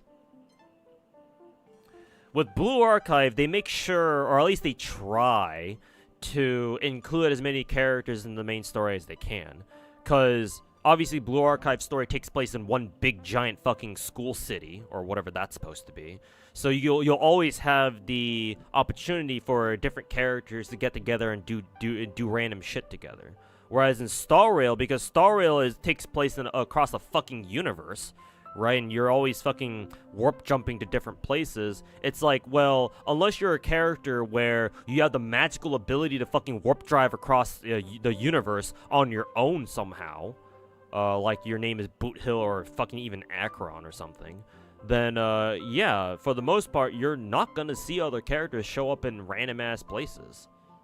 I mean, the one of the exceptions was, like, say for example, Luca showing up during the War Dance Festival. Honestly, that was kind of neat. It was cool seeing Luca have another time in the spotlight since his debut, like, what, a year ago? But, like, that's kind of the exception.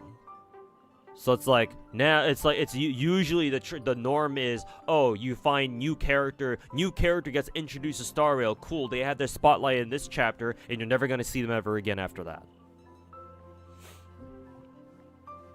So it's like, oh, okay. Cool, I guess. Moving on. So it's like, why the fuck should you waste your time, your emotional and your mental stamina, or your mental stack, caring about these characters when you know for a fact that unless they seem really, really fucking important, you're probably never going to see them again, at least not for a very long time. Like, oh yeah, Rappa showed up as part of, as like the main character of 2.6 story. When the fuck are we gonna see her ass again? Who the fuck knows? I sure don't.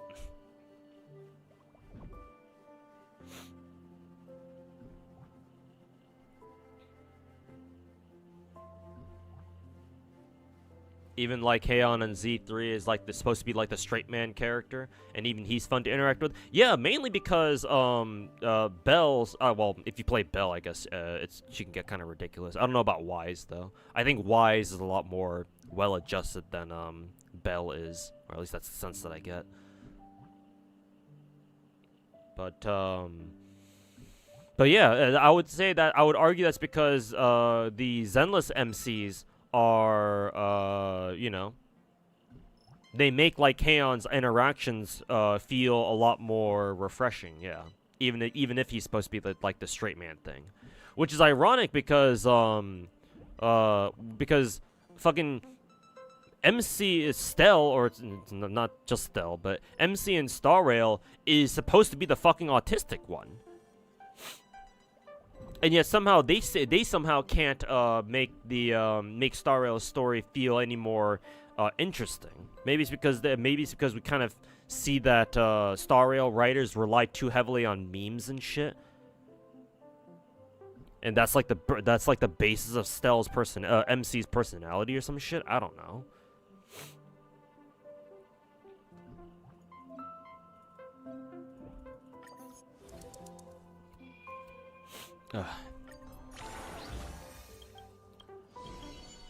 Whatever the case, yeah, Star Rail's story is by far the worst out of the 3 MiHoYo games. It's not even a question.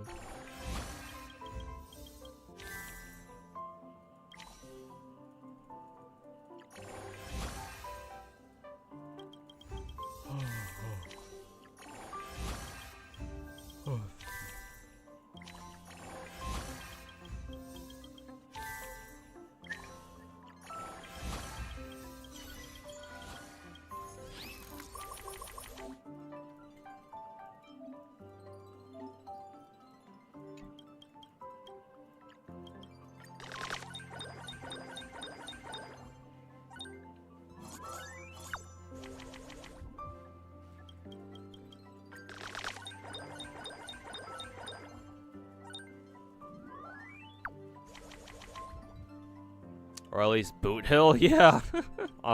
Unironically, yeah, Boot Hill could have been nice, yeah.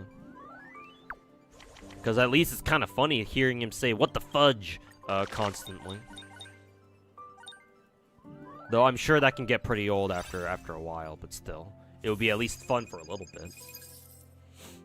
Hey, look, we got a one of Hanabi's bomb dolls. Does not explode. I like how they specified that.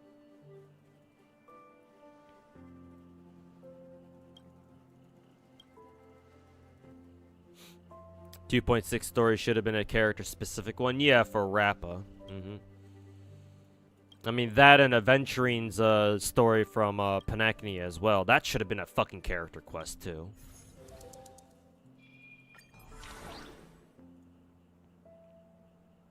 But yeah. Me and the homies fucking hate Star Rail story. Fuck this game. Fucking bitch.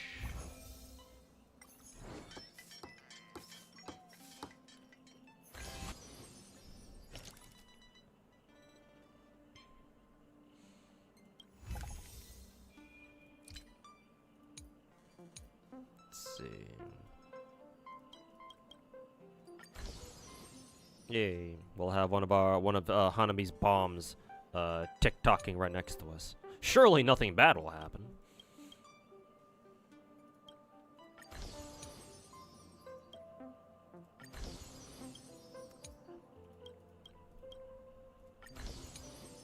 Surely nothing bad will happen.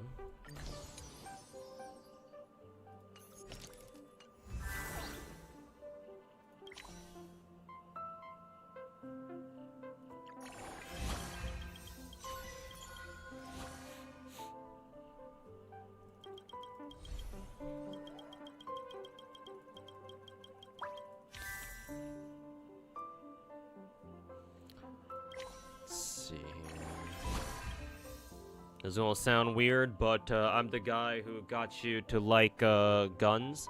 How so? Was it when was it during a time when I was autistically talking about like guns during like a random tangent during like Boot Hill's thingy, or like was it when I was playing like Girls Frontline 2 or something, or what?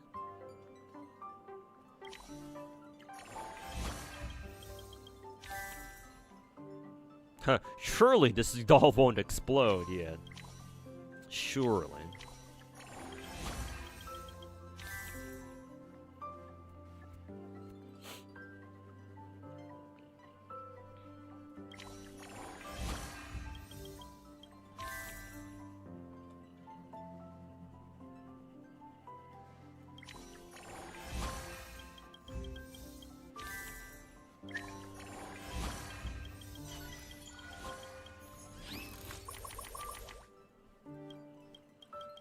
Ooh, March has lots of, she's got a really high rating here.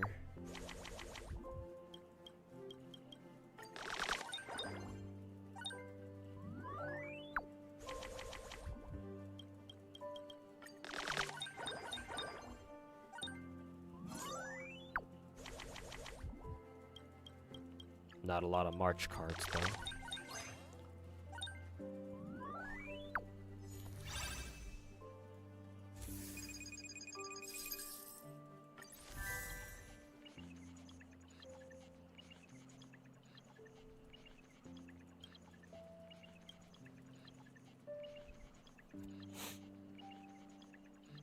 It was when he, when Boot Hill said a 9mm revolver. Yeah, I know when I remember when I fucking went off about that. But I don't think that's what Gran was talking about. You watched some old YouTube videos of me playing a shooting game, an FPS. I think it was like Zombies or something like that. Oh, maybe with me playing like Call of Duty Zombies or something. But yeah, I'm somewhat autistic about guns. I like guns. I grew up on first-person shooters, so naturally I have developed a bit of an affinity for learning about firearms.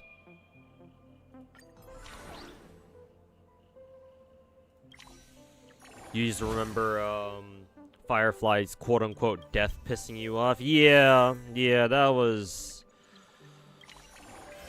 not ideal. Also, why am I only getting March events here? Fuck's going on here?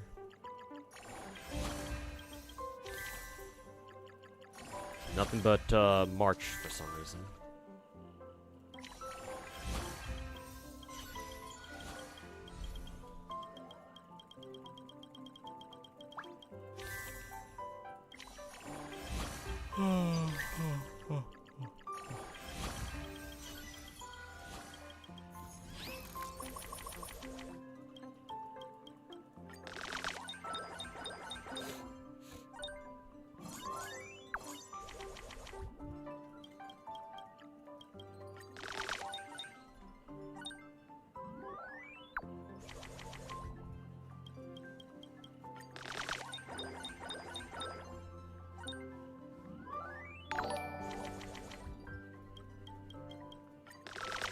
Hey, Bubba Gums, thanks so much for the 7-month resub. Welcome back, man. Appreciate it. Appreciate the resub. Hopefully you're enjoying your holidays so far.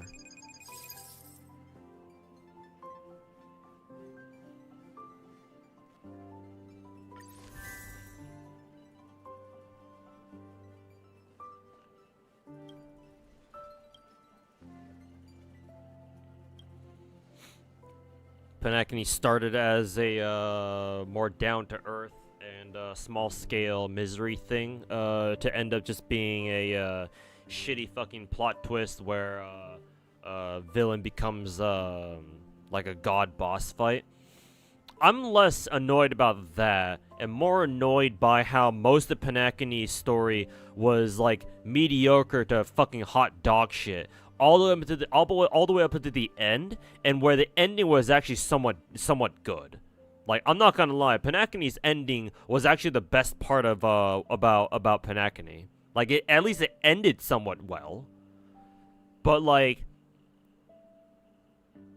relative to the rest of Panakini, what that tells me is the writers knew how they wanted to end the story, they just didn't know how to get there. So Panakini's story overall feels to me like the story just kind of stumbling around, groping its way through the darkness or some shit, just to get to the end and be like, okay, we're back. So it can pretend like, oh man, the story is really, really good because we ended on a really high note, and that's what people are going to remember. But, you know, people are going to forget how 80 to 90% of the rest of Panakini was hot fucking dog water. And they're only gonna remember the ending because it was it was actually really, really good. At least compared to the rest of the fucking bullshit chapter.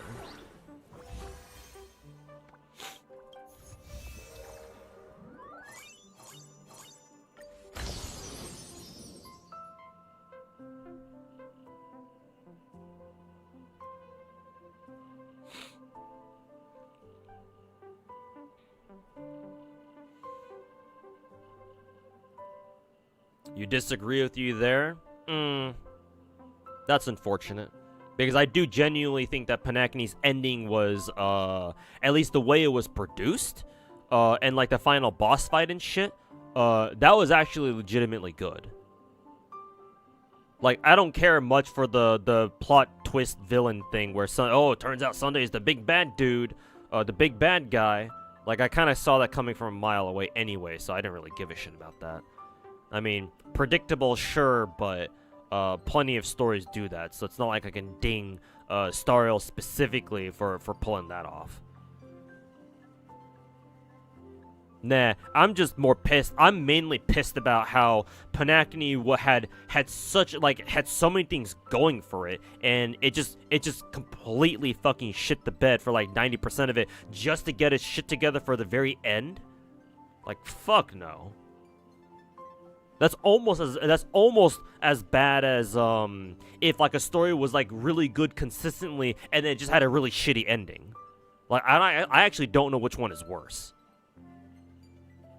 Like, they're both shitty feelings, but for different reasons. But, I mean, hey, at least you finished strong. Suppose that's better than finishing, you know, bad.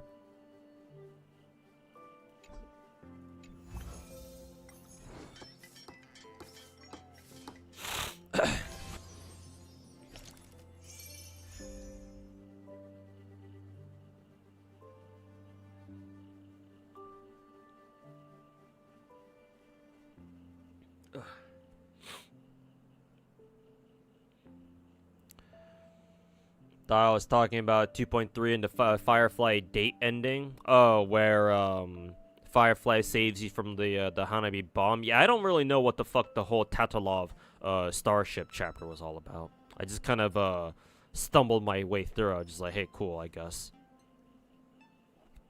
Yeah, I have no idea what that chapter was all about.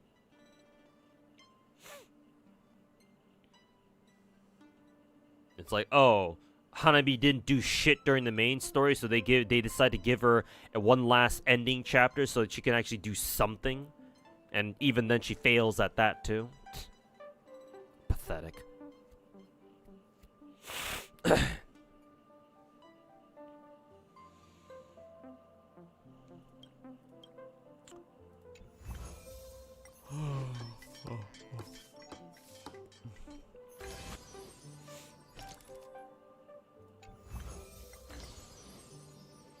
You think characters in Star Rail are more endearing than both Genshin and Zenless characters? Nah, that's a bad take. Holy fucking shit, that's a shitty take. What? I'm sorry, excuse me?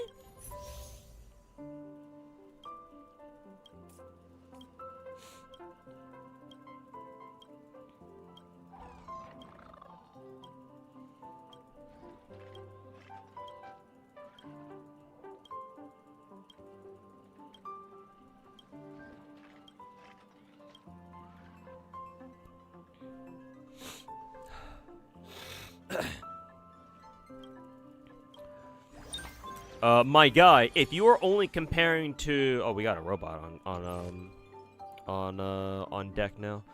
My guy, if you are only comparing to Genshin, that would be one thing. I would sort of understand. But you just compared that shit to Zenless. Are you fucking kidding me?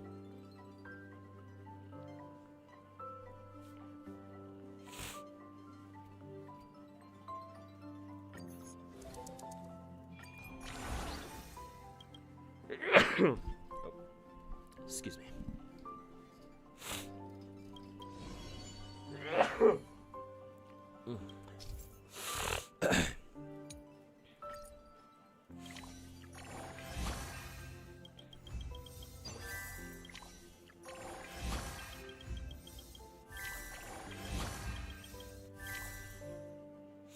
People don't want to admit Panacea was not as peak as they thought. Well, it's less that. I'm sure they don't want to admit that Panacea was well, actually, no. It's not really that. It's because they don't know any better. Like, why the fuck would you expect casual gacha players to know what peak fiction looks like? And unfortunately, most people who play MiHoYo games are fucking casual. So of course they don't know. It's mainly because they don't know any better. To be perfectly honest. MiHoYo games are the only gacha games they fucking play, so of course they don't know any better, you know?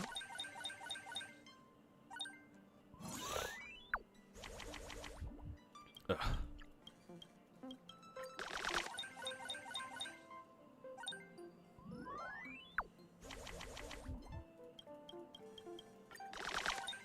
Did you get Fugue? Yes, I did, but unfortunately, I lost a coin flip for her. So my ass gets to go ahead with only E0 Tinga instead of E1. So that's fucking fun.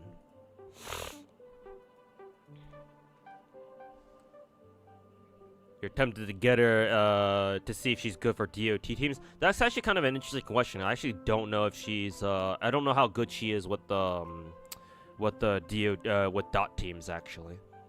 I'd have to ask my dudes in Twitch chat to see to get an idea of how good she may or may not be for DOT teams. She's probably better for super break teams, but I don't know. Maybe there might be a chance that she's actually okay on dot teams.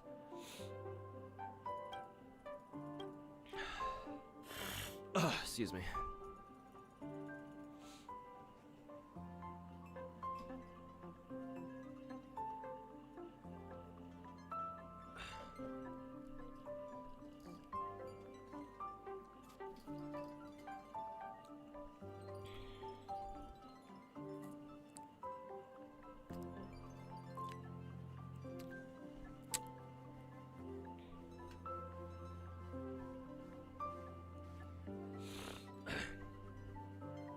You think non-Arknights players have any hype for Enfield? I'm already seeing a couple of YouTubers. This is one YouTuber named...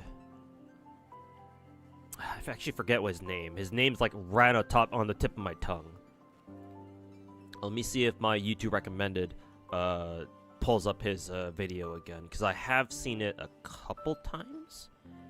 What's his name again? There's this one YouTuber, this one gacha YouTuber, gacha tuber, I guess we can call him, whose video sort of like every once in a while pops up in my recommend. I'm gonna try to see if I can find it. I'm forgetting his name. Where he watched the initial Enfield, the recent Enfield trailer, and now more recently, I think yesterday or today, he put up a video of him like briefly studying Arknight's lore to prepare himself for Enfield or something like that. So just based off his video, it seems like, yeah, people, at least some people, seem to be pretty excited already. And I mean, why not, right? Because new age gacha games usually, what is it? They usually are designed so that, you know, you don't have to play the first game. I mean, you shouldn't have to. At least not for gacha games. Normal games, yes, that's one thing. You can get away with having normal games, like sequels to normal sequel games, to like be like, oh, you have to play the first game first before you play this one, or at least, you know, it's highly recommended if you do that. But for gacha games, hell no. That's not what you're supposed to do. If you make a sequel to a gacha game, it cannot be that you have to play the first game first. That makes no sense. Like, you shouldn't have to do that. That's bad gacha sequel design.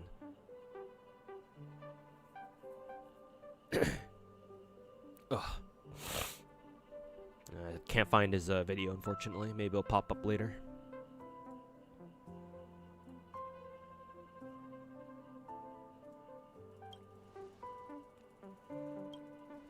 Which gacha has the best story, though? FGO, no comparison. I also hear that, I know Arknights also has a pretty good story. And Limbus Company apparently also has a fantastic story, too.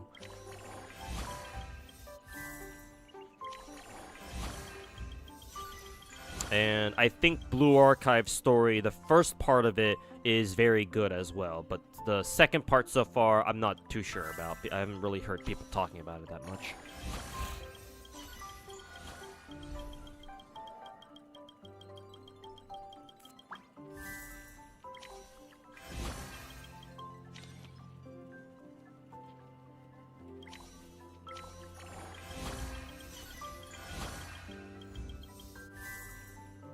Studying Arknight's lore just to find out how depressing it is. I know, right?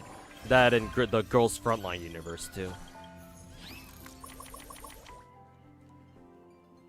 Victoria Housekeeping and Bellabog Industries seemed lackluster. Bro, I don't know if we're playing the same game, my dude. How you gonna call those kinds of characters lackluster? Who the fuck have you been paying attention to? Nah, bro. I'm sorry, Yakov, but your gacha story takes here are kind of dog shit. Please do not cook. Nah, bruh. Not only that, but let me go back to your first comment about how character in Star Rail and are somehow more endearing. No, they're not. First of all, let me go off on you about how I think the Astro Express crew is handled extremely poorly. First of all, the whole concept of like a crew or like a group of characters running around doing stuff together, that's cool and all, that's fine. That's how, in my opinion, that's a very safe way to write a gacha story, because you have to have a foundation somewhere. So having a main character and then giving them a crew, right, a group of other characters to bond with and work with, that is a good idea. So to make sure that, you the character, I suppose, you the main character, are never alone. You always have people to work with and, work together and fucking look out for you and have your back and shit like that, right? That's fine. That's good. That's good gacha story writing. The problem that Star Rail does with the Astral Express crew is that they don't do fucking shit. Well, you have some events like these where you decorate your fucking room. So fucking what, dude? These characters haven't done fucking jack shit yet. Like, there hasn't even been a fucking single chapter where you have the entire crew together on the ground doing shit. And the way that they're set up, they're never gonna be able to do that. At least not from what I can see. Pom Pom's a fucking conductor, so he can never leave the train. So you're never gonna have him on ground zero unless the train fucking crashes somewhere. Like, maybe that can be like a future storyline where, like, oh hey, something's wrong with the train with the Astro Express, so the train fucking lands somewhere, and then maybe then we'll have Pom Pom on the ground with us because he's forced to be. Not saying that's how a story should be written, but you never know. Could be a future storyline somewhere along the way. But barring something like that, you're never gonna have Pom Pom fucking with us, doing shit with us. He's always gonna be back in the train doing fucking conductor shit. During Bellabog, the only characters that were on the ground with us were Daniel and March, because I believe Welt and Himeko stayed behind for whatever fucking reason. So already we don't have the entire group. I mean, I guess we communicated with them, but that's not the same as because I guess Himeko and not Herta, Welt were doing mission control. So like, sure, yeah, I guess they were somewhat involved, but that's not the same as having the entire group on ground fucking zero. Same thing with the Shenzhou for the most part. Welt joined us, but this time because Welt replaced Daniel because Daniel didn't want to come on. We knew why later, why he didn't want to come down to the Shenzhou with us. He did have a good reason, but he comes there. He goes there anyway, and then you have to go. He joins up with another group. So basically, the groups are fragmented. So you still don't have the entire group together. By the way, Himeko's still nowhere to be found. She's still back on the train for whatever goddamn reason. And that's basically the entirety of the Shenzhou chapter as far as the Astral Express is concerned. And then Panakani, we actually do have Welt and Himeko both show up for Panakani actually, but this time Daniel sits it out for good this time. So even then we still don't have the entire crew. And not to mention, like, the most of the story, we're not even all together as the same group anyway. Like, a lot of us are just kind of out there just on our own. Most of the characters are kind of out on their own doing their own shit. The point I'm trying to make here is that the entire Astro Express crew, it doesn't feel like a crew. Not to me anyway.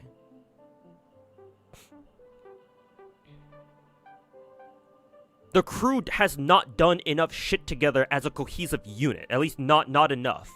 And whatever stuff they have done so far, like, as a group, in quotes, it hasn't felt really all that cohesive. So how are you going to say that, oh, it's more endearing for characters to be together in the crew when the fucking Astro Express crew hasn't even done all that much shit together in the first place? Like, no, I get where you're coming from. You're not wrong, but that is not the example you should use here for the Astro Express crew specifically.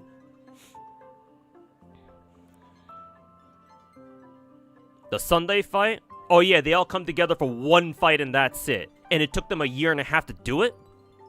I'm sorry, that's not quite crew-like enough. Not for me anyway.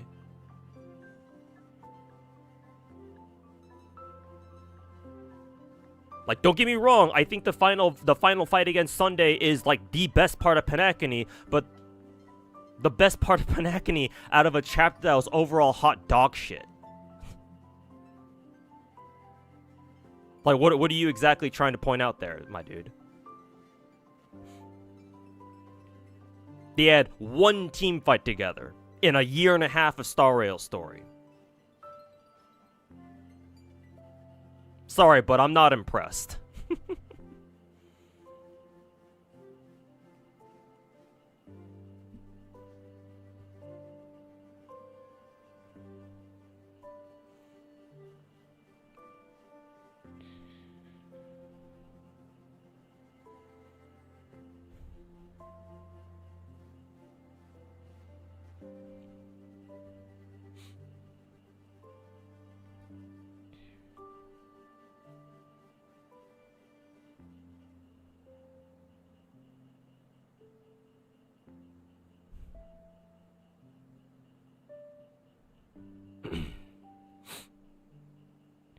So no, I would have to disagree with you heavily there, Yakov, for those reasons. To put it in a more calm way, without me fucking swearing every other sentence, or basically every sentence, so far the Astro Express crew has not done enough to feel like a tight-knit group. Obviously they're trying Star Rail, the story itself, is trying to imply, is doing their best to imply that, yeah, this is supposed to be a well-knit group, but with what they've shown so far in the story, from what I can remember anyway, no, it doesn't really feel like that way to me. It's not there yet, no. Like, you can't have a story that constantly benches like one or two of their members while the rest like go off and do something. It also doesn't help that the Astro Express doesn't have a clear objective other than like whatever the fuck trailblazing means. And that's kind of what I bitched about before, about how I think Star Rail story is the worst MiHoYo story by far, because I don't understand what the Astro Express crew's main objective is. What, to follow the path of Trailblaze? Like, what exactly does that fucking mean? What, to go to random planets and save the people there? Is that what that shit means? I don't know. I guess that's what it means. Sort of? I guess they sort of did that with Belobog and Panakini maybe, but Shenzhou? I don't know if that's exactly what they're doing at Shenzhou. Fuck what they doing there? What, because apparently the Stellaron hunters planted a fucking Stellaron nuke aboard one of the Shenzhou starships or something? I don't fucking know. Why did we even go there in the first place?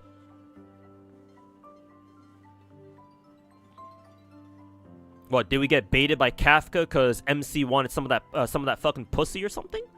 Maybe. I don't blame him. But I don't know, man. Chasing after some some bomb-ass pussy doesn't seem like following the path of the Trailblaze much to me, anyway. I don't know, maybe it is. Who knows? I don't know what the fuck trailblazing means.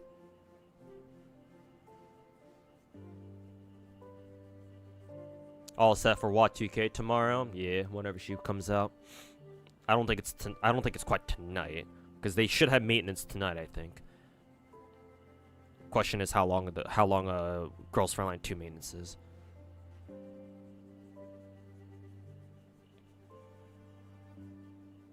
In lore explanations that they're trying the Astro Express is trying to retrace the literal path of trailblazing that the Aeon of Trailblaze has done before, but it's all very vague. Yeah, that's and again, I already pointed out how I don't like how like esoteric and conceptual like a lot of the background Star Rail lore is. Because at least with Genshin's background lore, right, with like the Kanria stuff, like it's more tangible. It's like, oh yeah, like the events that happened in Kanria 500 years ago have influenced in the events of today. I get that, right? That's more tangible.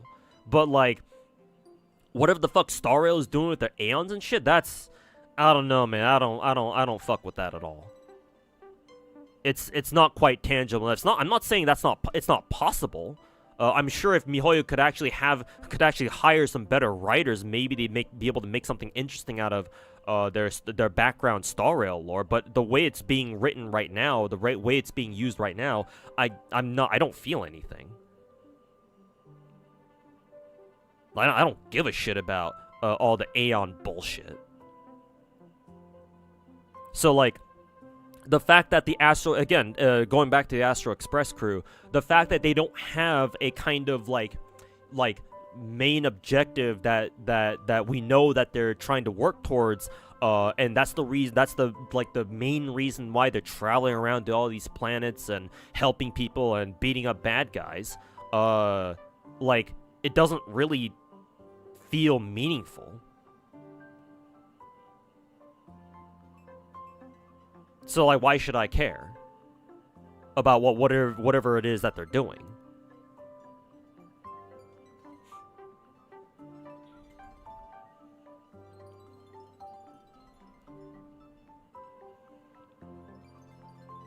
When was the last time FGO's crew got to go on a mission all together? Oh, you're trying to nitpick with me on FGO, huh? Oh, you're a brave soul. You're trying to bring up FGO here, huh? Hey, guess what, buddy? Actually, was it Lost Belt 6?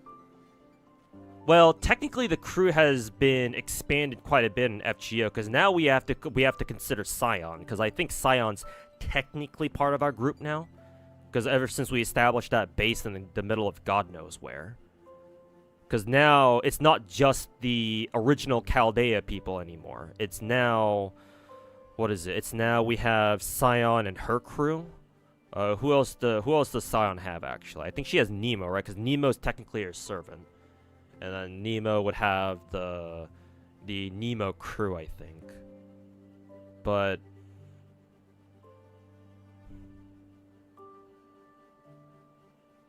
if we were to count Scion, then it gets a little muddy.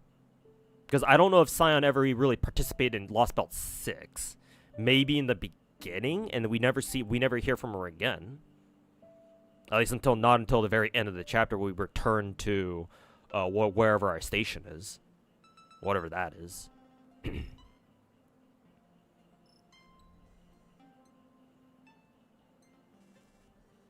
But hey, here's what I'll argue. I'll argue that Scion wasn't part of the main group to begin with, because the main group was the original Chaldea crew. With Romani, Mash, obviously, us, the protag, Gurako, Gurao, whoever you play, and Da Vinci, or not Da Vinci, Da Vinci, OG Da Vinci. And obviously with when the Lost Belts start, Da Vinci turns into Da Vinci, DVR. And of course we have Gordolf and that one, what's his name? That one Chaldea worker, right? The one that that helps us out the most. I'm forgetting his name. The fat blonde dude, not named Gordolf. Oh yeah, Meunier, yeah, the French dude. So technically they join us too. So I would actually accept Gordolf and Meunier, as much as Gordolf annoys me. I would actually recognize him as part of the main crew. So those guys, how many characters would that be? Because Romani is quote dead. Da Vinci, DVR, MC, Mash. That's 3. Gordov, and Munir. That's 5, right? So, yeah, that would be our main crew, unless I'm forgetting somebody. I could be. But those 5 have been with us consistently throughout all of the Lost Belts, I'm pretty sure. There are some times when, in some of the story chapters, we do get separated, sure, but the group does make an effort to stay in contact with each other as much as possible, given the circumstances. And the only times where they can't be in contact is when they're physically cut off from each other. Physically or magically cut off from each other or whatever. Besides that, though, the story, the FGO story, does at every opportunity it can, it tries to put up some interaction between you and your group members, even if they're separated, which is something I can't say that Star Rail does. Like, what excuse does Star Rail have of not doing that? Oh yeah, Holmes, my bad, forgot about his ass. So 6-member party. So, no, Serizawa. You thought you were all clever and shit. No, you can go fuck yourself. FGO does 100 times a better job of keeping the group together and intact than Star Rail ever will. So fuck out of here with that, little bitch.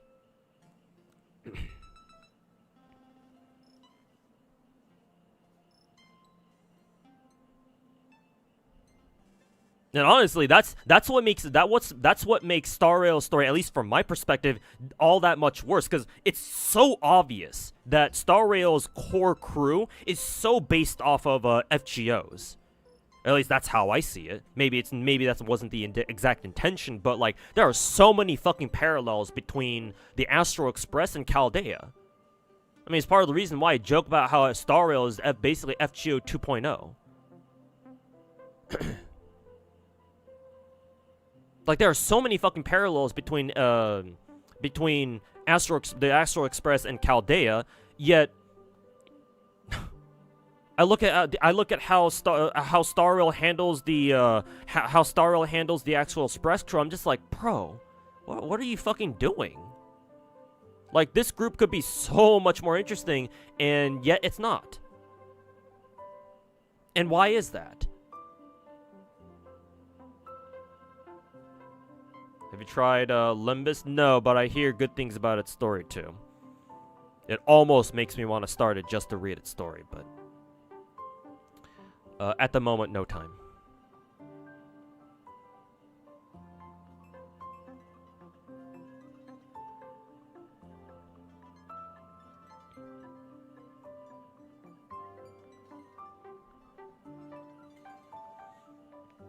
In a grand scheme of things, not having a goal to die for is not that bad. IMO, yes, but that's because you're most likely a casual gacha player, and that's how casual players think, because you don't really care too much about the story. So, characters in a gacha game that has a casual story just doing casual things is acceptable by your standards. But at that point, you don't really care about the quality of the story itself. You only really care about your favorite characters doing funny things. And that, to me, is kind of the hallmark of a casual gacha player. You don't really care about the quality of the story itself. You just care about seeing your favorite characters in a gacha game running around doing funny things. So of course you're not gonna see that as an issue.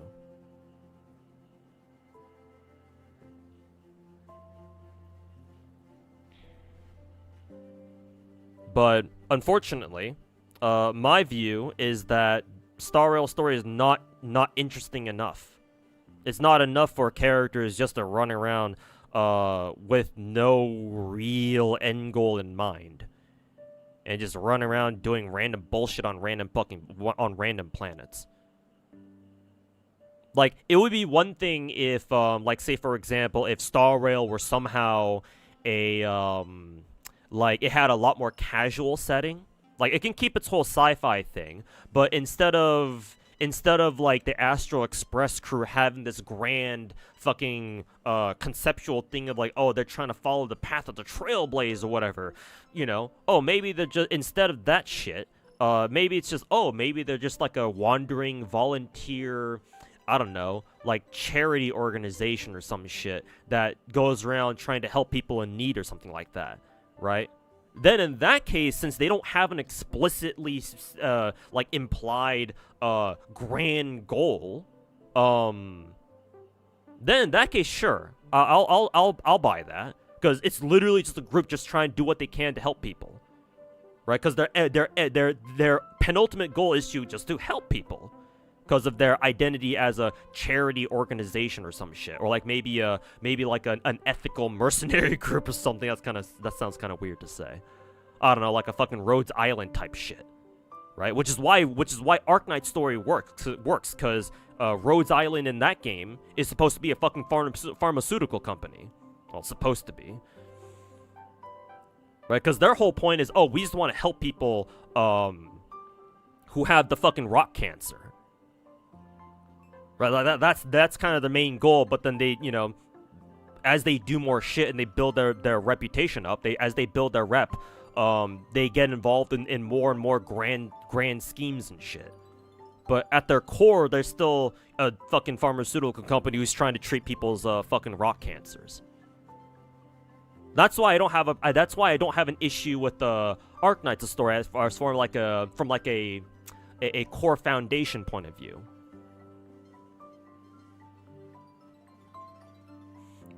But that's not how it is in Star Rail. In Star Rail, you have this Astral Express crew has like this sort of like goal that they're trying to do, which is I just have no idea what it means.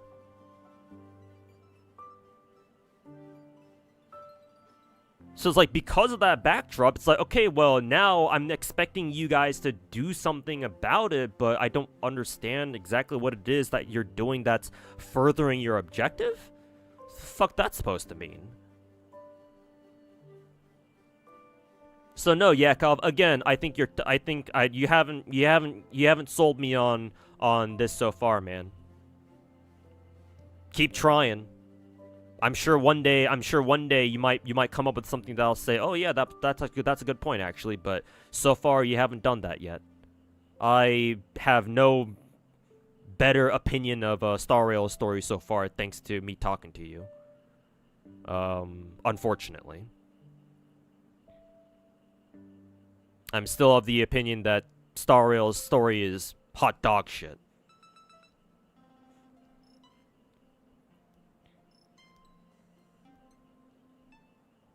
Why are you so mad, bro? Asked the question. Technically, I didn't answer. Hey, buddy, I did answer it. I did straight up tell you, oh yeah, the entire FGO, the main FGO crew, minus Scion, because she joins us later, does in fact get together and they go through every single story chapter together. And during the times when they are separated, the story does make an effort to show interactions between them, even though they are separated. So no, I already answered your question. Why are you mad?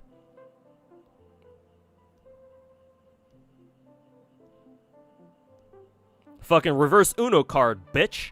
Why are you mad about it, bro? Are you mad that a streamer was actually able to competently answer your question? Well, are you not used to a streamer that actually knows what the fuck he's talking about?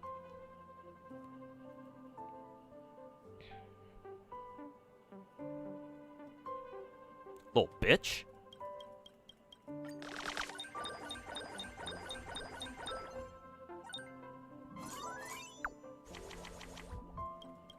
Huh, 3 Herta cards. Or not Herta, Himeko cards.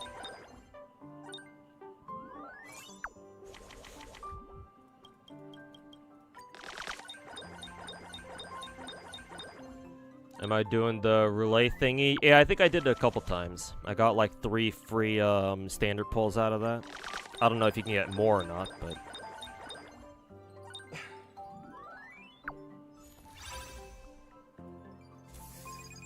But yeah, I did that relay thing a couple times.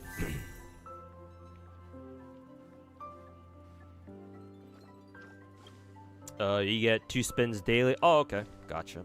Hopefully I remember to do that, though. Because I think I did it for today, but I'm not sure if I'll remember to do it later. Hopefully they give us like a daily reminder, like a little note, like the red notification ping thing, to let me know to do it tomorrow or something.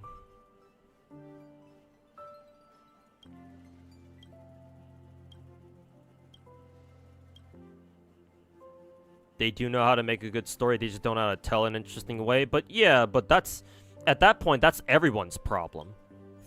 A lot of people have like can come up with interesting like plot lines, but not everybody, very few people know how to actually fucking execute it well or tell it in an interesting way. So saying that Hoyo, saying that Hoyo doesn't know how to, like, they have good stories or they can come up with good stories, they just don't know how to tell it properly, that doesn't really say anything. Because that's a problem that a lot of fucking stories have, not just gacha games. A lot of stories have problems with, like, being able to, you know, like execute it competently. And, portray it in a way that's actually interesting. Like, coming up with good storylines is not the hard part. At least not in my opinion. Anybody can come up with anybody who at least has, like, you know, 2.5 brain cells to rub together can come up with, you know, a somewhat, you know, interesting storyline. Again, the problem is how you execute it and how you how you go about writing it. That's the hard part.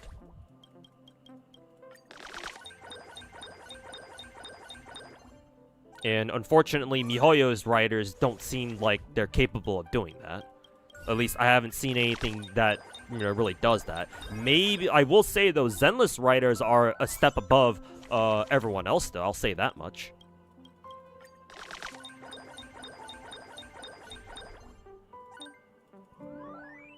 Oh, my first S rank. Nice. But, Genshin writers and Star Rail writers? I don't know, man. I'm not impressed. Am I gonna limit break SSR Rapi? I don't know about limit break. She'll be a pilgrim, so she's gonna be yet another fucking 1% rate up. So God knows if I'll be able to get her or not at all. Maybe right now the best I can hope for is maybe 2 copies. It's usually that's usually what I go for whenever a new pilgrim shows up. Usually just 2 copies.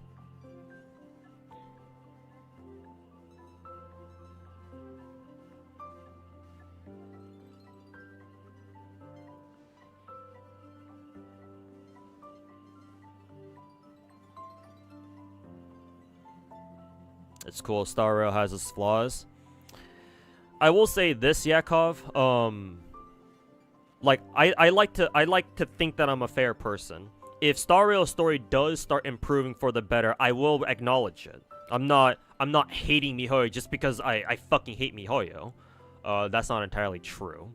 Though I do hate some of the things that they fucking do. But, you know, I will give credit where credit is due. If I feel like Star Rail writers are, like, if, you know, next year, for example, they start turning around with, like, 3.0 story, then I'll make sure to let you know about it. Or I'll make sure to give credit where credit is due. If I think 3.0 story is actually, you know, pretty interesting, and a clear step up from, like, all their other stories so far, then, you know, I have no problem admitting that. Or I have no problem conceding that. It's just, do I think that's gonna happen? No, not based off of what I've seen so far. But on the off chance that, you know, they actually start getting their shit together and writing stories in a way that I think is pretty good, then sure. It's just, you know, well, let's see if they're able to do that. Because it takes a while for gacha game stories to get good. It's very rare that gacha game stories, like, start out good and then stay consistently good. That usually doesn't happen. A lot of the time it takes stories to, you know, a little while to get going before they actually start hitting their peak.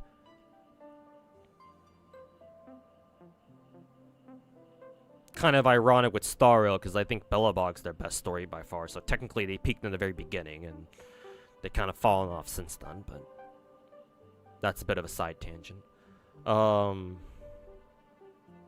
But yeah, I want to say I'd like to be fair. I try to be. I'm not perfect, but nobody is. But I can assure you that I'm a lot more fair than a lot of other content creators out there who are either certified fucking Hoyo shills or they get sponsors so they can't talk shit about Hoyo games. Or maybe they're just casual gacha players and they have no idea what the fuck they're talking about.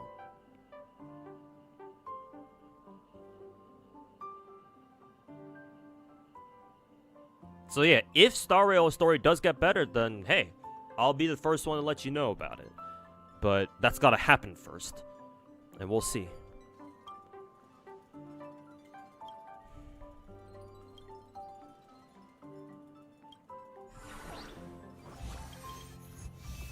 What do you think of Nikkei's story? I don't read it, first of all. But I hear that their event stories are really good. So that tells me that Nikkei writers are really good at writing short stories. Which is fine.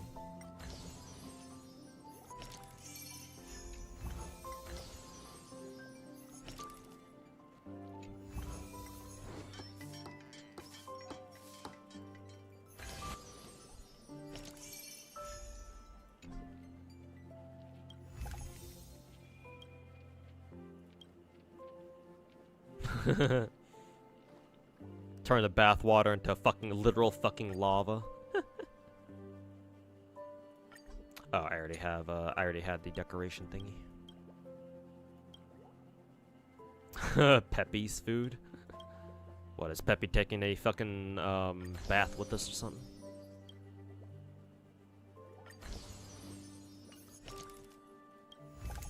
The decor. What is this? What do we got? Oh, Blushy Bear.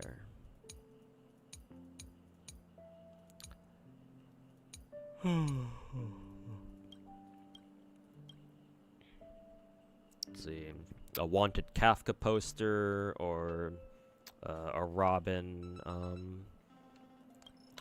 poster. Sure, we'll just go with Kafka's.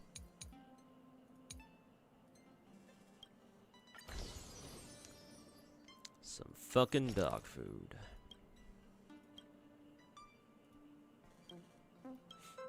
Man, we have what, like 5 rooms to fill up completely? Shit. It's gonna take a while.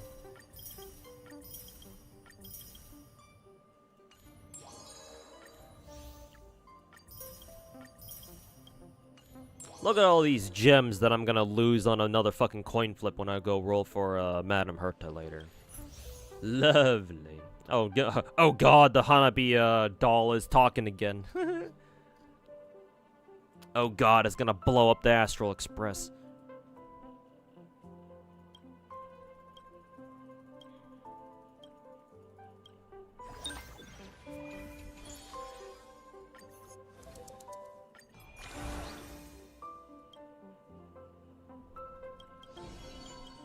You like Panacony way more than Bellabog? I can kind of see it, because Panacony's story was actually higher stakes, to be fair. Or, it felt higher stakes than Bellabog, at least. I still think Bellabog's story was overall better than Panacony's, though, in terms of story quality. Mainly because you can't be a good story if you only have a good ending and nothing else.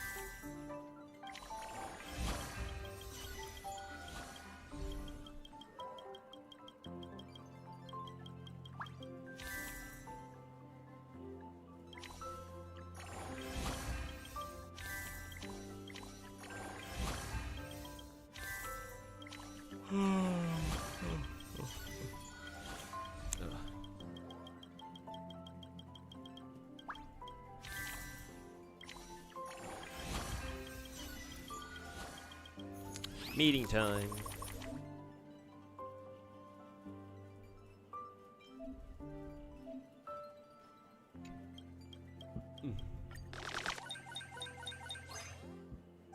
Hey, MZ, how's it going, man? And Merry Christmas to you, too.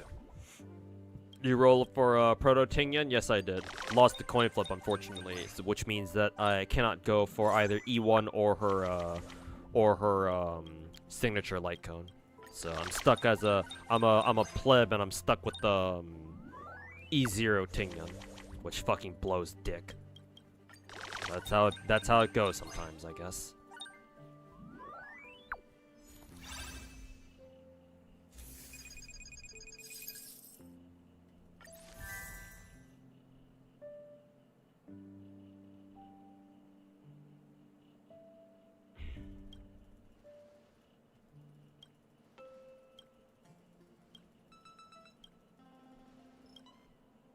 Genshin's story is the best one that you've ever experienced in your life. LMAO, you must have not lived very long then. It's not an issue of age, though. He probably is a younger folk. No, it's usually because whoever thinks that Genshin's story is like the best stories they've ever written, again, they just don't know any better.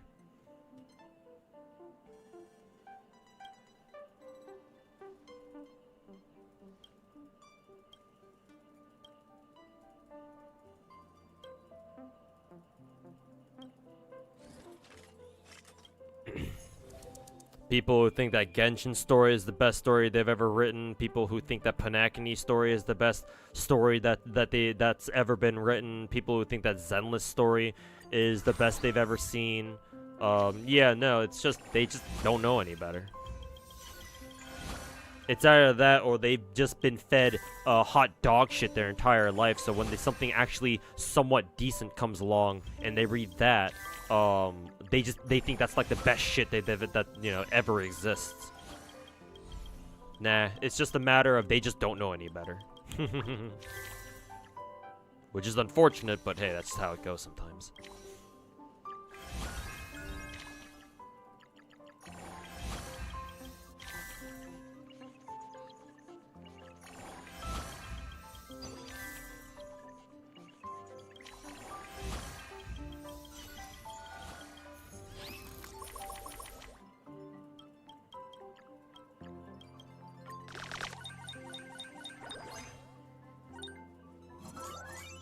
Inazuma's story was the best in your opinion? Oh boy. Talk about doesn't know any better. Well, I feel sorry for you that you've never read a good story in your life.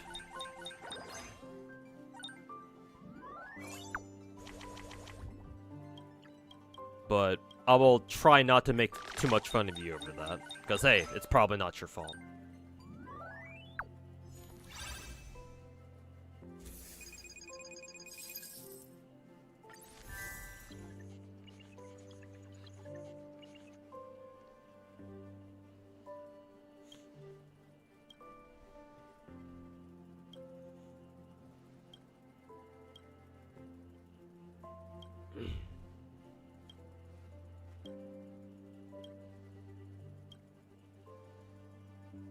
But, hey, I'm not going to shatter that illusion for you.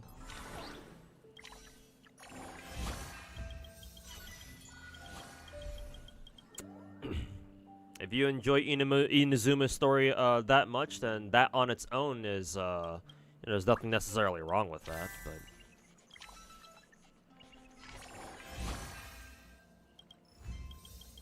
Or maybe it's just your personal favorite, who knows? Maybe that's all you meant by it. I don't know. Can only hold up to 5. Which one do I want to get rid of? Sure, let's just discard that one, I guess.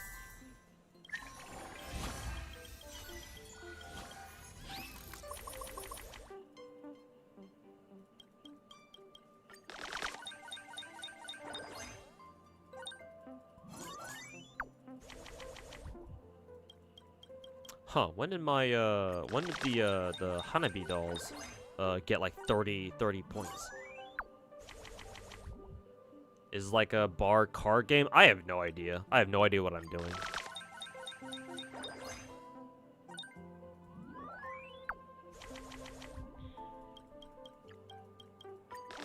Inazuma's my favorite because Raiden is my girlfriend. Some casual gacha Genshin player probably. Hey, you'd be surprised how accurate that is a lot of the time.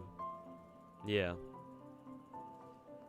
A lot of casual gacha players out there make whatever story that their favorite character shows up in their favorite story because exactly for that reason. Oh, because their favorite character showed up. And I mean, hey, given the whole point of people playing gacha games, I don't necessarily blame them.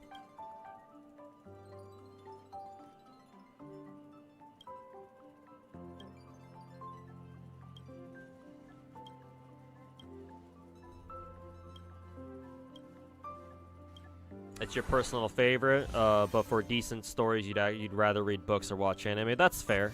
Then sure, I'm not gonna ding you too hard on that. If it's just your personal favorite, but you know that, you know, as far as like story quality is concerned, you can certainly get better, then yeah, that's fine. I'm actually okay with that. Because, like, saying that a story or just anything in general is your personal favorite, at that point, that's just your opinion.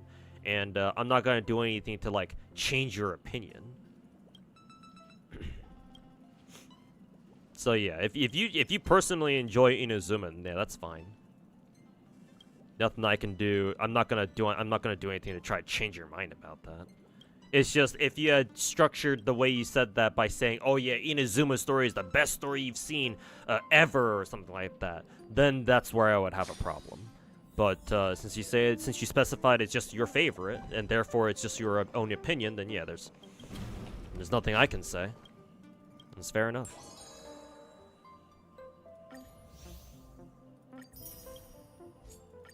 Well met, good sir. Shit, I want to tap the other, I want to click the other buttons, but I keep clicking on this one. Oops.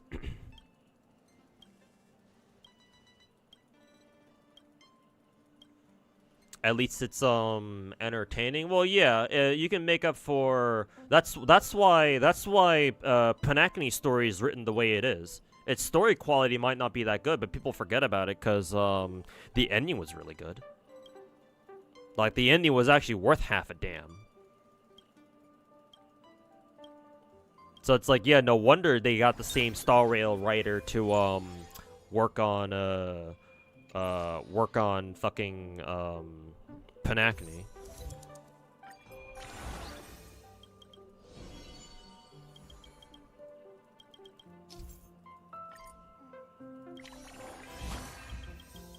Are we literally camping inside the fucking train? That's hilarious.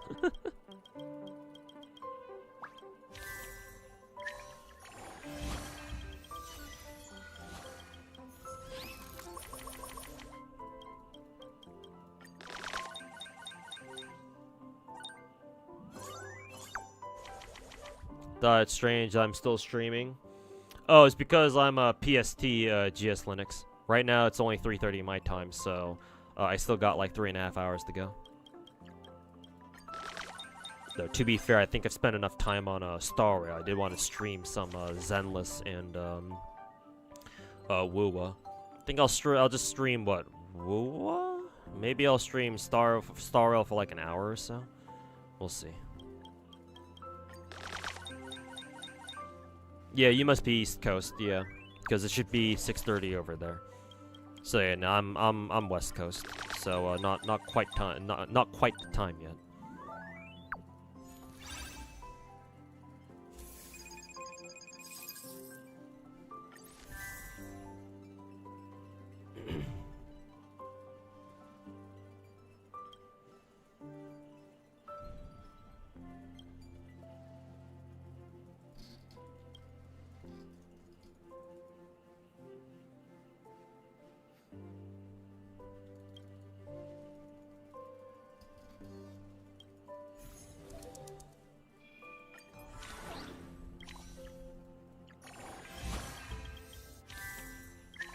Ooh, Kit Kat.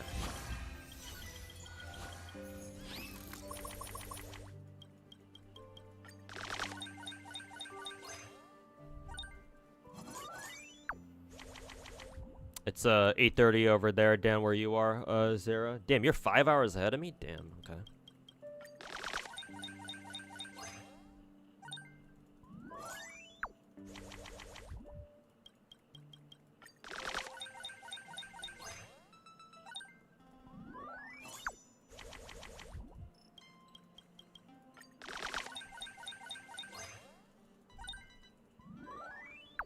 Best part of Inazuma was finding out Raiden is a weeb. Well, she basically is.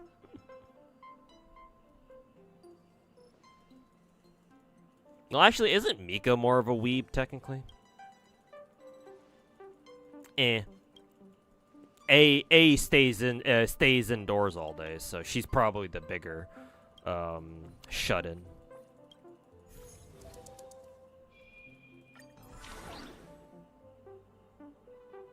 What is this? All action cards are redrawn? Sure. We got something better.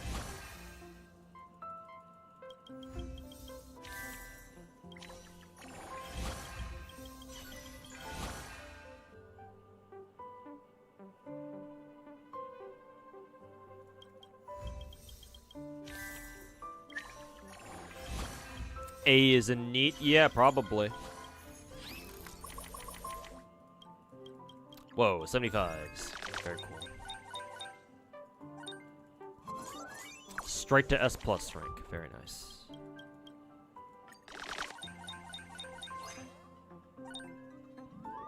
They should never put a timer. Yeah, I'm getting sick and tired of gacha games coming up with endgame modes and just slapping a timer on it and calling it a day.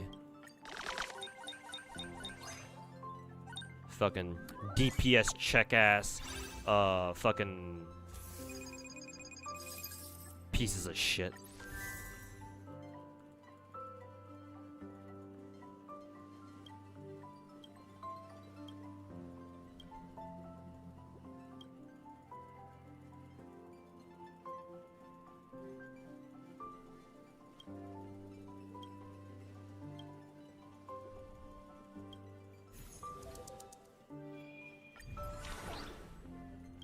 Final meeting shit.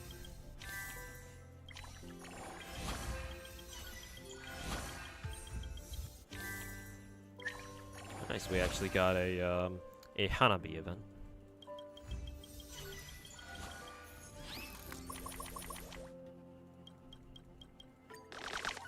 Too bad we're not gonna even use it.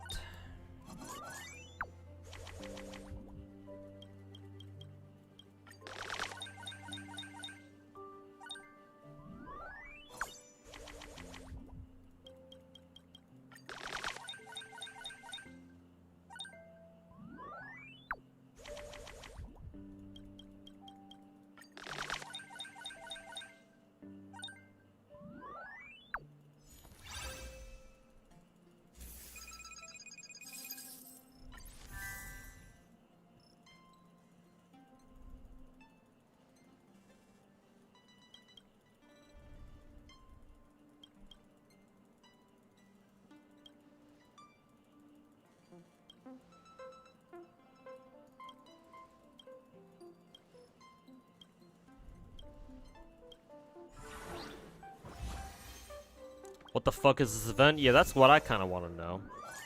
Like, this is supposed to be a decor event, except I'm doing some sort of, like, management simulator thing. Yeah. You're supposed to do that, like schedule a management simulator thing part in order to acquire, like, express funds, and then you can start building, like, decorating your shit. Like this. But it's not really a decoration event. It's kind of disguised as one. Because all of the decoration stuff is a preset. It's not like you can really customize anything. You can actually, you can sort of customize something. Like some of the items you can customize, but like most of the stuff you see here is presets. It's not really like a fucking decoration thing where you can kind of do whatever you want. It's like, it's not really like that.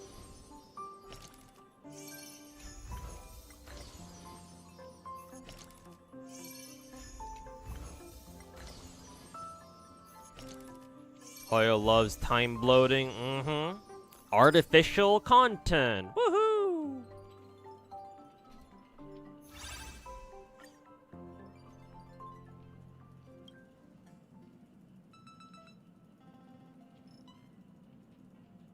Oh, nice. Pom Pom has his new outfit. So it's a worst Serenity pot, bro. You can't even use the Serenity pot and this event together in the same sentence. That's unfair to the teapots. The Genshin teapots. You can't do the Serenity pots dirty like that.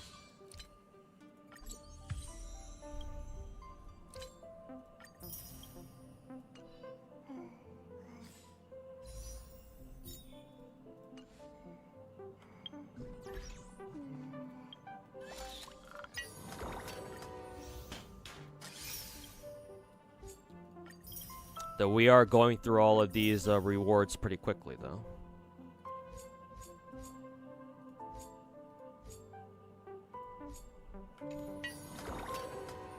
So that's nice. Claimable rewards. Oh yeah, that's right. These things, I think.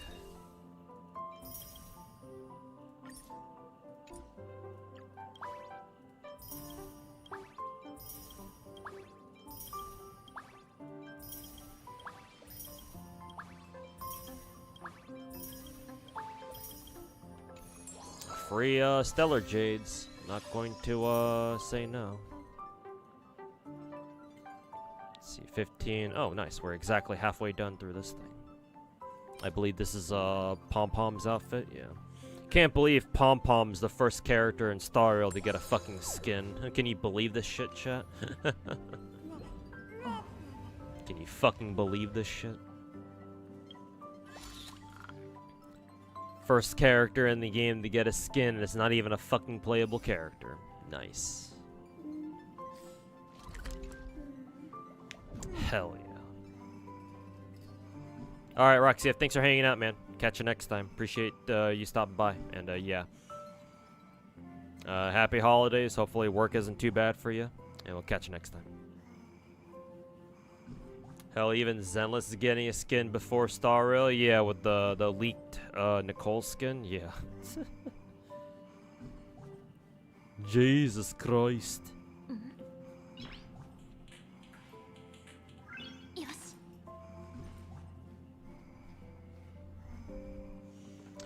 Okay.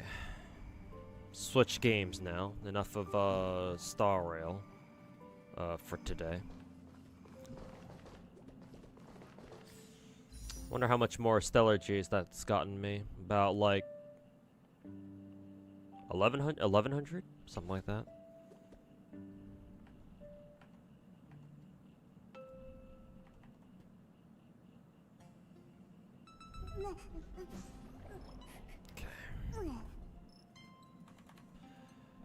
Alright, time to switch on over to Zenless.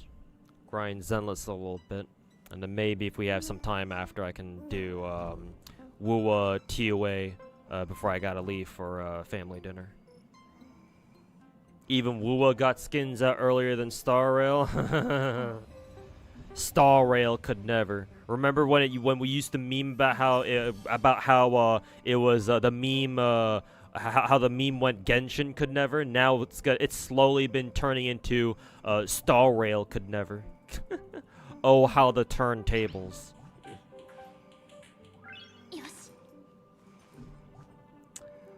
Oh, how the turntables. Let me get Nikkei dailies done real quick. It's been my Nikkei screen's been up for a while now. Oh, and also I can adjust my webcam screen back to the top left or to the top right.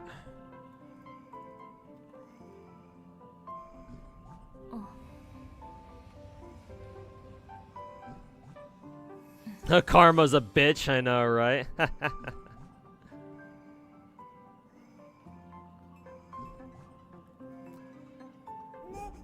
We went from Genshin could never over to a Star Rail could never. It's like that meme of the dudes waiting to get hanged. It's like first time.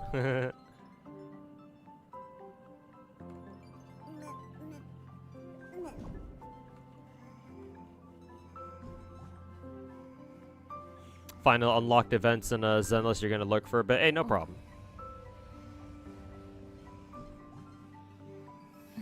No problemo.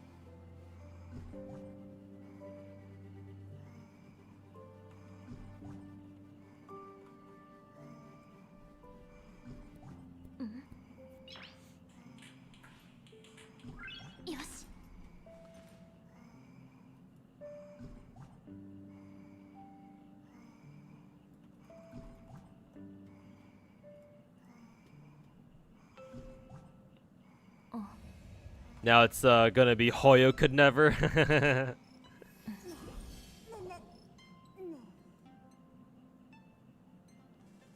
True, yeah. Pretty soon it really will be Hoyo could never. Oh, how the mighty have fallen.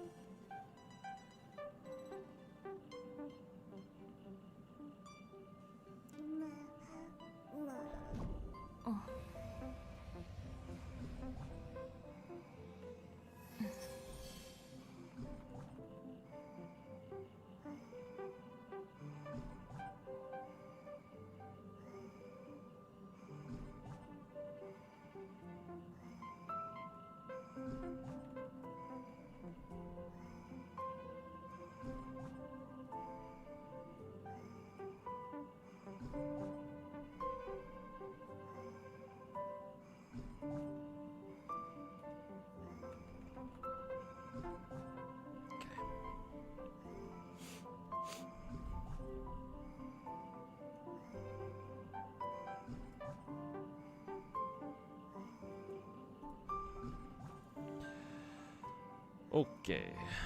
Nikkei should be done after I get these two quick battles done. There we go.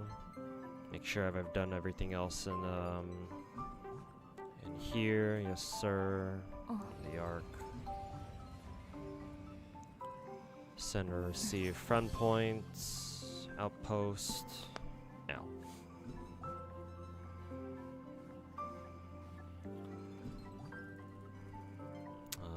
Bulletin board commissions done. Redeem dailies. There we go. I think Nikkei maintenance should be tonight, right? So we'll have the new update tomorrow morning technically. So I will be we'll probably roll for Rappi copies tomorrow, or SSR Rappi tomorrow.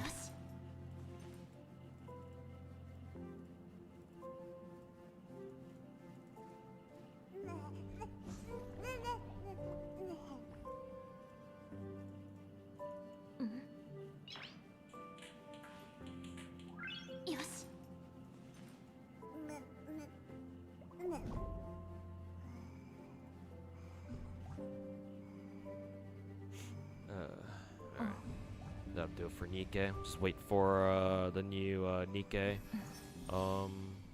update to go through.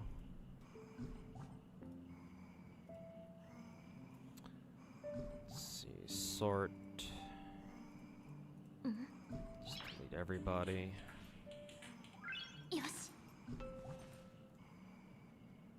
That done. Oh yeah, right, Snowbreak.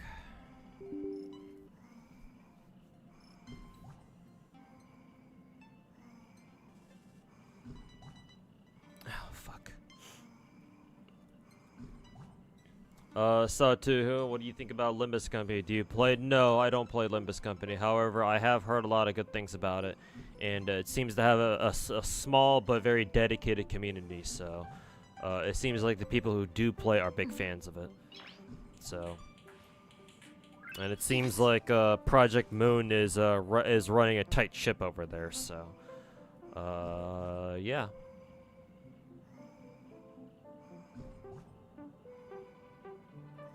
I wouldn't be against playing it, but unless I get forced to play it because I reach a sub goal, I don't have the time to play it right now.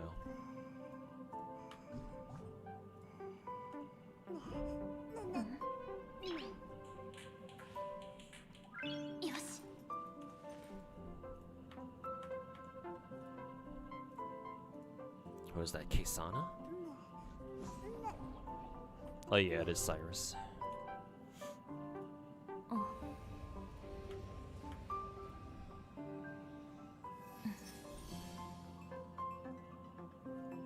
Appreciate your thoughts, no problem.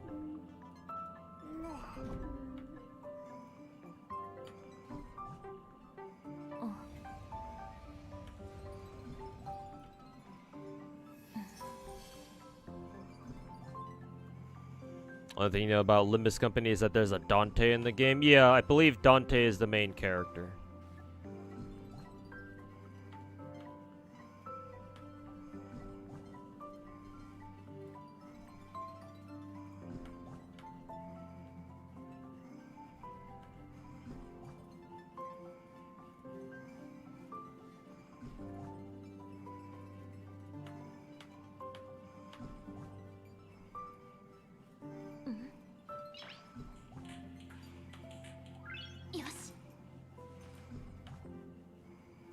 Looks like more events have unlocked there. Okay. Oh,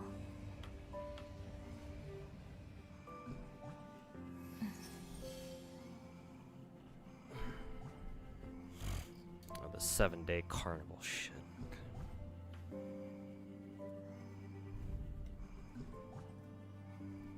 Try to remember to do that later.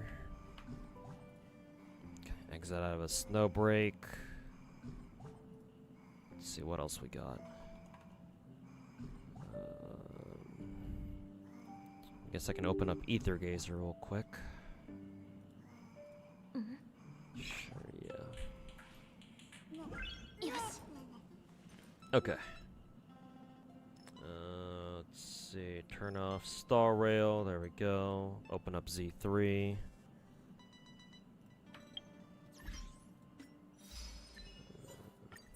Oh, some achievements. Okay.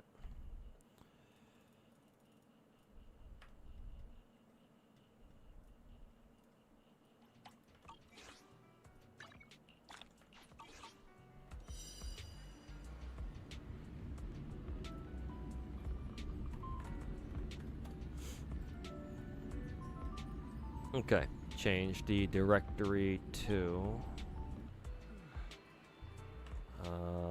Zenless now.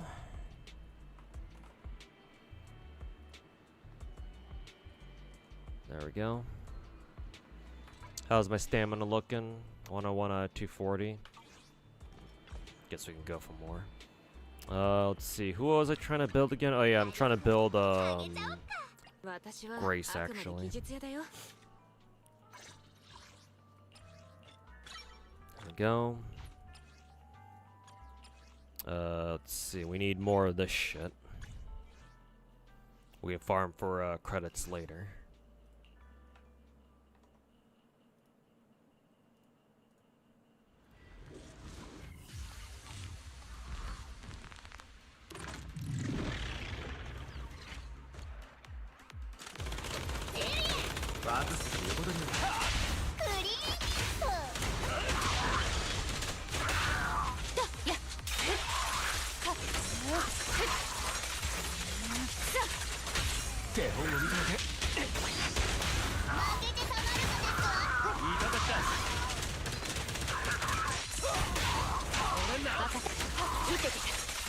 そのないように価値はあるか。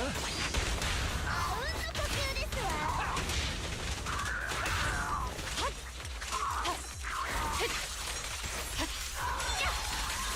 終わりだ。 Matt, we can sit lolly next week. Yep, at the turn of the New Year's.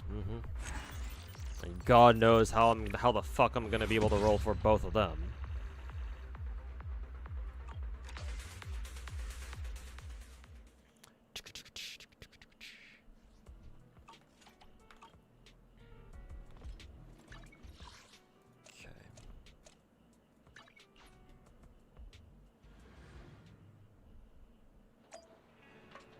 Why is it that all characters named Dante have to be gigachads?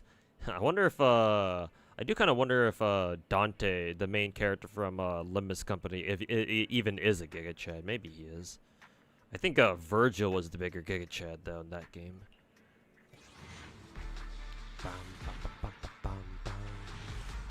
No gold glow. Oh, we have triple A ranks. Nice.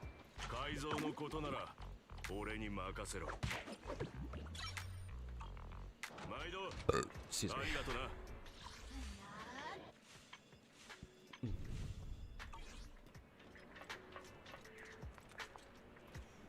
Heard the new character plays like Virgil or something. Her aesthetic is very Virgil coded, yes.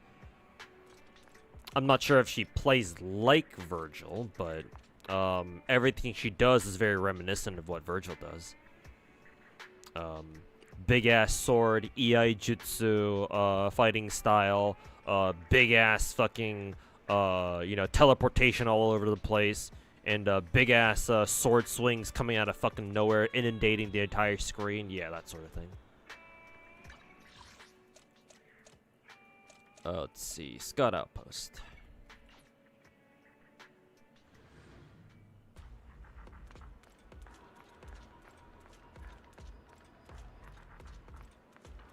Miyabi's real fun to play. Yeah, she's broken and she's fun to play. Imagine that.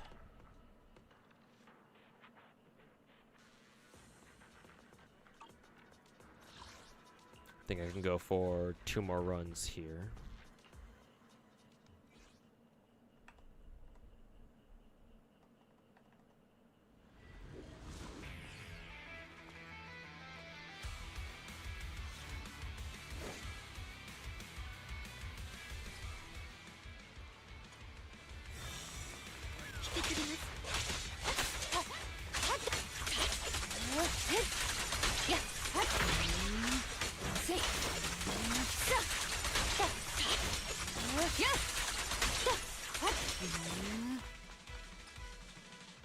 Shatter, freeze.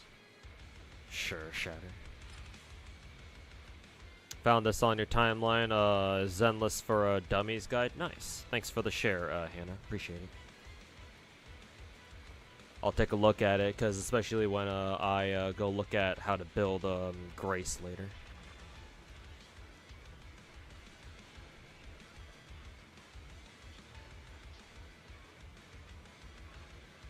And this was literally yesterday. Nice. Oh, this is a, I guess this is a how to play guide, seems like.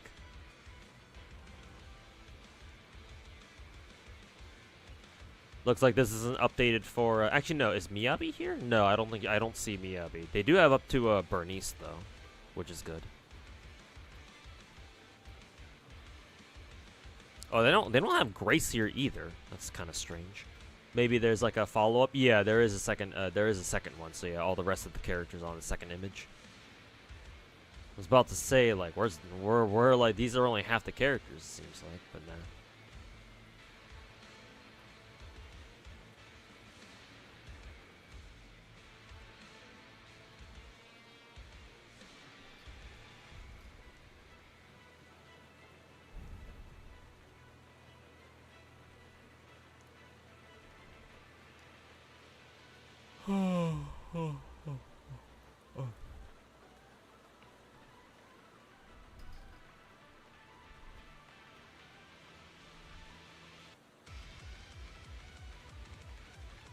see. Inflicting shock. Generates 15 energy. This could be good. Let's take that, I guess.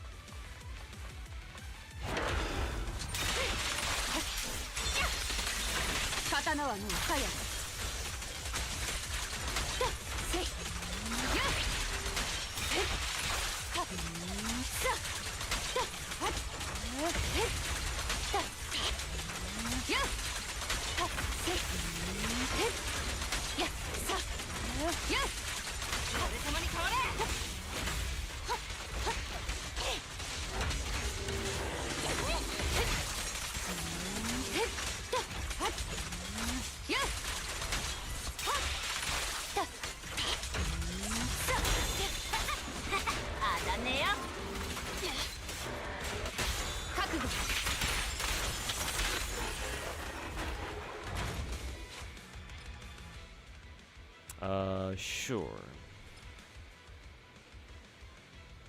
Defeating an enemy grants blah blah blah 2 stacks of insight.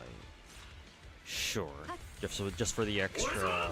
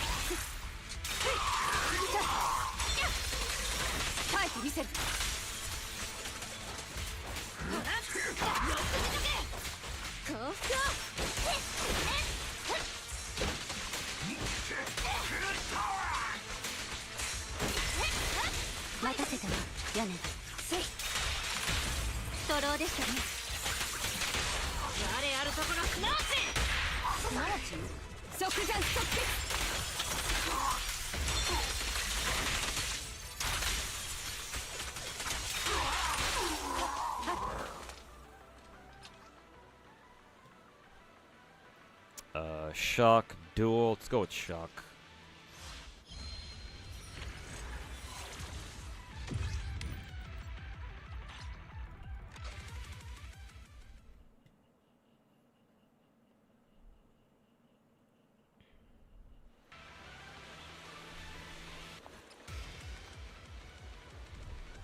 Let's see when triggering.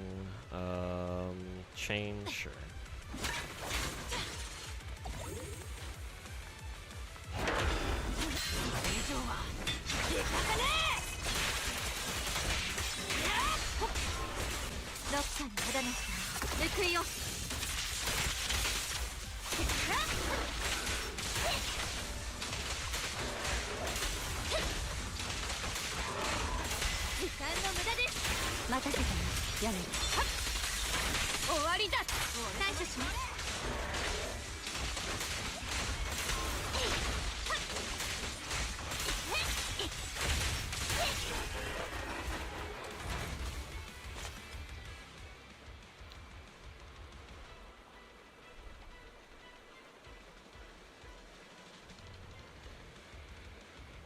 Perfect dodge, sure, why not?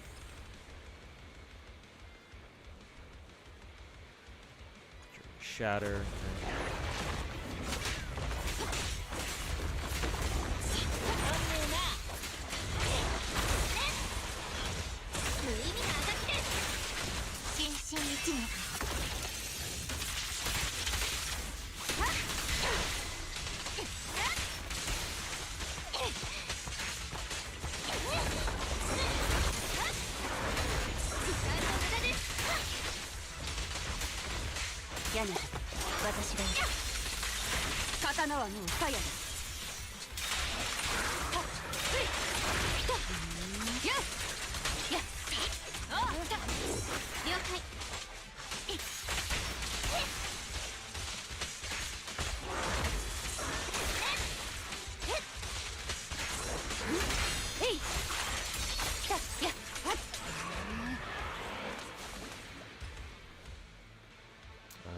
chain attack.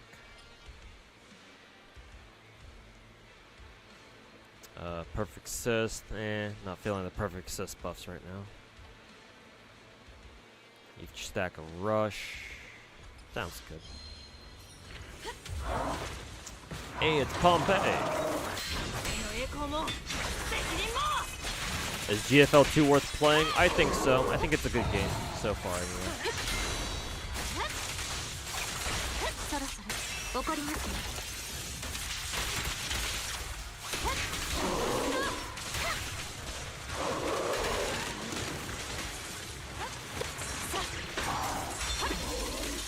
耐えてみせる。あ、直、ダウン。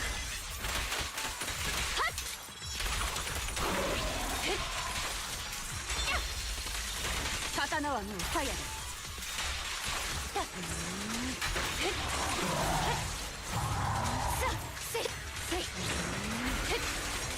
回避を図る。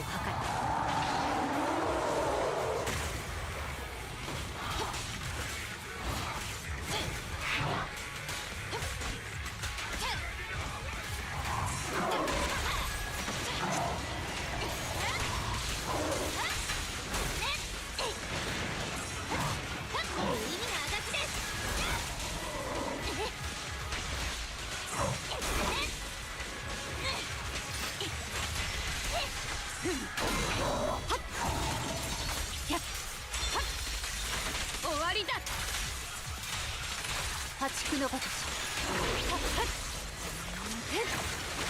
受けて立つ。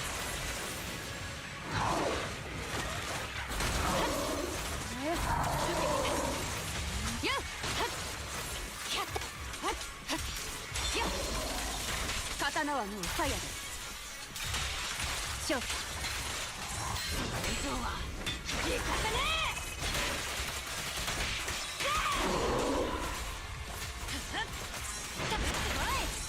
心身一念。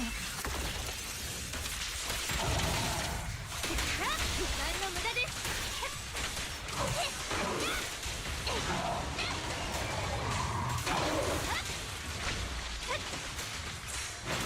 意味なあがきです。耐えてみせる。ストローでしたね。止めてください。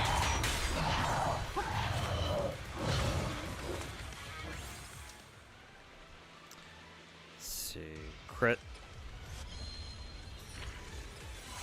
And kind of want a freeze Razonia.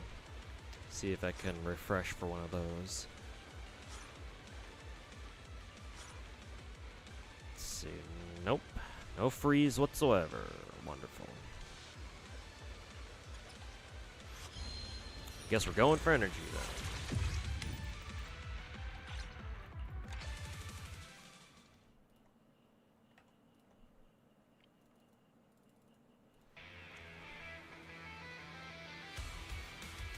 Thanks for reminding you to do your Hollow Zero run. Hey, no problem, man.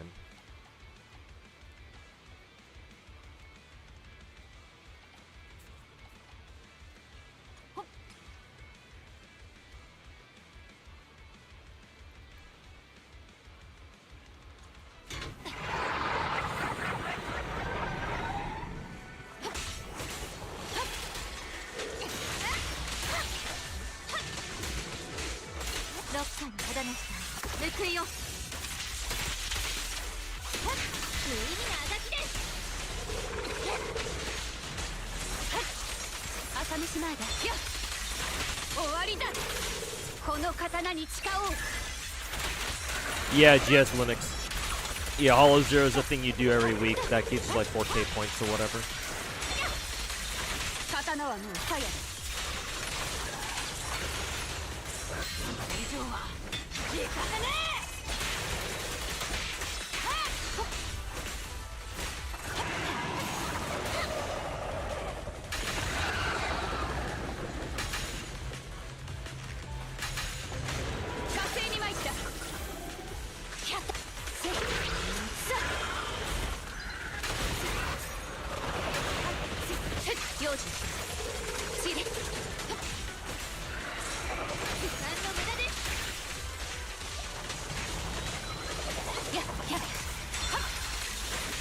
りだ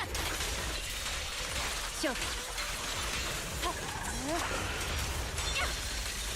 刀はもうファイアだ勝利を上となし狂乱はこれに過ぎそろそろ怒りますねやに私がやる耐えてみせる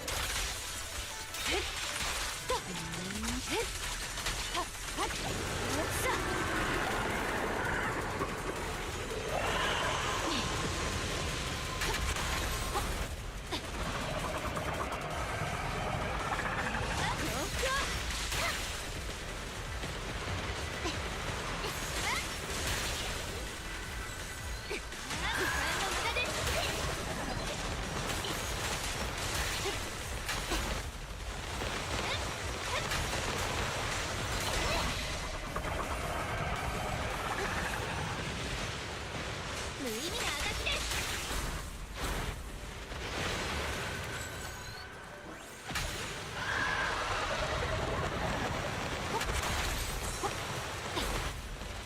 急がば曲がれだ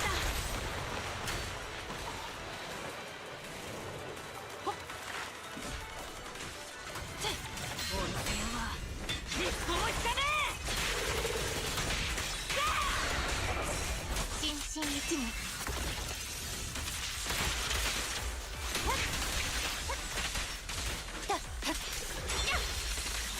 終わりだあ直ジャンプ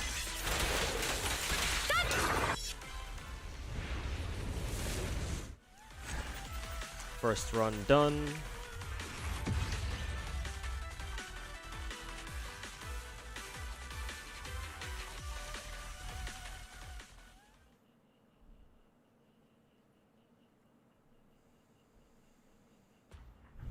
And we'll run it back.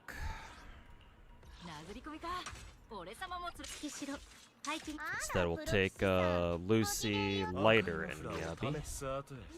行くか Take Rocket Boo.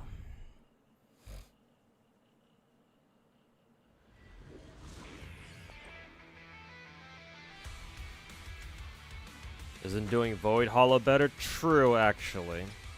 Actually, now that we have Lost Void, I should be doing those instead. To be fair. Whatever.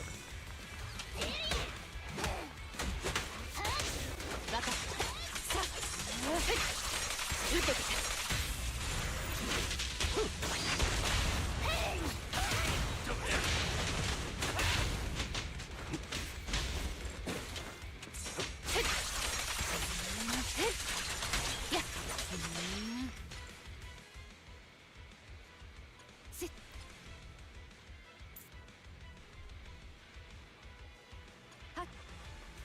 どいてどいて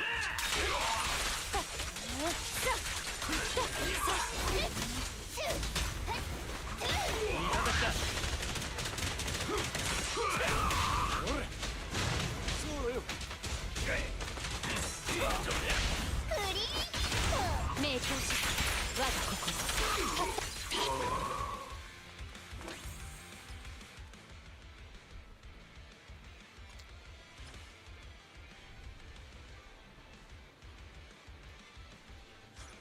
Refresh that.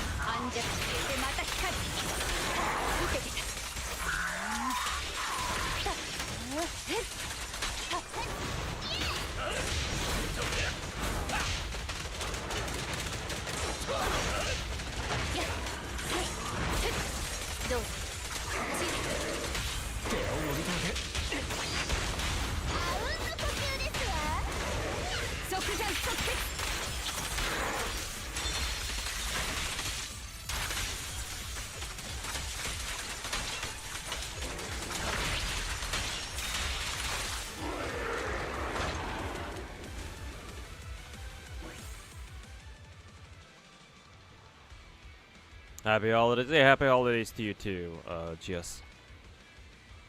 You pulled lighter? Yeah.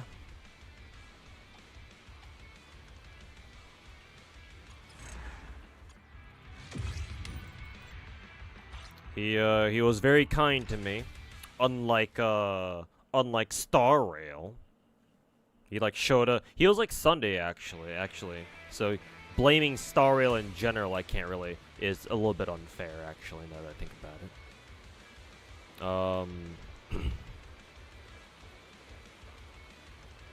Cause yeah, I think my lighter showed up in like literally like 3 multis or something. So yeah, it was kind of reminiscent of my Sunday rolls. To be fair, I think I rolled for lighter first before Sunday. Yeah, Neela, I already pulled for a Fugue. I lost my coin flip for her, so I had to go to, I had to dip in another like 5 multis for her ass.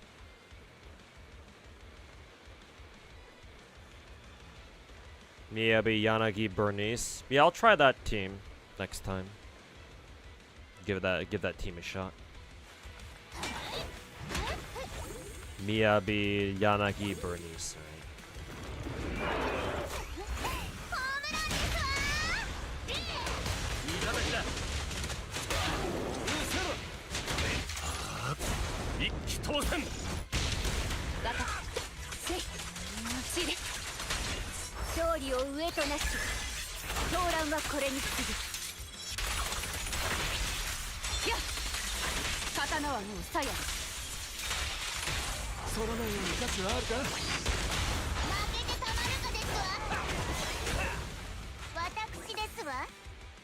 Fire damage, don't really care about that.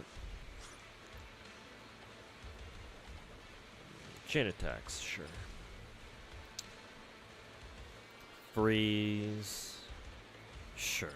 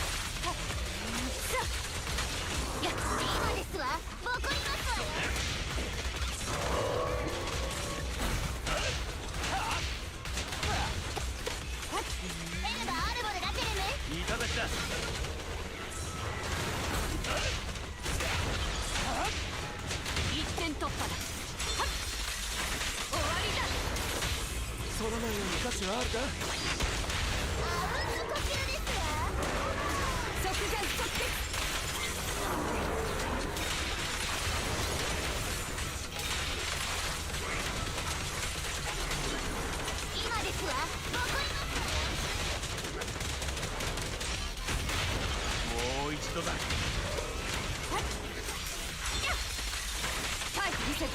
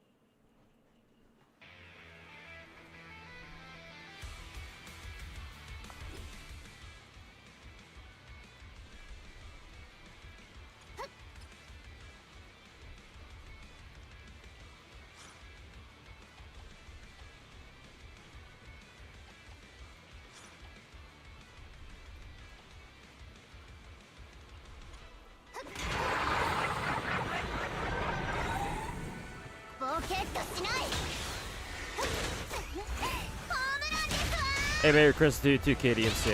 How's it going? 一気当選。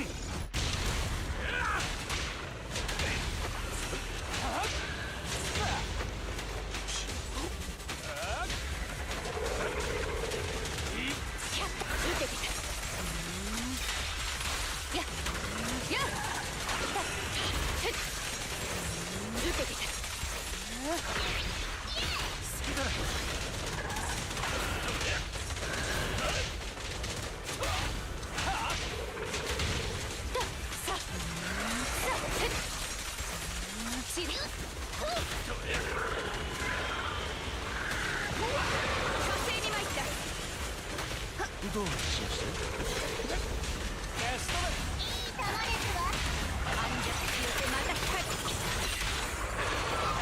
手に焼き付けろ。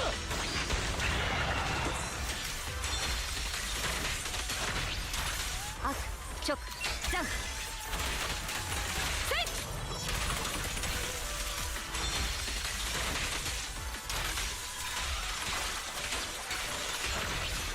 There we go. Double skip.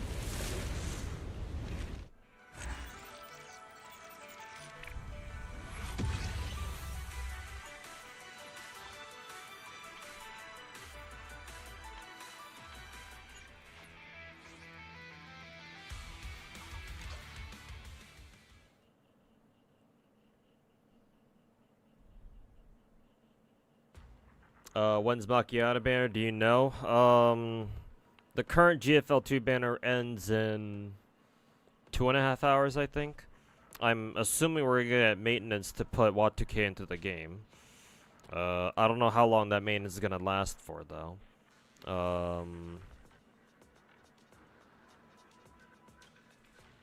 So I think for sure by tomorrow she'll be here. WAT2K, that is. For GFL2. Might be even earlier, like maybe even tonight even, but I don't know.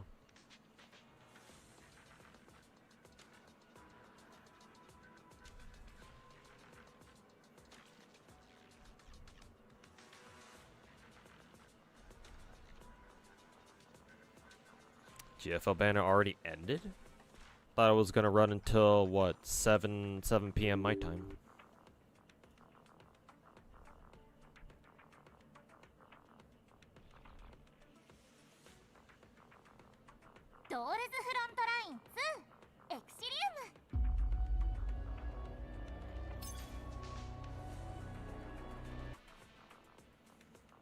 Finally finished Felix grind. Oh, PR6.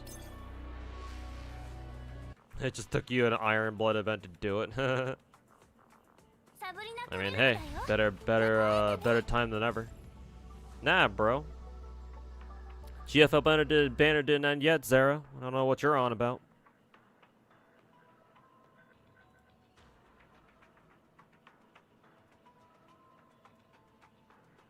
Soulme's still here. And she will be for the next 2.5 hours, my dude.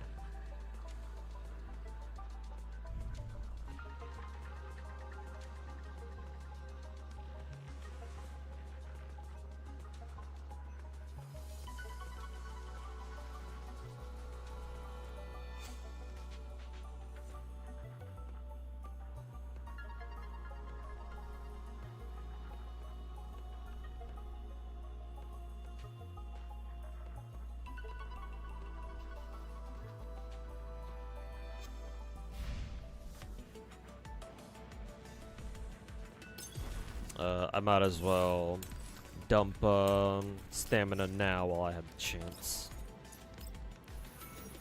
Probably won't be able to do it later.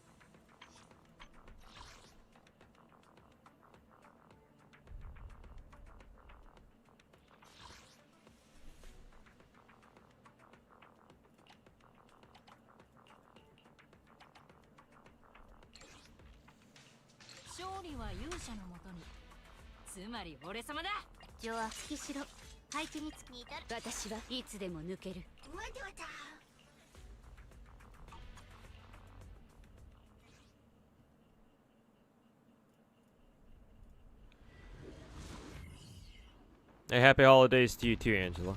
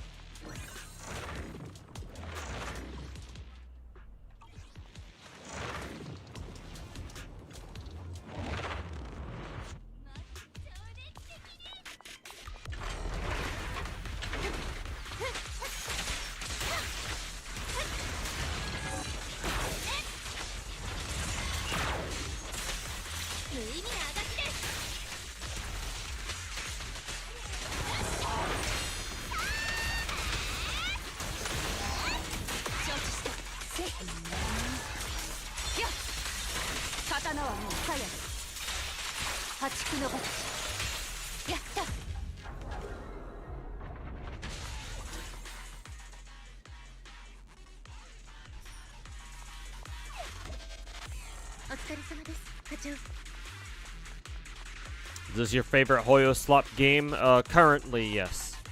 I think Zenless is the most fun and the best new age MiHoYo game that that there is out there.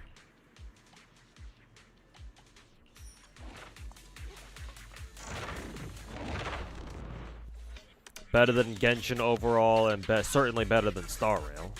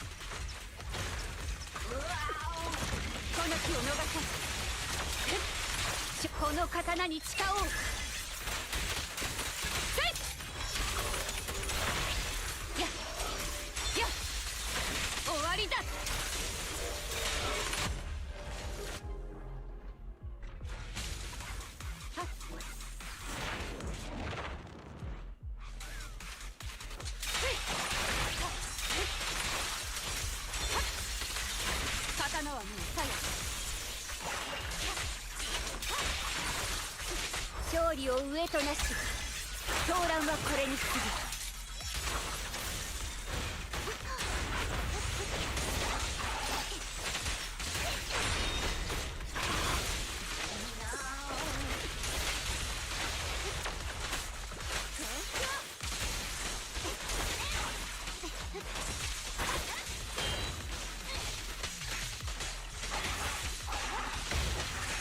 ロッカに戻らなきゃ報いよ。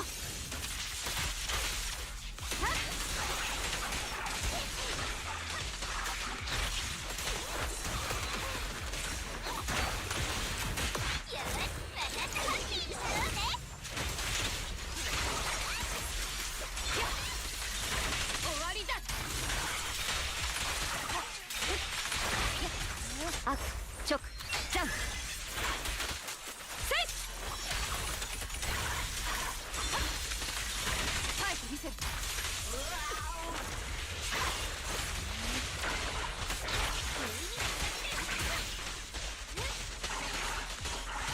そろそろ怒りますね。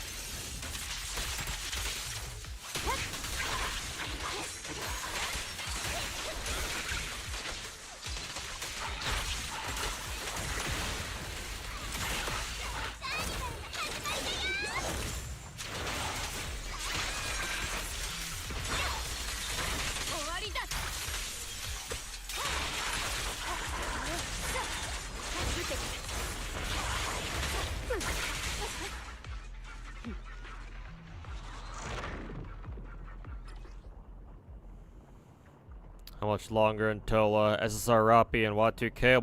Both of them are gonna be tomorrow morning. I would imagine. Like 1 a.m. my time type shit.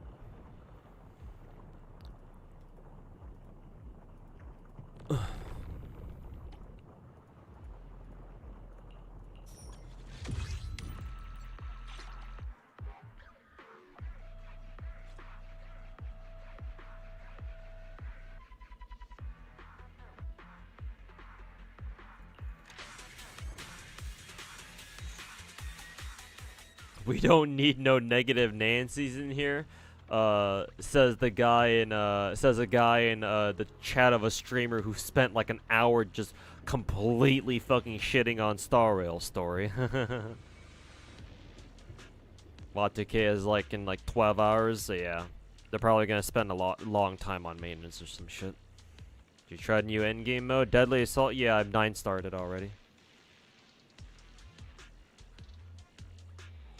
I think I tried it out like 2-3 days ago. I mean, it's fine if you want to call Genshin dog slop, but then again, if you're gonna call Genshin dog slop, then every gacha game out there is hot dog shit. Gacha games are trash. Some are just more trash than others.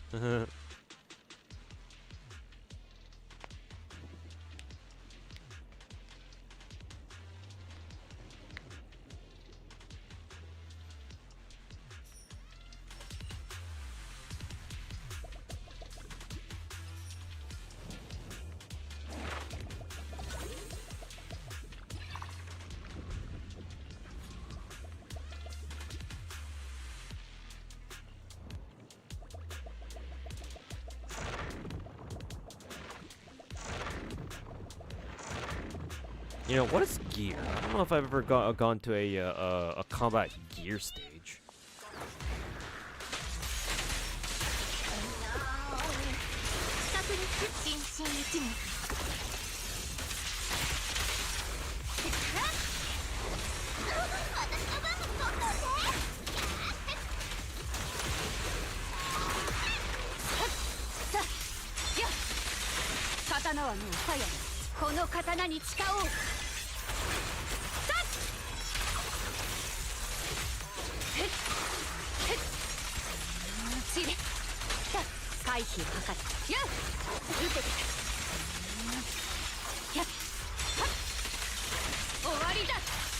お疲れ様です、課長。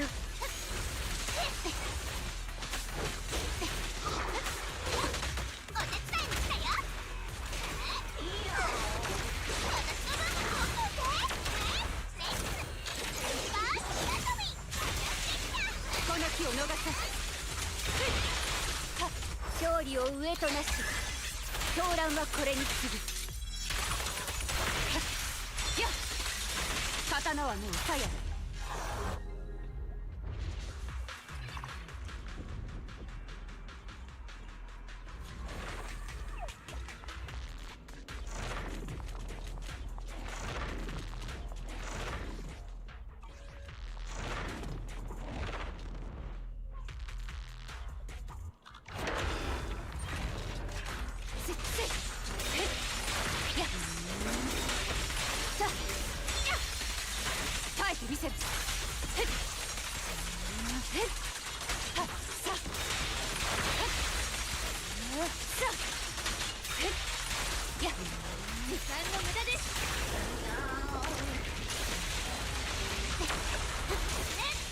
そろそろ怒りますね。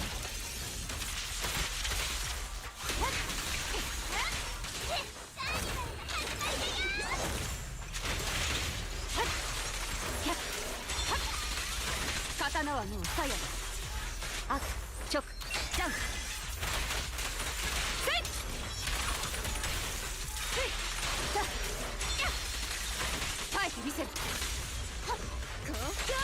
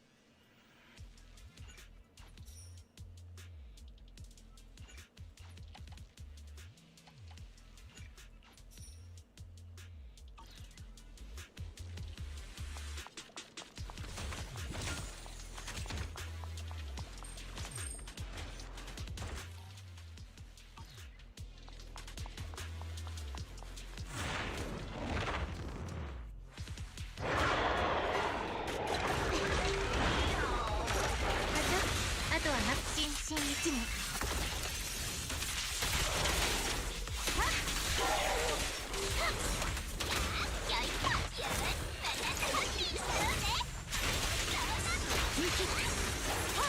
心してよくやっ刀はもう鞘だ。撃て意味があがきで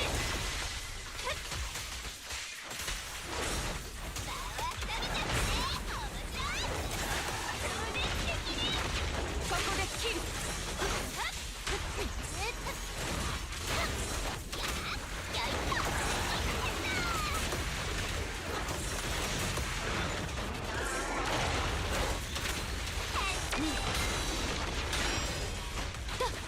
この刀に誓おう。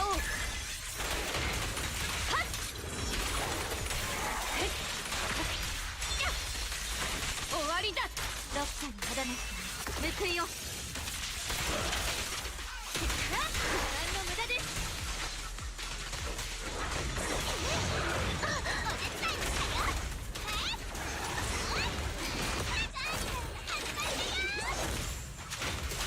受けてた。刀はもう鞘だ。この気を逃さず勝利を上となし狂乱はこれに次ぐ。やっ耐えてみせる。新一年。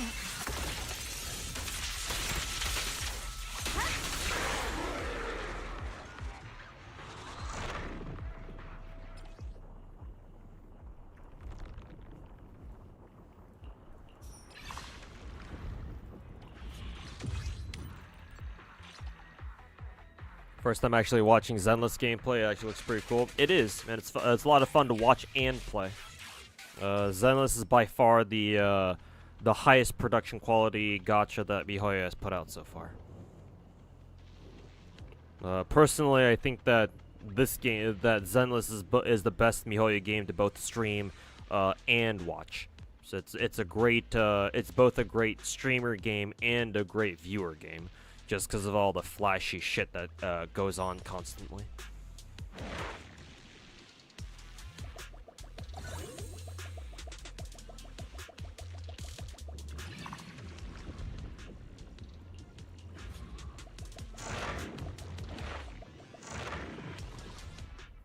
Let's see, store.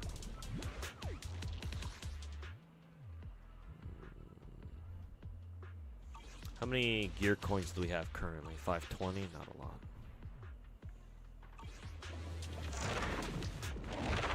Actually, going here to the combat coins is probably not that big of a deal, because we don't even have another store to go to. Probably should have taken the left path, but whatever.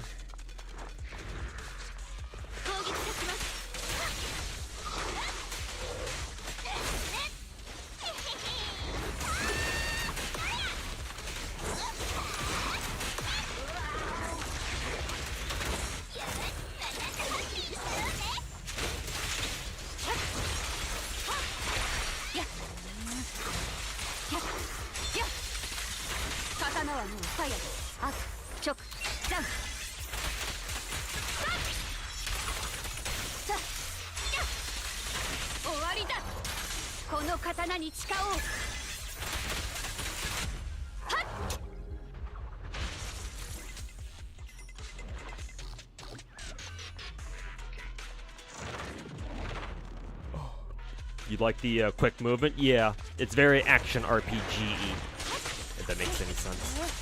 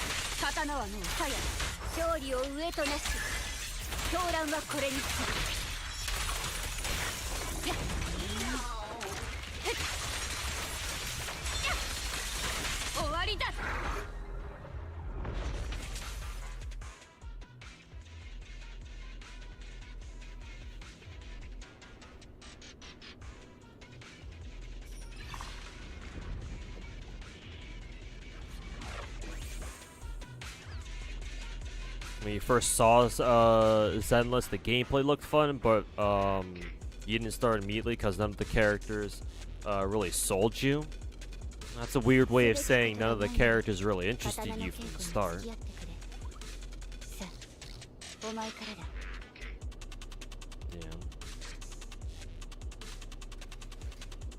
Yeah. You can just say none of the characters really, you know, you weren't really into any of the characters yet, so you kind of held off on it, which is fine. Yeah.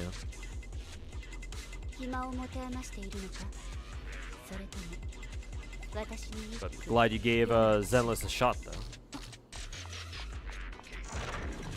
Time trial counter. Let's just go for hand counter.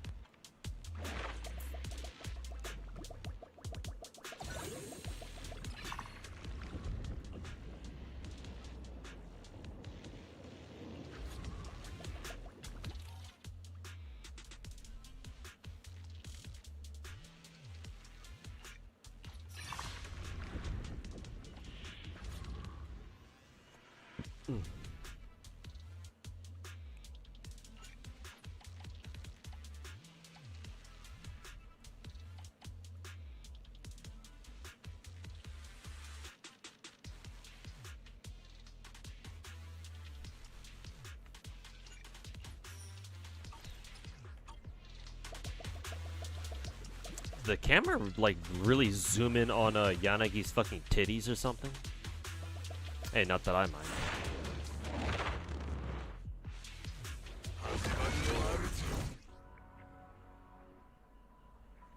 Would you recommend Wuwa to somebody who only plays Zenless and Arknights? And is it free to play friendly? Yes, I would. Overall, I would say Wuwa is relatively free to play friendly. Minus TOA. TOA certainly feels like it's going down the same path as, like, say, Genshin, where you really want to have like whatever gacha character is on rate up right now, or like was on rate up previously.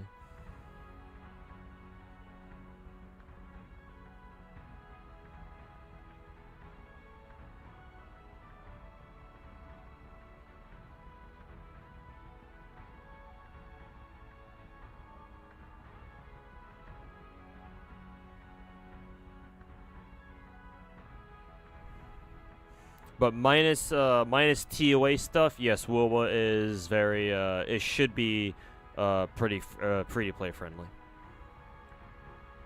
Have I tried New 2A? No, not yet. I want to try it out before I end stream today. So hopefully after I'm done with this Lost Void run, maybe.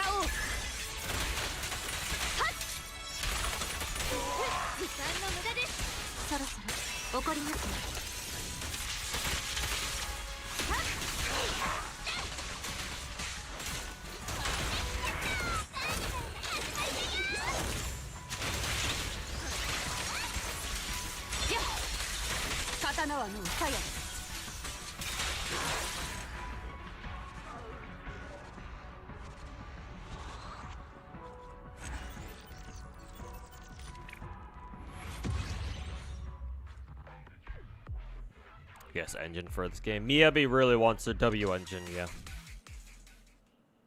She's kind of the exception for Zenless characters, where so far all of the 5-star, before Miyabi, all of the limited 5 stars didn't really care too much about having their what is it, signature engine.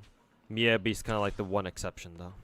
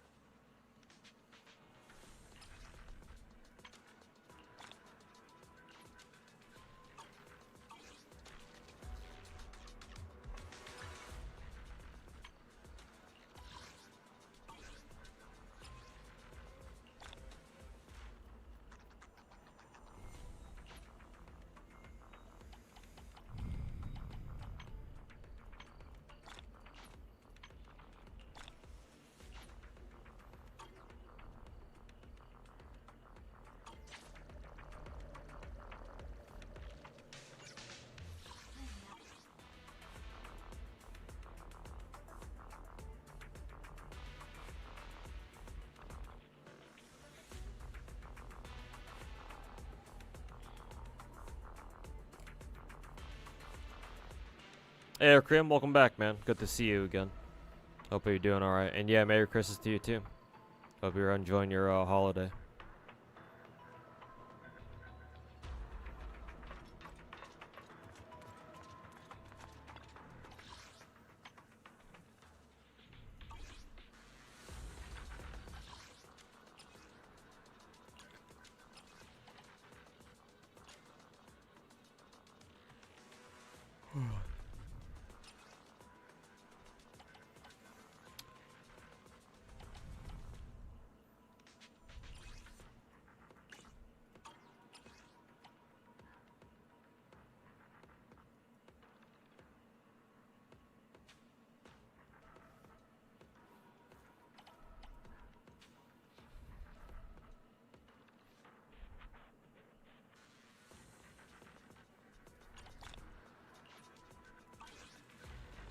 Lots of free Denny's.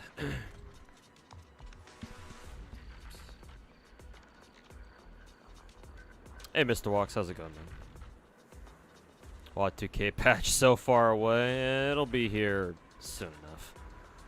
Do we know how long maintenance will last for in on GFL2? Probably at least like what, 6 hours or something.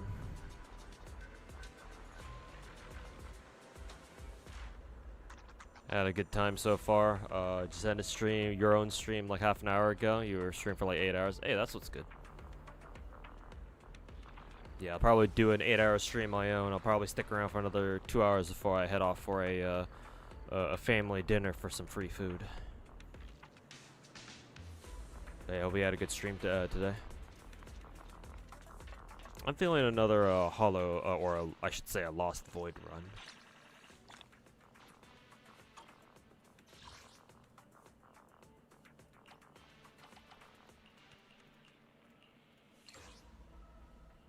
This team was pretty fun, actually.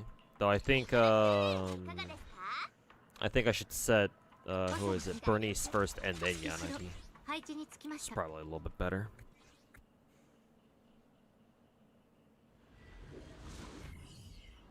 Is Set Lolly actually old, or is it a meme? She's probably pretty old, yeah.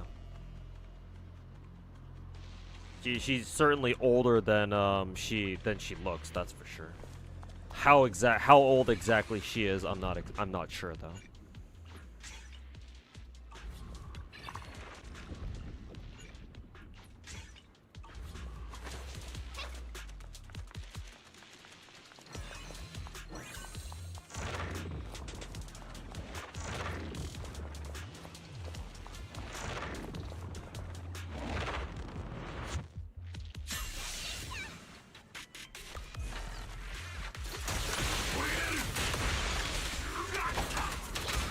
Ooh, now we don't even get a an attack notification, huh? Well, that's unfortunate.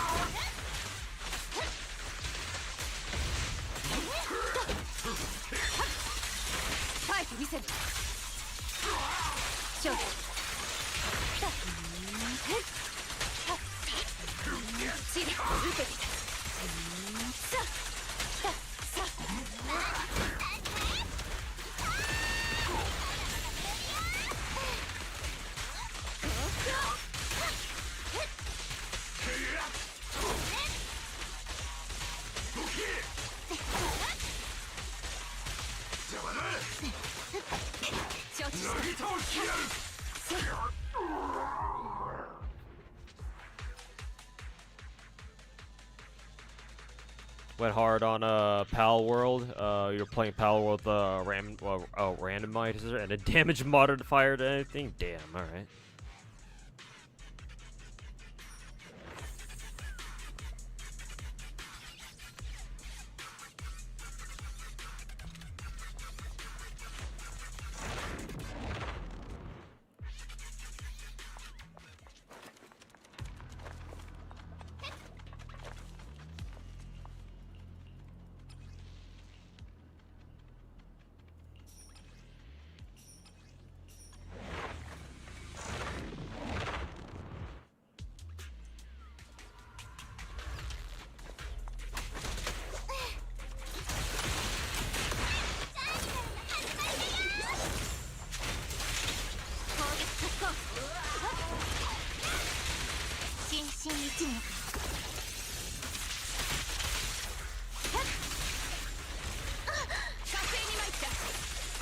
この刀に誓おう。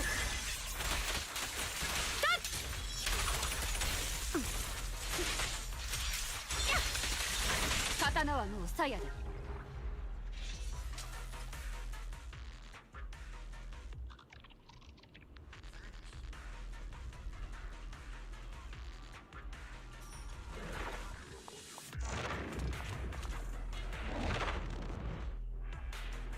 Does she feel good to play? Yeah, man. She's the best character in the game, and she's a lot of fun to play.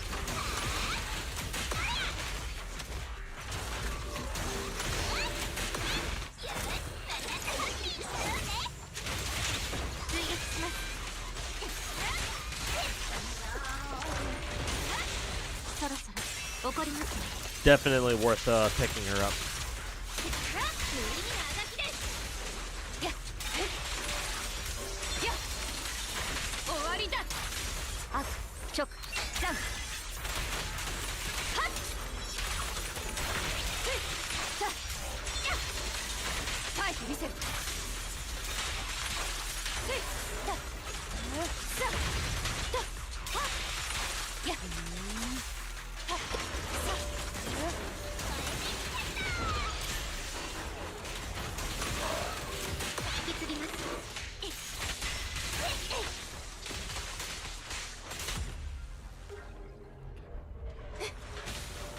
'How do you feel about recycle enemies in Star Rail? Well, obviously it's a little bit lazy on Star Rail's part, but gacha games recycle enemies all the time, so it's not something I can ding Star Rail specifically for. But, you know, it's certainly yet another thing that we could criticize Star Rail for, and, you know, it's not something, they certainly don't need more things that we can criticize them about, you know? But just in a vacuum, it doesn't really bother me too much.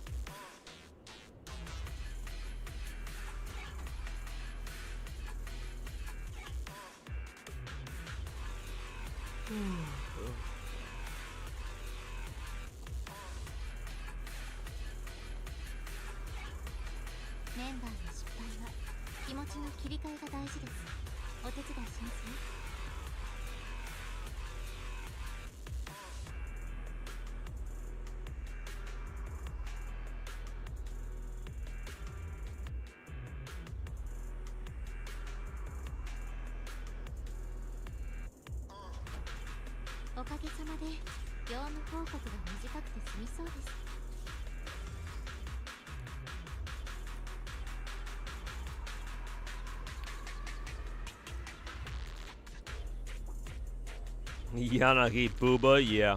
Yanagi's got some fat fucking tits.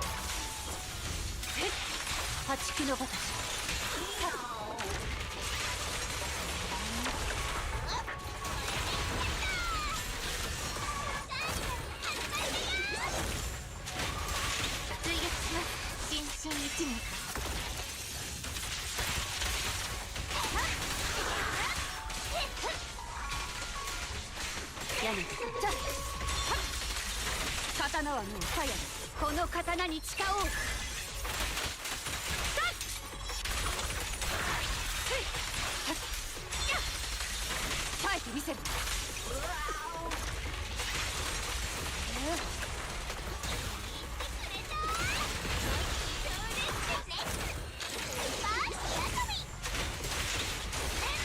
そろそろ怒りますね。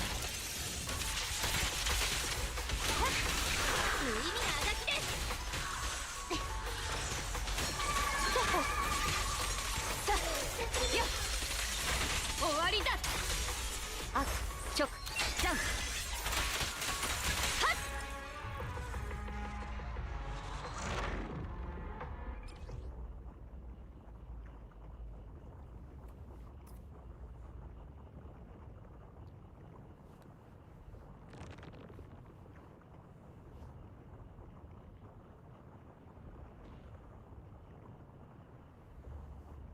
Scotty was cruel to you in a crazy way. Oh, right, because Caster Scotty is on Raid Up right now, right? I'm sorry to hear that she screwed you over.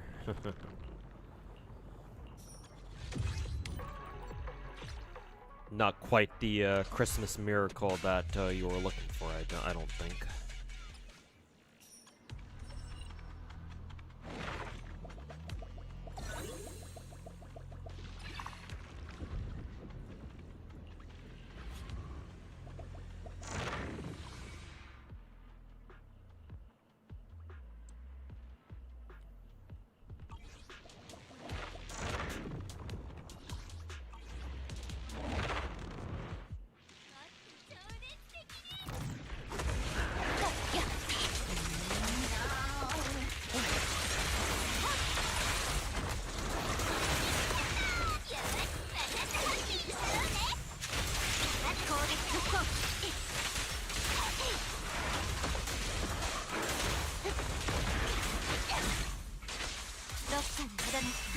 報いよ。はっ、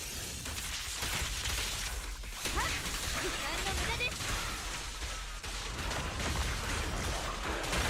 ここでキル。はっ、耐えてみせる。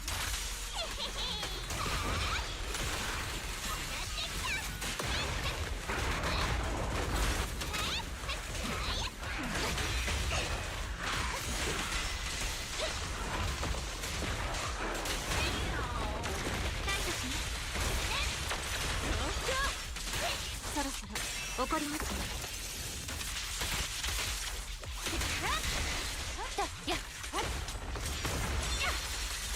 終わりだ。この刀に誓おう。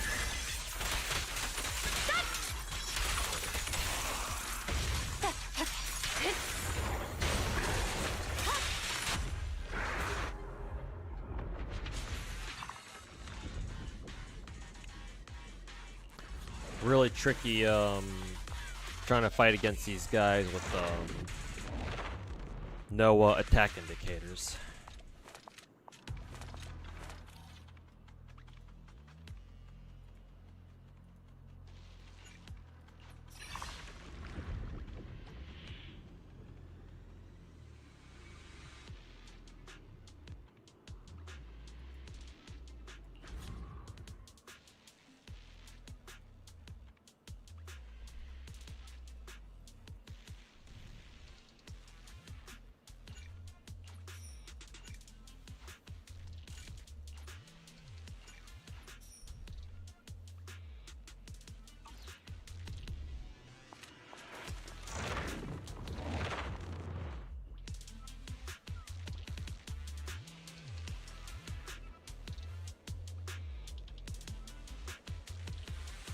Can't really complain though. Hey, good attitude. But yeah, sorry you didn't get Scotty, but hey, hopefully, you know, you came out on the other end of it, you know, hopefully a little bit better.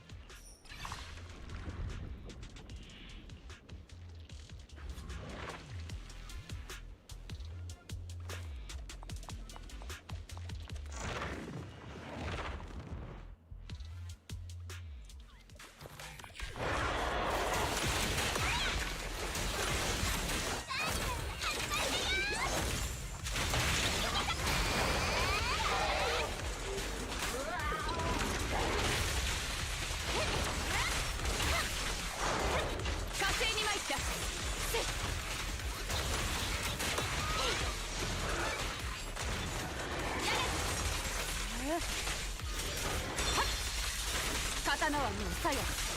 勝利を上となし狂乱はこれに過ぎ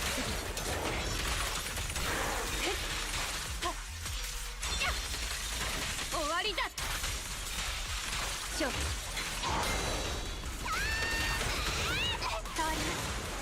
心身一致。上にあがきです。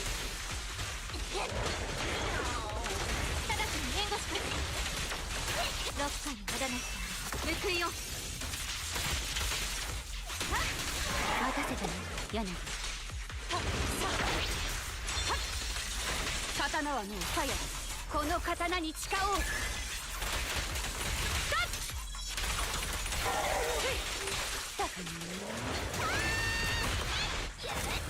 I didn't realize Bernice was this low on health already.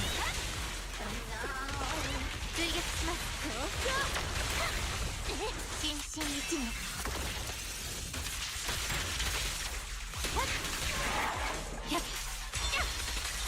ファイト見せる。勝利を上となし狂乱はこれに過ぎ。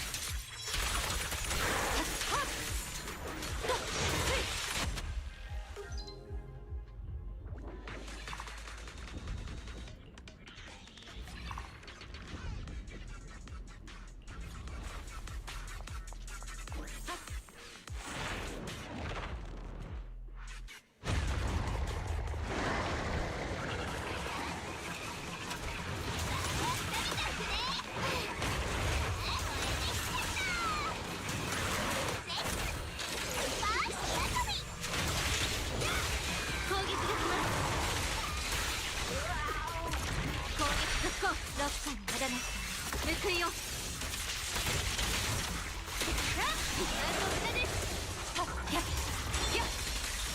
刀はもう鞘だ。この刀に誓おう。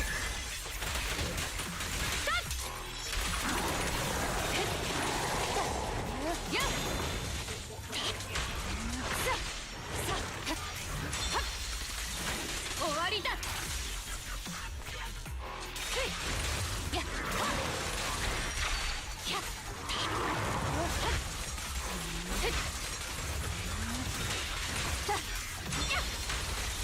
ファイト見せる。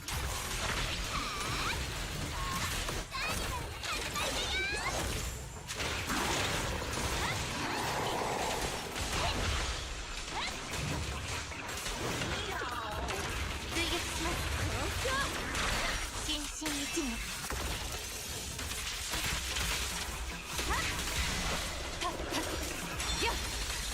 終わりだ。勝利を上となし狂乱はこれに過ぎ。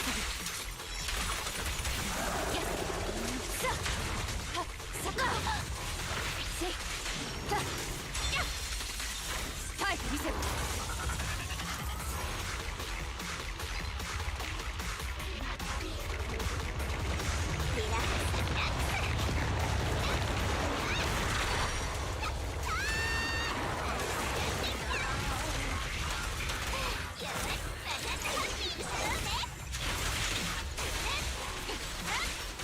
ロッカーに無駄なし報いよ。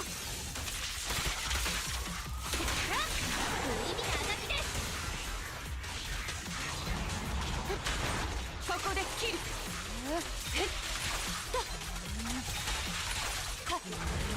あっ直ダウン。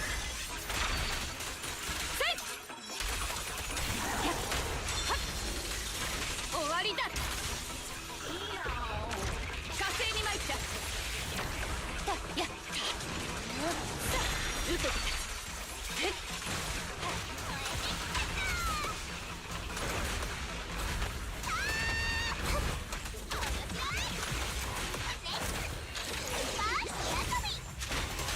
攻撃特攻。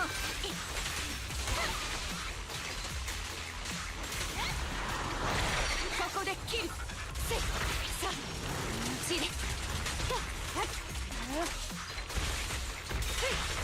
やっ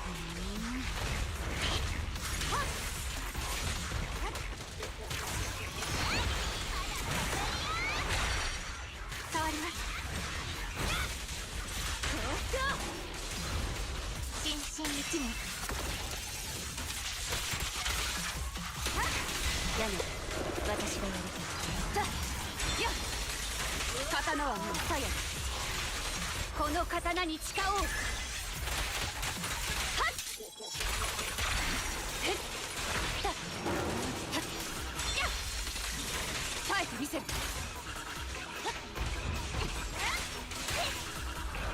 火星に参った用心。はっただちに援護します。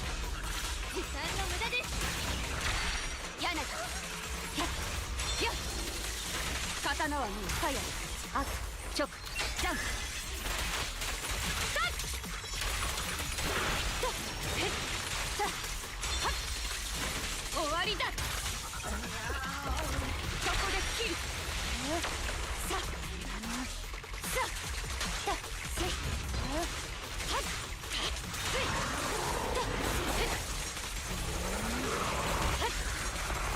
っせやっこの刀に誓おう。せいこう出動です。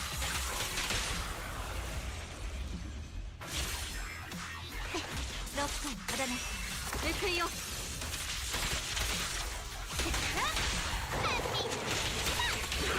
ょっとね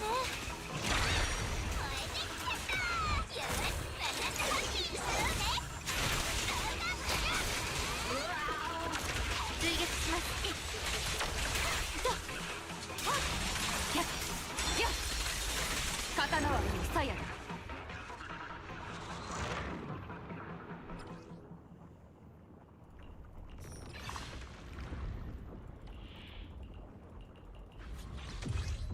ZZZ Fox Girls win. Well, we already have one in Miyabi.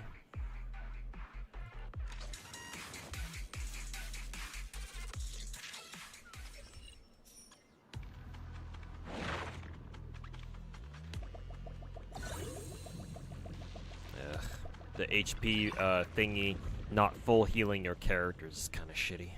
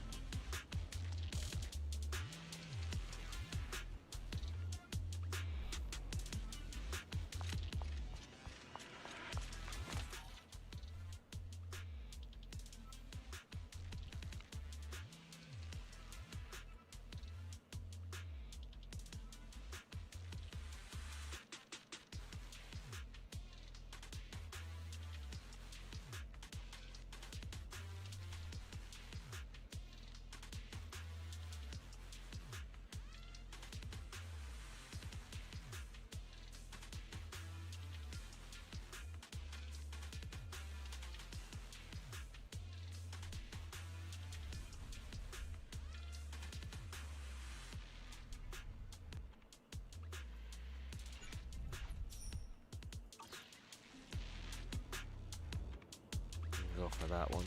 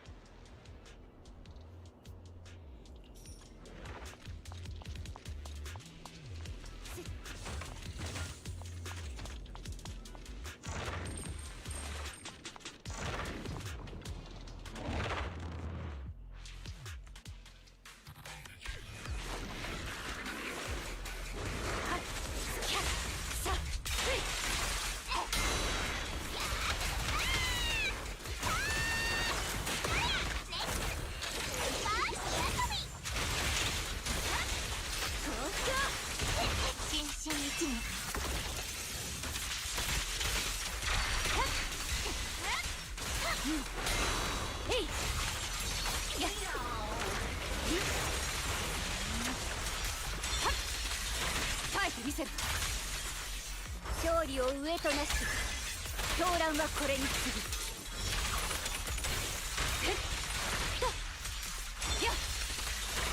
刀はもうファイヤーだ。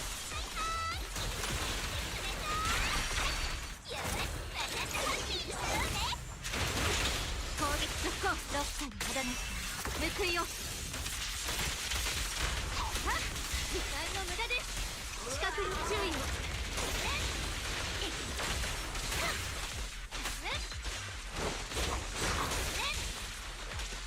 無意味なあがきです。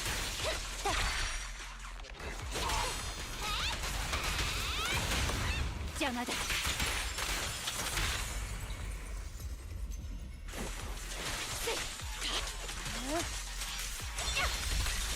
耐えてみせる。この刀に誓おう。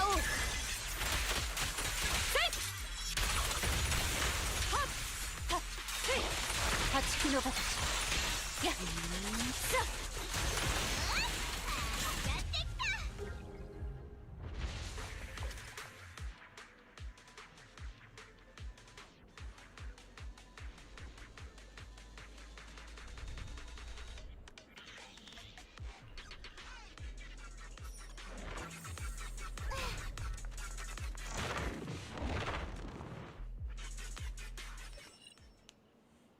Kataka released a trailer for Fate Proto manga from the looks of it. Oh, cool. Nice of them to keep pumping out the or to keep, you know, doing prototype related stuff. I think the new Fate anime that's gonna come out next year is what? Strange Fake, I think it was. Or was it Strange Fake or was it Proto? I forget.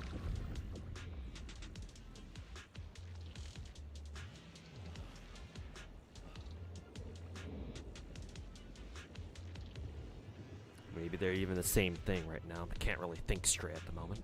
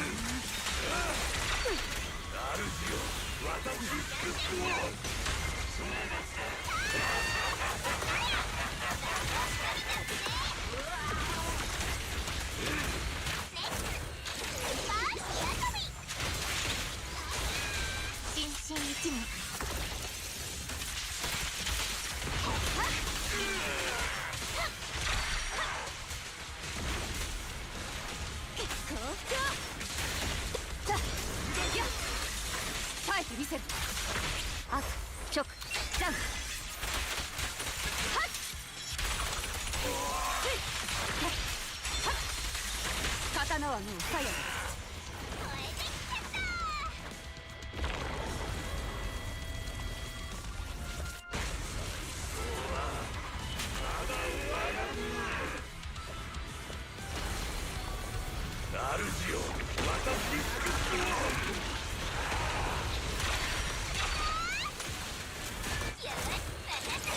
Not sure if I can destroy this arm in time.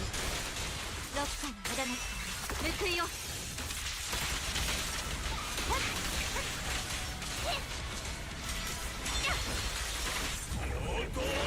Barely not. はい、見せて。受けて立つ。へっ。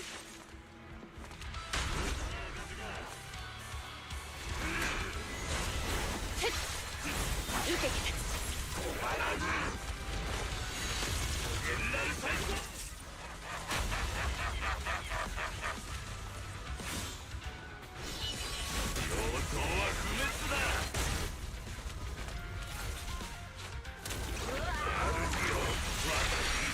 この刀に誓おう。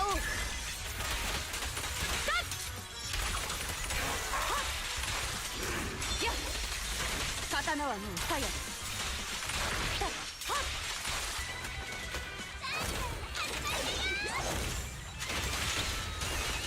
心身一目。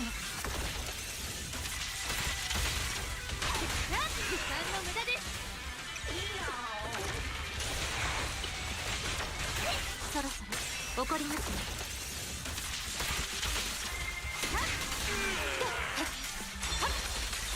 耐えてみせる。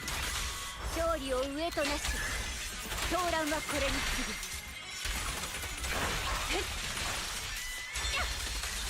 刀はもう鞘だ。この刀に誓おう。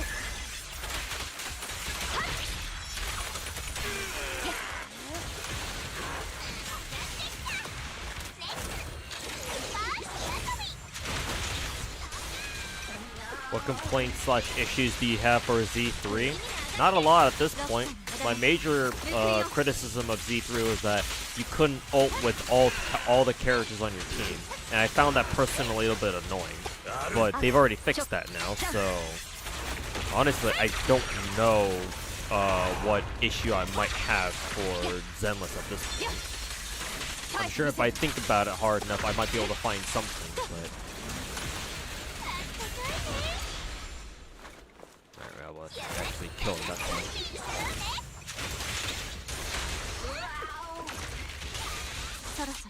Oh, that's funny. Did the music bug out or something? Maybe the game doesn't expect you to last, or maybe it doesn't expect you to be fighting for this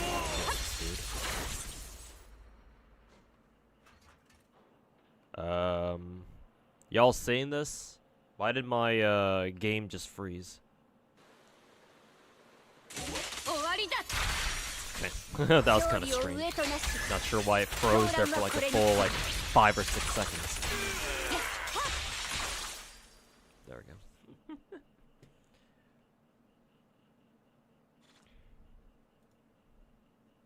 Not sure what that was all about.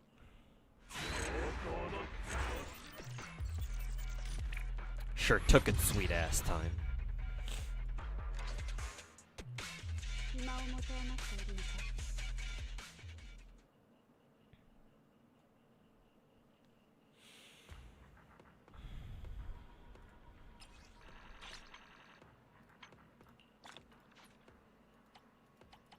Oh, nice. We actually finished all the tough challenge objectives. That's cool.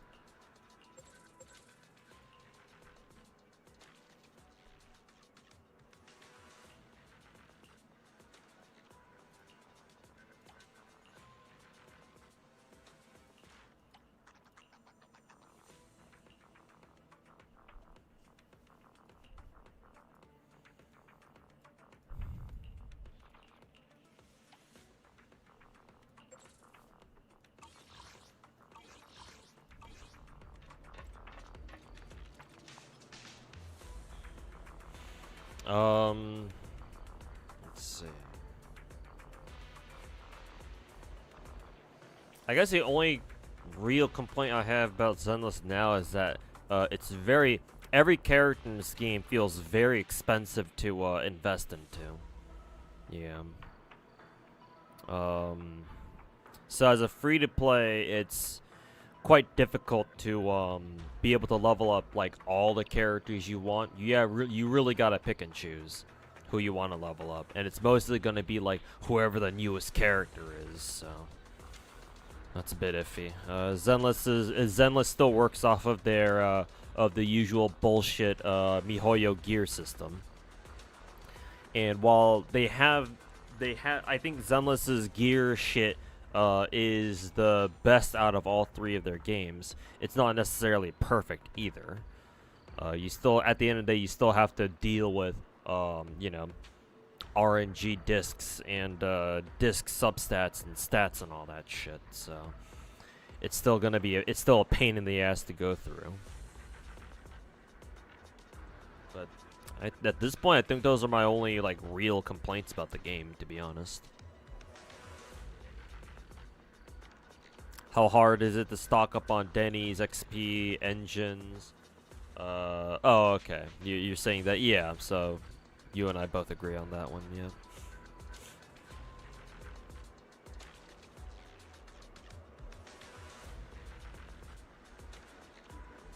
Passive leveling is just horrendous as fuck. Now that I realize that you can exchange your spare Z credits, or Z merits, I guess they're called, for additional Denny's, I guess now it's not so bad. Because as soon as you clear out the entire Z merit shop here, once you buy out everything else here, and you just focus the rest of your Z merit credits on this, I guess it's not too bad. You can make a lot of Denny's, extra Denny's that way. I think Zara said that each week you should be able to make like what, around 225k extra Denny's per week, assuming you do all your Hollow Zero / Lost Void runs every week. That give you rewards, that is. Then the Denny's part shouldn't be that bad anymore. However, that does require you to do like a run every day, and depending on who you ask, that might be a little bit grindy.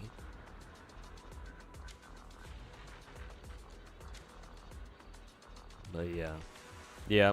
I guess we can all agree that the biggest complaint we have about Zenless right now is that each individual character just feels really, really expensive to level up, yeah. Or every character is very expensive to invest into. And obviously the S rank characters more so. Yeah, something to complain appeared,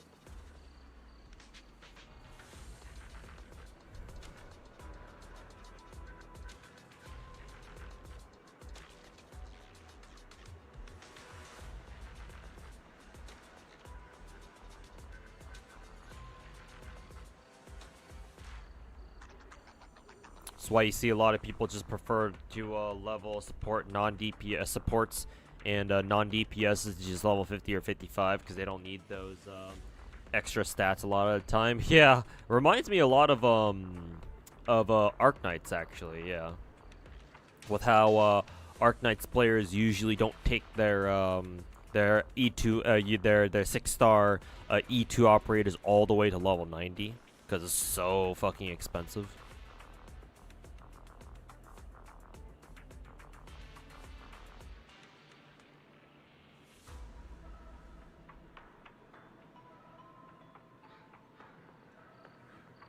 Character investment indeed expensive. Yeah, wouldn't mind seeing Zenless streamline character investment and gear investment a little bit more in this game. That would be nice.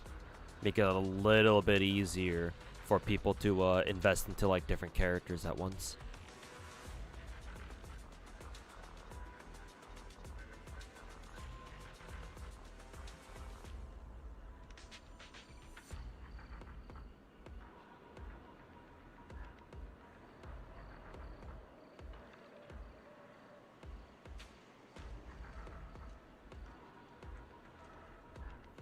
Y'all don't max skills either.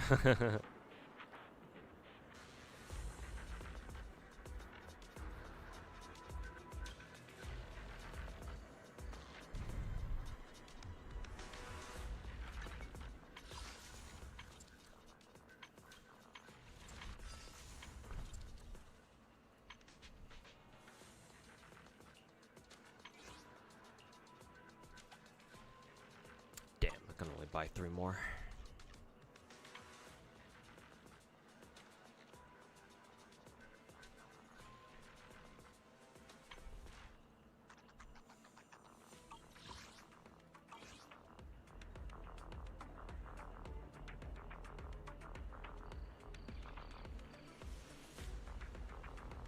Can't max all the skills. Oh, but that's more like, that's like Genshin, because in Genshin you can't possibly max level 10 every talent in for every character in the game. Yeah, you get gated by like the number of crowns you have, or the number of crowns that have ever been available. That is.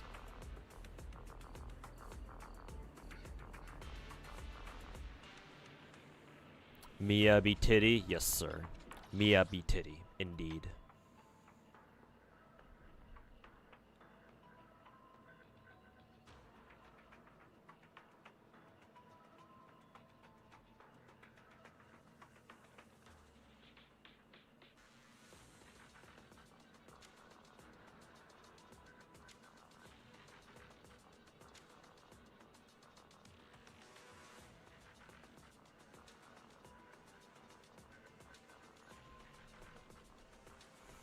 Okay, let's switch over to some Wuwa, and we'll end the stream on some Wuwa, shall we? We'll just manage some Azure Lane shit.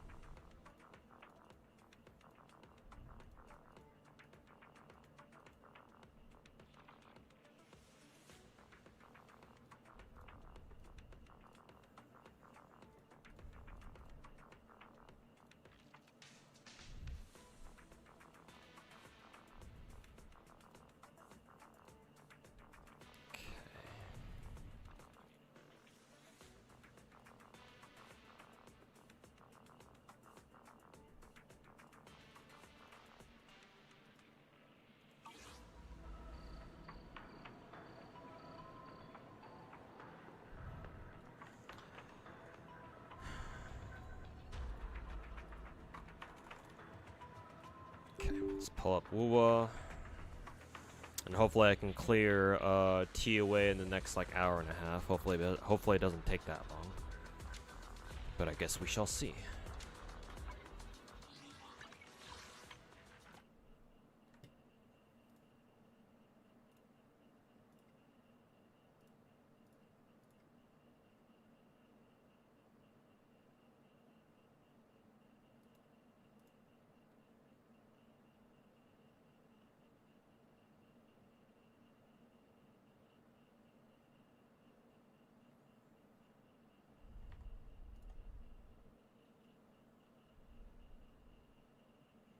Been getting so much Miyabi art on Twitter. It's so peak.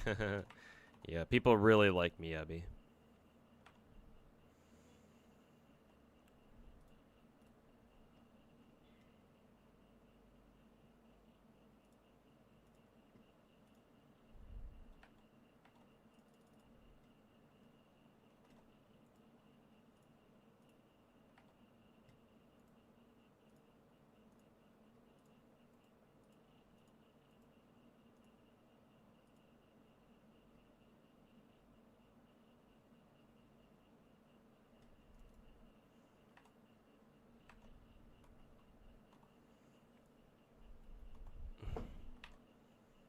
Oops, I accidentally relogged into Zenless when I was trying to log out of it.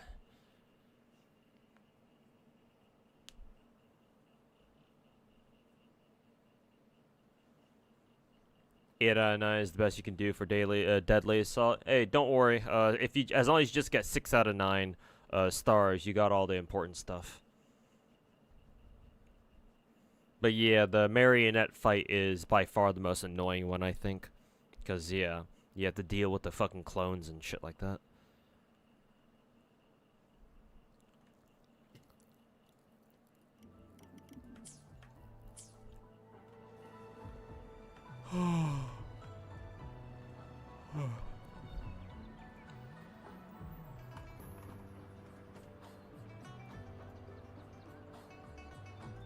Alright. Switch to category for one last time.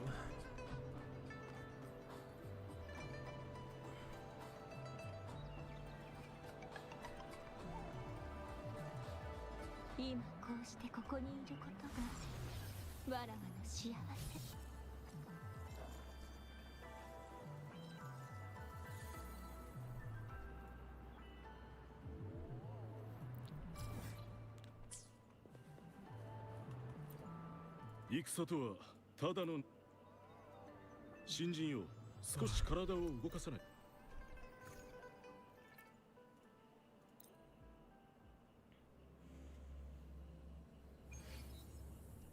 昼夜健康。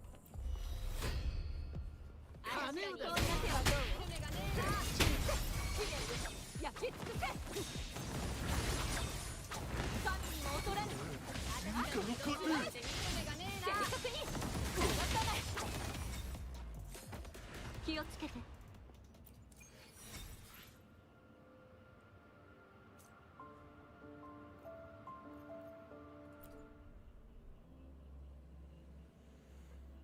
I'm guessing we'll get Y2K banner right after Sumi disappears. I'm under the impression we're supposed to get maintenance for it, but apparently there wasn't even any notice that we will be getting any maintenance. So if Sumi's banner rotates straight into Y2K banner and we don't have to wait, there's like no maintenance, it just changes, then yeah, sure, we'll pull for Y2K right away before I have to leave. I'm still assuming that there's gonna be like some sort of maintenance though, but it's kind of weird that they haven't announced any maintenance, so maybe there won't be any.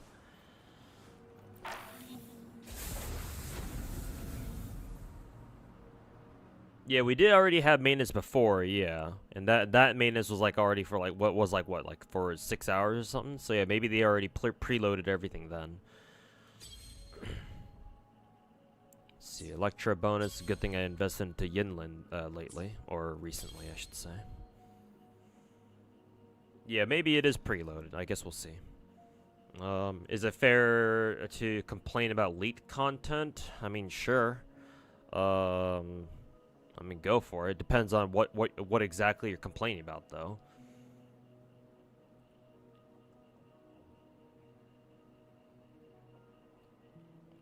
Second half of Middle Tower is so AIDS. Is it a bullshit like two cycles ago? You need more Suomi hentai. I mean, if you know where to look.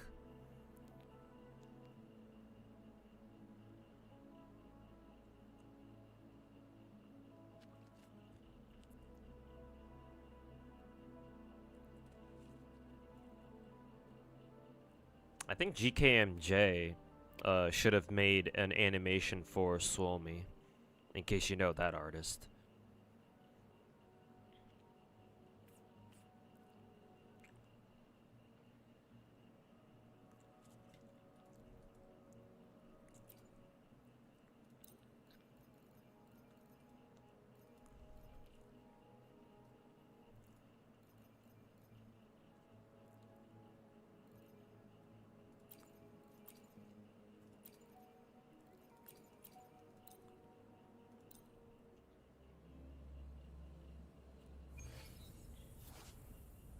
Carlotta's tacit mark on her lower back is real hot.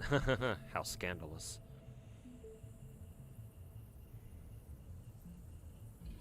New Bangbu Arc Knights event is real fucking peak. Yeah. It's pretty good. How is it spelled? GKMJ. Just the letters. He does like image sets for different characters. And sometimes he has animators. He has animators make like animated versions of them. I think there should be one for Suomi. Just, I guess, fair warning though. Most of his image sets do feature one fetish that I'm not sure if you're into. It might turn you off, given what it is. I don't know if I should say it on stream though, because it might be a little bit it might be a TMI, but.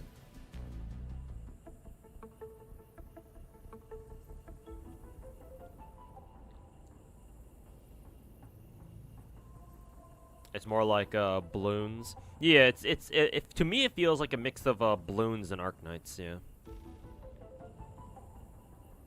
Though honestly it probably leans more towards balloons, to be fair. Yeah, that's it. GKMJ. I'm pretty sure that's his name, or that's what the artist goes by.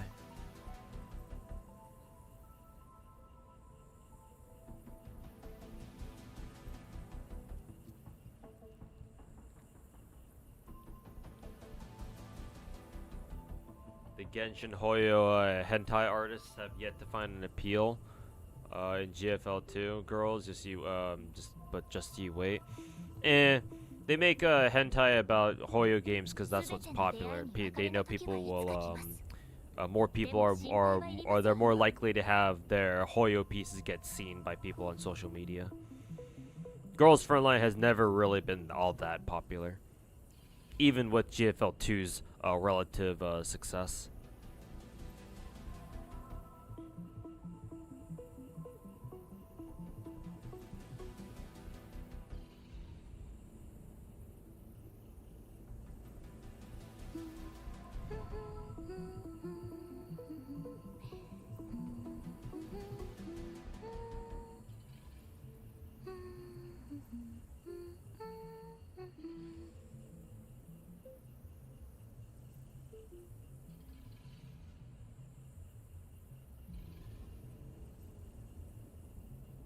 Anyways, let's get started.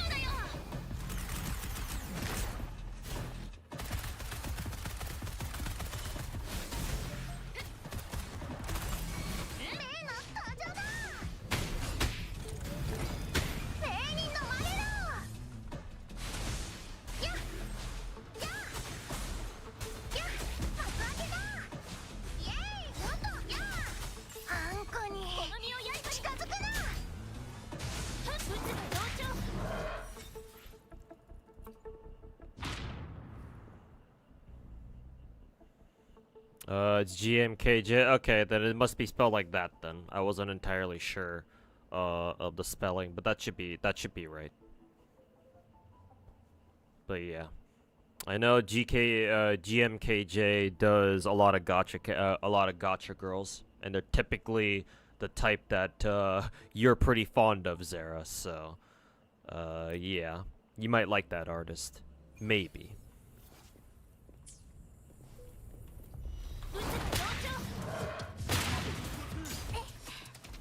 風よ起これ。やっはっはっ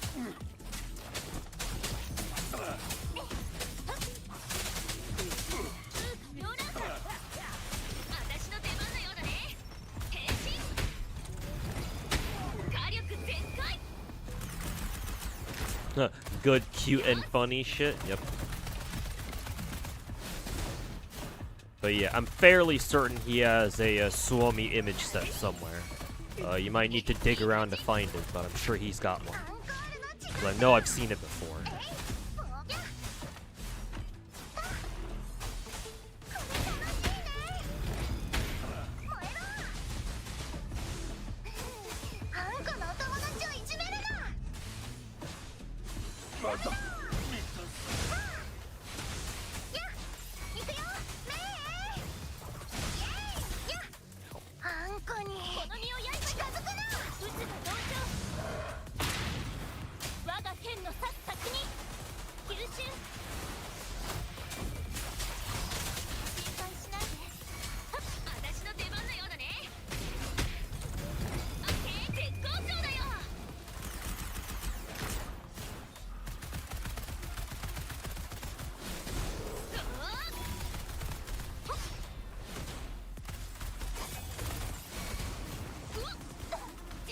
this bullshit attack.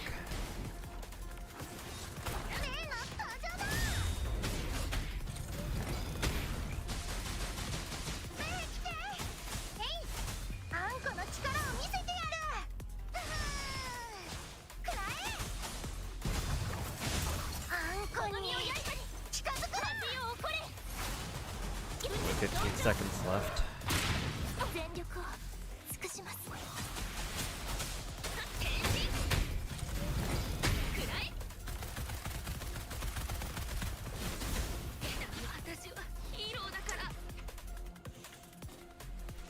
Time to back out and pull out my Yinlin for this. Might need her for this.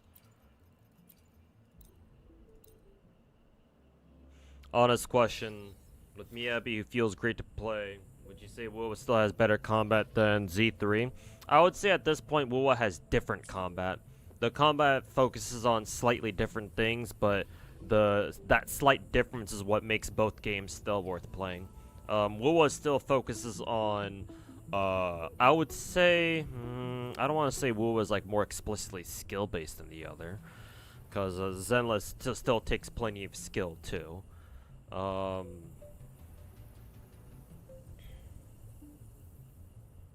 should I say? Wuwa, ゆっくり待てば敵はおのずと現れる。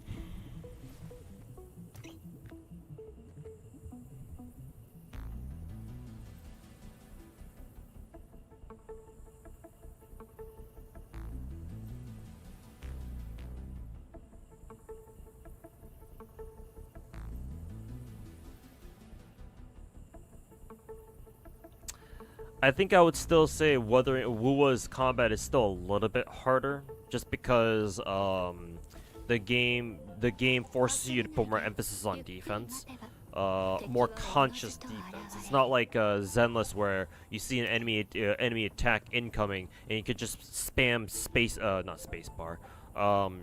the shift key or your right click in order to just dash through it and attack and counterattack immediately. Wuwa, you can't really do that. Obviously, there's no such thing as a counter, like a dash counter attack type of deal. You can only dash to dodge, right? But it's not like your character can has like a intrinsic attack out of it like you do in Zenless. I'm getting a call right now. Give me 1 second. じろじろ見すぎ。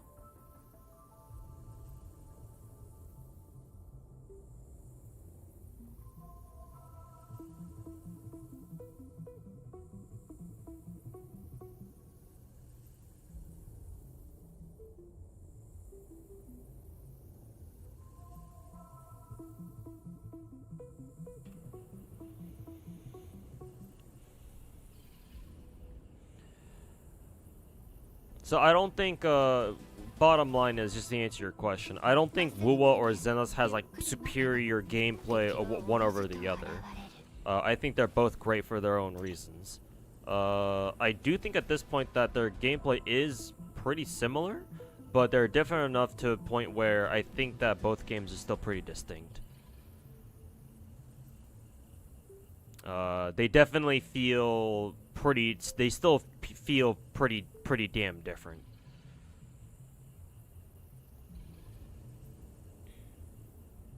I guess the one way I can put it is Wuwa's gameplay is more calculated and deliberate, whereas in Zenless you have more room to go fucking, you know, ham as fuck.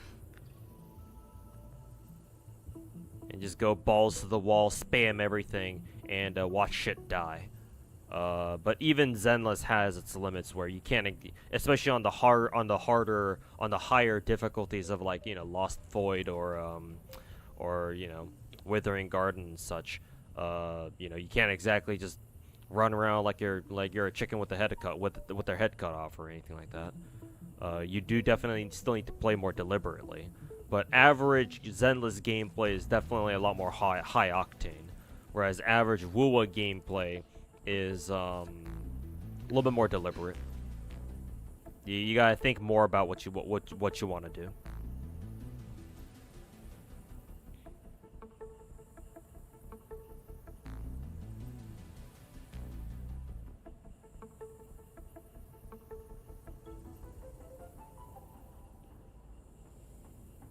You'd say Wuwa requires more skill if you want to be most effective, whereas Zenless doesn't. Yeah, that's a good way to put it. Yeah.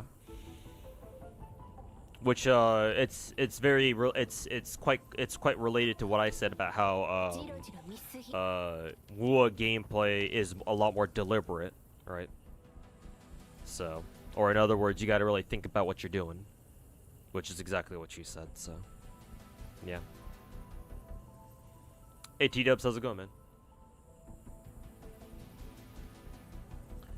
Anyone know if Mavuika has a new world boss to farm for her ascension mats? Actually, no. She just needs you can farm for her world mats right now. Her ascension mats. Basically, you can farm for everything for Mavuika right now, except for her weekly mats. Her weekly mats are coming from the new weekly boss we're getting that they already teased. The big ass abyss dragon or some shit. But everything else you can pre-farm for Mavuika. The elite boss you gotta farm we've had ever since 5.0, I think. It's the big ass stone golem electro boss thingy, whatever that's called.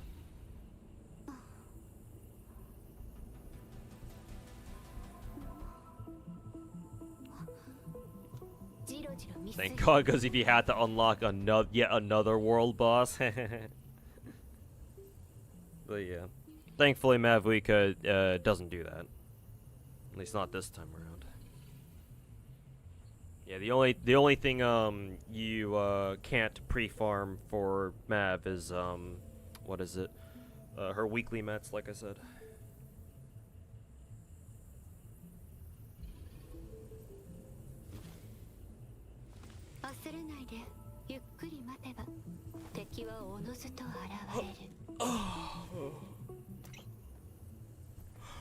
You playing for 2.0 characters in Wuwa? Yeah. I've been able to get every single limited 5-star in Wuwa so far, so I don't see why I gotta stop. Though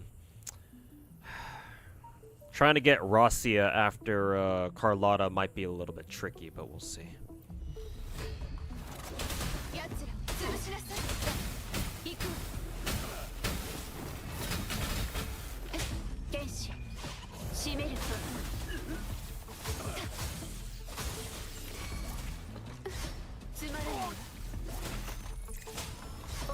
容赦しない。私の出番のようだね。変身。ほらほら。よし。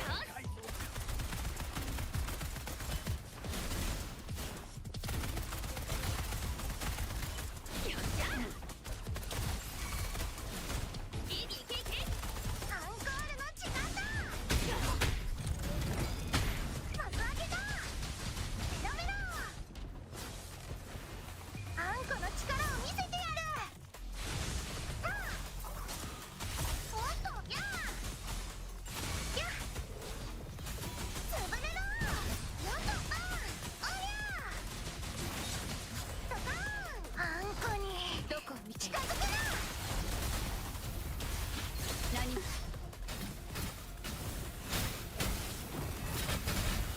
飽きたわ。さようなら。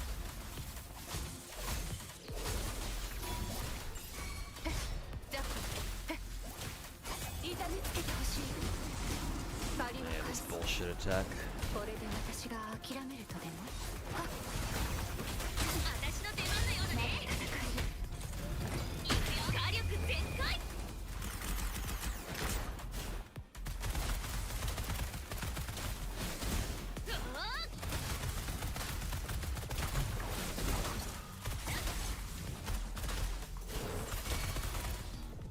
危なかった。どこを見ている。 Go. And for this side, we'll run Yinlin. Actually, how do I want to do this?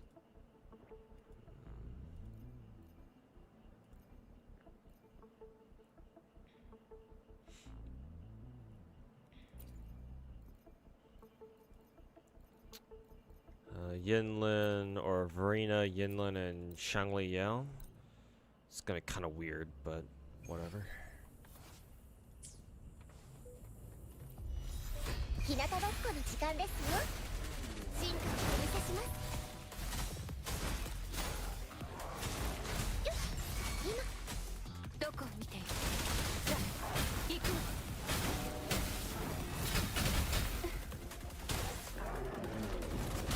目をそらしちゃダメよ。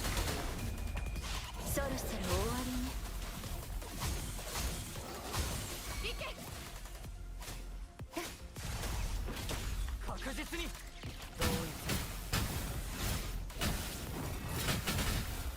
脳をかける星々よ。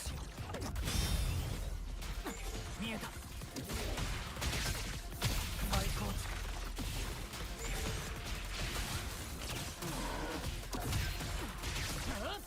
最高値。同一見えた。任せてください。植物だって生きてるんです。進化をお見せします。どこを見ている。さあ行く。剣士出番。飽きたわ。さようなら。やっ確実にこれが僕の真理だ。同一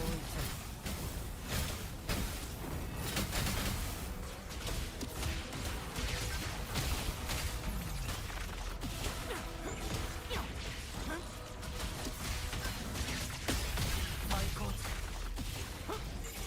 花よ。やっ痛いの飛んでけ。どこを見ている。さあ行く。じっとして。やつ潰しなさい。あれを返す。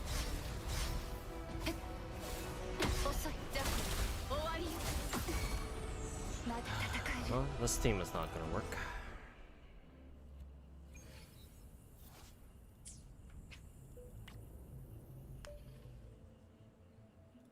Which side was this tower? Glacium? I can use, I'll probably use Jinshi, and, Zeji for this.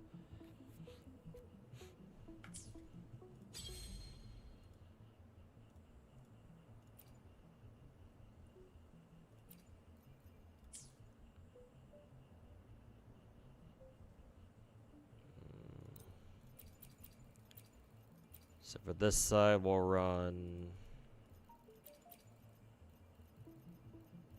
Shorekeeper Sanhua, and Camellia. Fallacy super annoying. Yup. Fuck the fallacy, boss. あと Fucking prick. 入力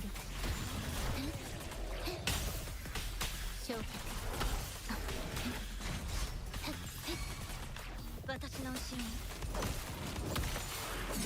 軽減せし監獄よ配慮をしない開花の時これ楽しそうもっと私を楽しませて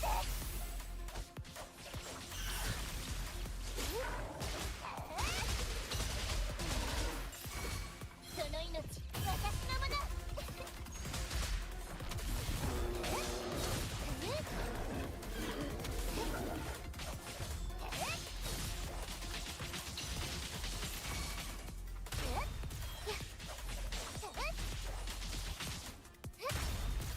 入力申請を授ける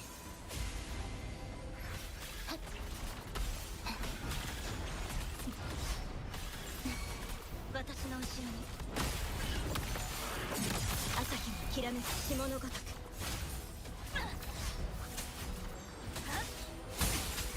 配慮しないこれ楽しそう咲き乱れるトリックル And that's a restart. Little fucking bitch. 星の歌よ入力機体損傷 Another restart.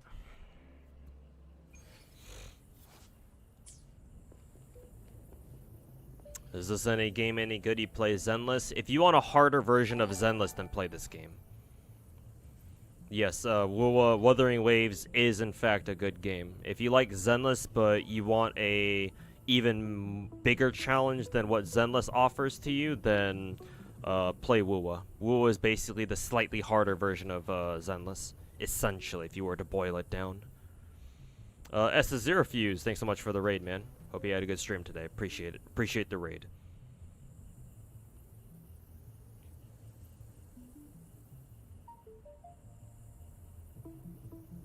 Who's my oldest viewer on Twitch? I don't know. I don't care about that sort of thing. Do I look like a creep to you? No, I have no idea who my oldest viewer on Twitch is.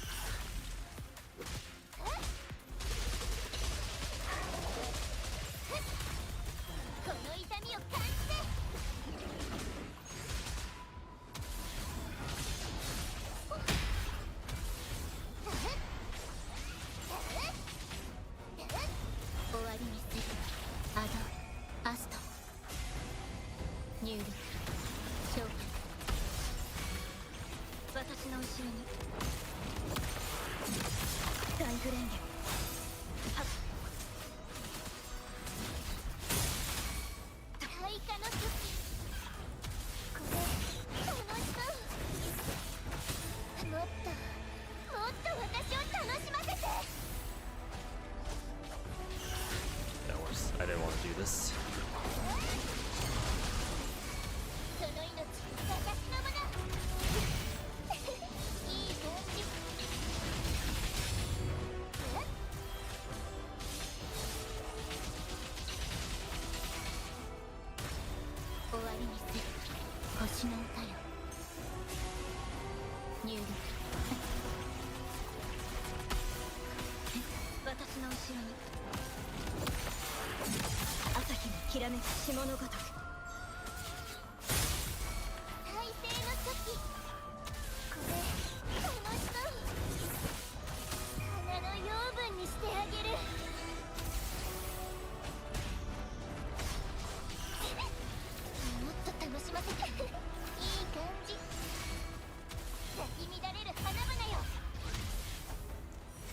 asshole.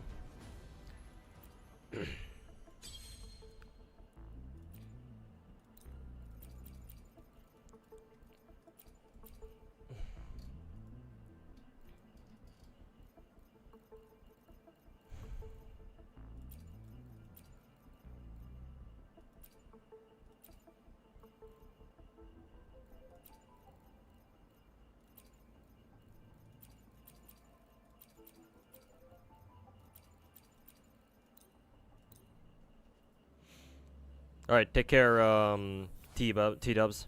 And yeah, happy holidays to you too, man. As in, who was the first one? Oh, as in that way. Oh, I misunderstood the question. My bad. Yeah, I don't remember, man. I don't remember when I did my very first stream. I probably did my very first stream when I was, like, back in college or something.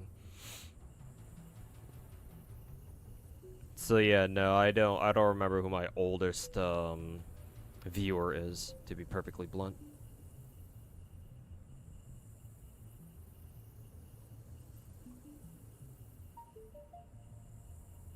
First viewer is probably a bot or someone trying to sell you art. I've been streaming for over a decade, over like 12 years. So back then, Twitch wasn't as big of a clusterfuck as it is now. So I would imagine like my very first viewer was probably not a bot or somebody trying to sell you something. Not to mention back then I had a pretty, well, not a big YouTube channel, but people knew my YouTube channel from my content that I did like 13 years ago. So my first viewers are probably my YouTube viewers. Yes. I'm gonna build Mortefi down the line for Gian. No plans to, but I think Mortefi's pretty cool, so. Why? I'm assuming you're asking that because Gian and Mortefi have some synergy together, I assume?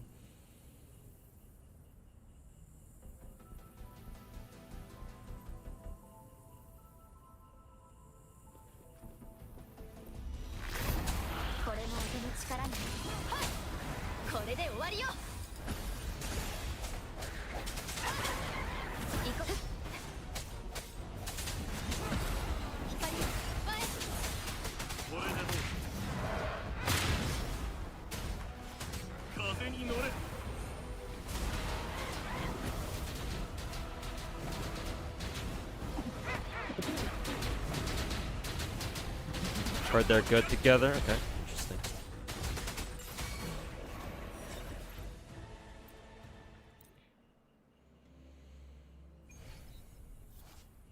Wuwa is big boy Genshin. Only in combat only. In exploration, Genshin is far superior.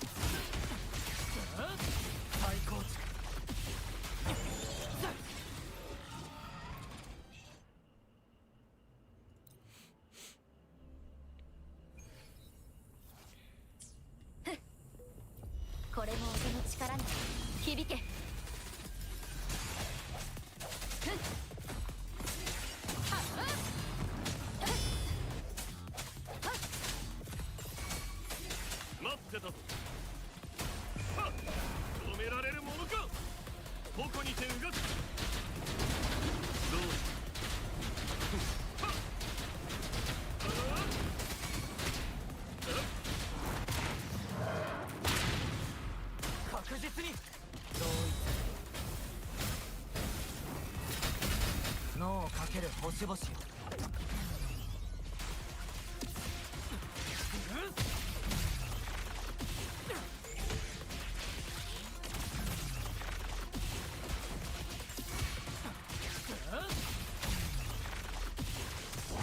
行くよ。この光で隙だらけ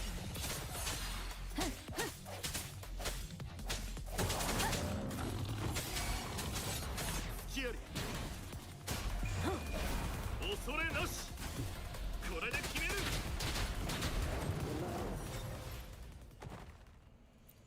Okay, and then this is the since this is Glacier Tower and this is final floor, we bust out the big guns for this.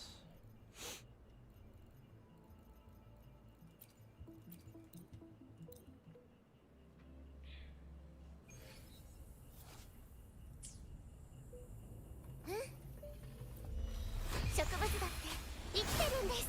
進化をお見せします。あ、今さあ、絵の中の画量転生画風を変えます。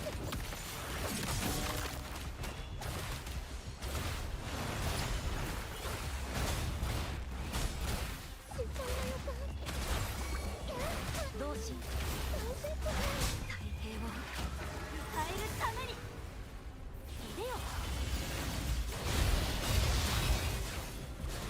海帰れ。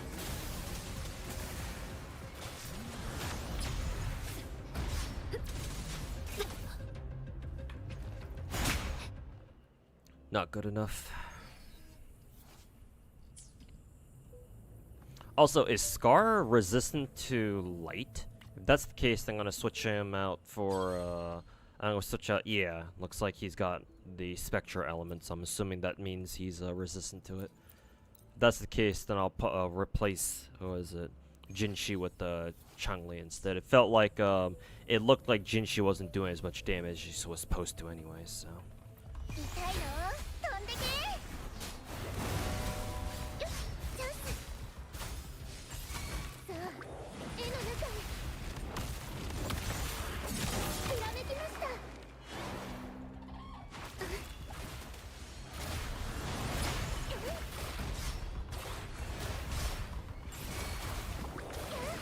任せて。発想な手はどう？劣化のきらめき。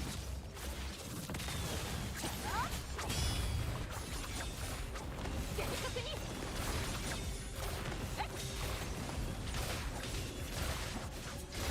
ファンにも劣らぬ。任せてください。日向ぼっこの時間ですよ。進化をお見せします。やあ、行きます。やあ、さあ、絵の中へ。痛い。ずるよ。舞い上がれ。大丈夫です。やあ、任せて。時に停止が必要。逃げ切れるか Shit, な。 I needed to have used the heavy attack first. 火の雨が降り注ぐ。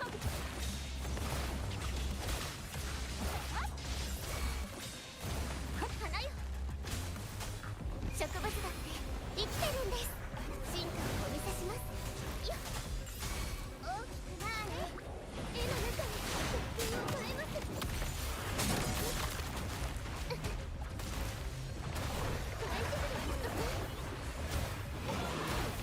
やあ、ひらめきました。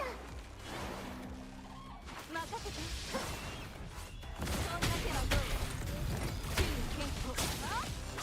劣化のきらめき。渡さない。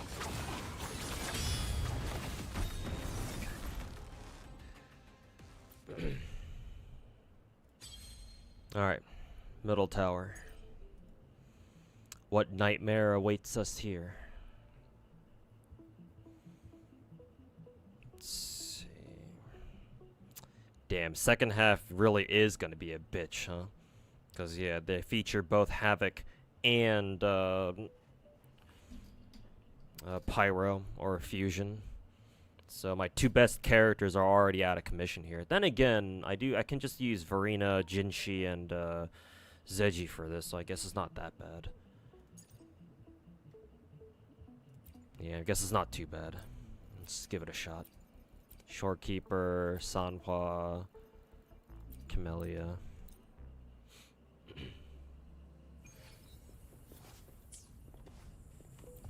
神聖を授ける入力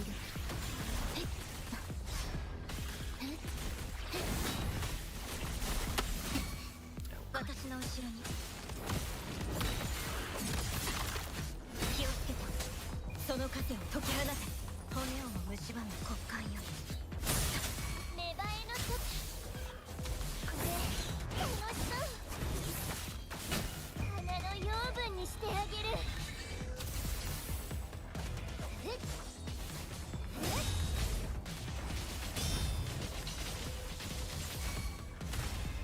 咲き乱れる花々よ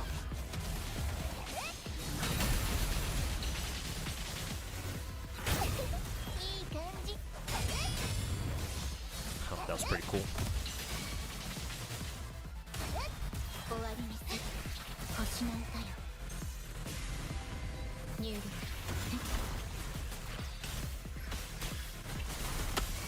私の後ろに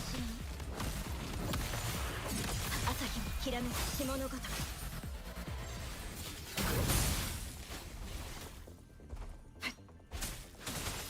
開花の時これ楽しそ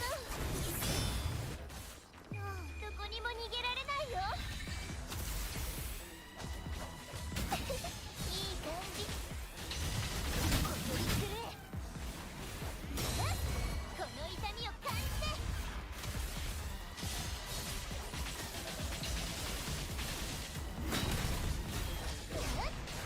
アドアスト入力消去私の後ろに軽減せし監獄よはっはっ再生の時これ楽しそうその命私のもっと私を楽しませて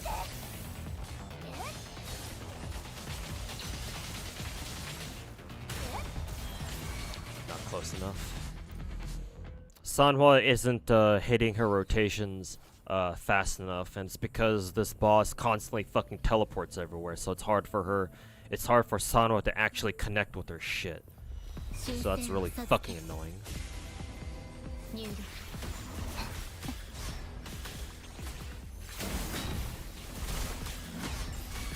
私の後ろに大グレンゲどうぞリンネに帰る芽生えの時これ楽しそう花の養分にしてあげるお取りくれお取りくれ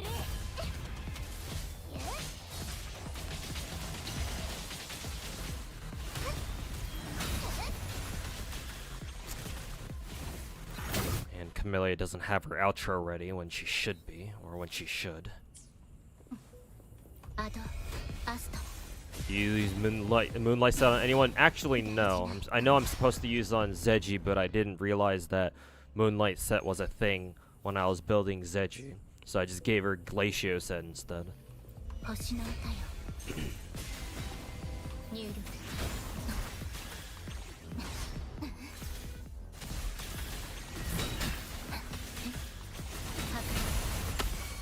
私の後ろにその盾を解き放て再生の時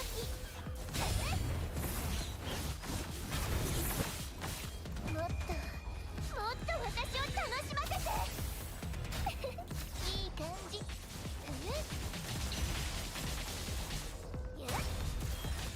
咲き乱れる花々よお取りくれ That's an instant restart. If she misses if Camille misses her fucking big ass bomb attack, that's an instant restart.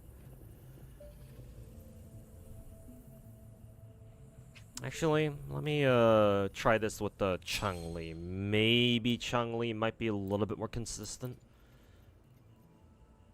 I just don't know who I would bring for just don't know who I would bring for a third though. Maybe Spectral Rover, probably. I can't even use her here. Fucking bitch.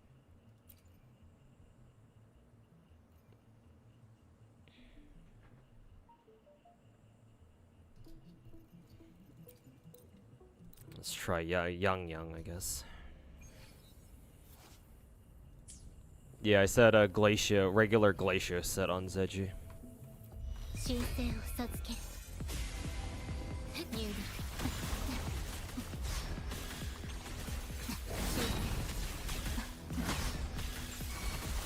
この身を刃に打つが同調正直我が剣の刺す先にや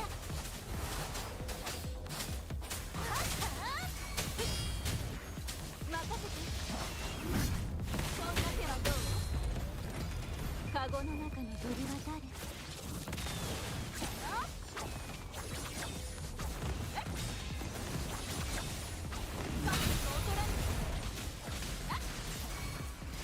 時には青春終わりにするアドアスト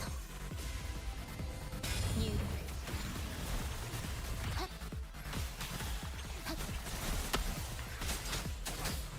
Of course, the outro didn't take effect. 高く舞い上がれやっ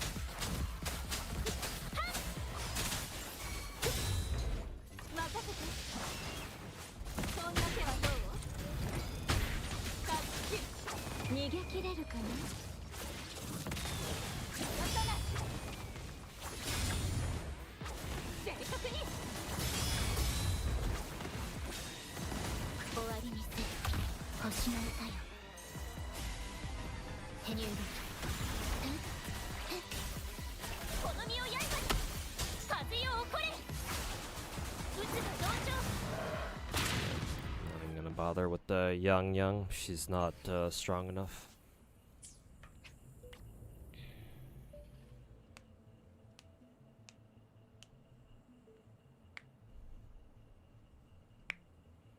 How long until Sumi banner ends? 30 minutes.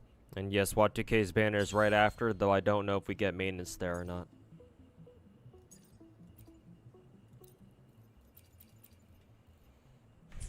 Actually, let me check something. How much of a Chun-Li shit is considered a basic attack? I'm kind of wondering if Sanhua can support Chun-Li the same way she can support Camellia. I doubt it, but it's worth あなた checking に at 預 least. けよう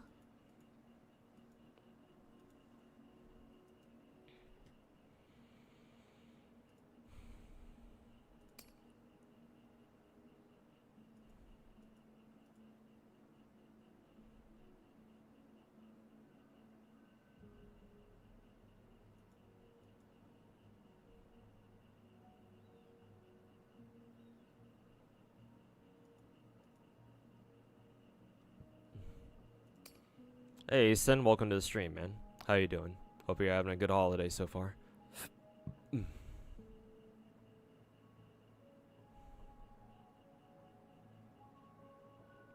Looks like her heavy attack is considered resonance skill damage, so it's not basic.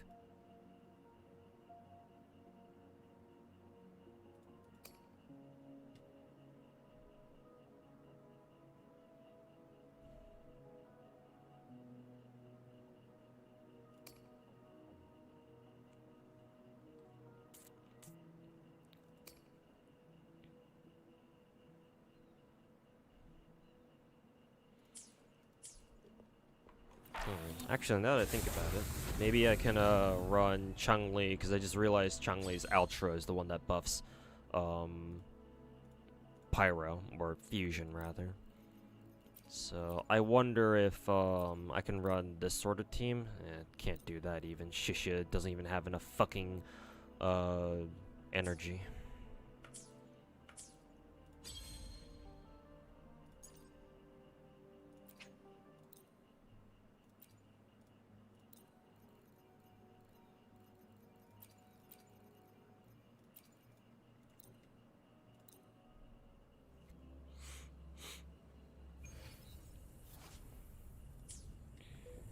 Torn between Wuwa and Zenless. What are you looking for out of either of those games? Because Wuwa and Zenless are quite similar. But what exactly are you looking for? Maybe I can help you decide which game to commit to. さあ行く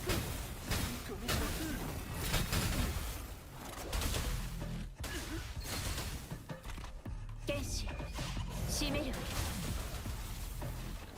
せっやっやっつまらない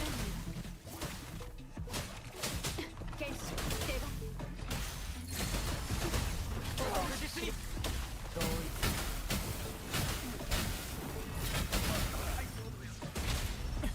僕が全て解き明かす。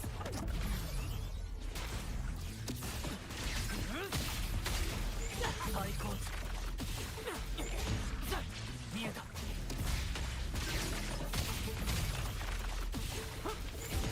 どこを見ているさあ行くわ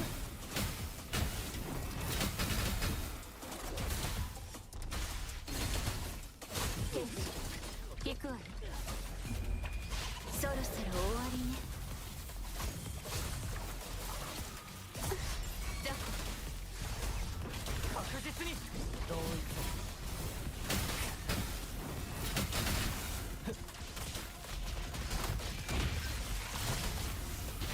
上昇。脳をかける星々よ。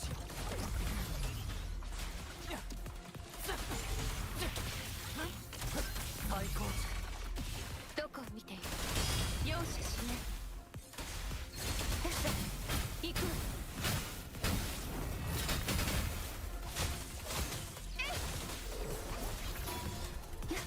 遅い大したこと Doing ない this bullshit again.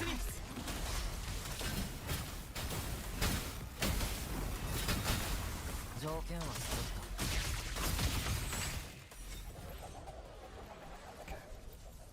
You're looking for less of a part-time job type of game, like having to farm endlessly. You'd rather have a game where an hour or two and you're done for the day.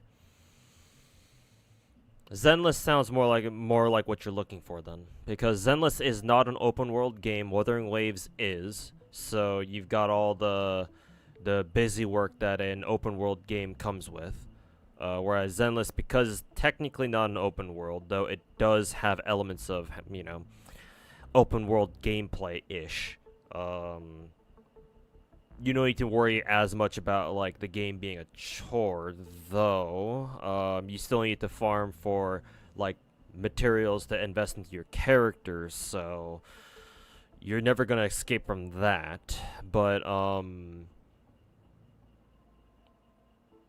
like at least you don't have to. At least you don't really need to worry about like having to like explore the map like you would in Wuwa or like another open world game like Genshin, at least.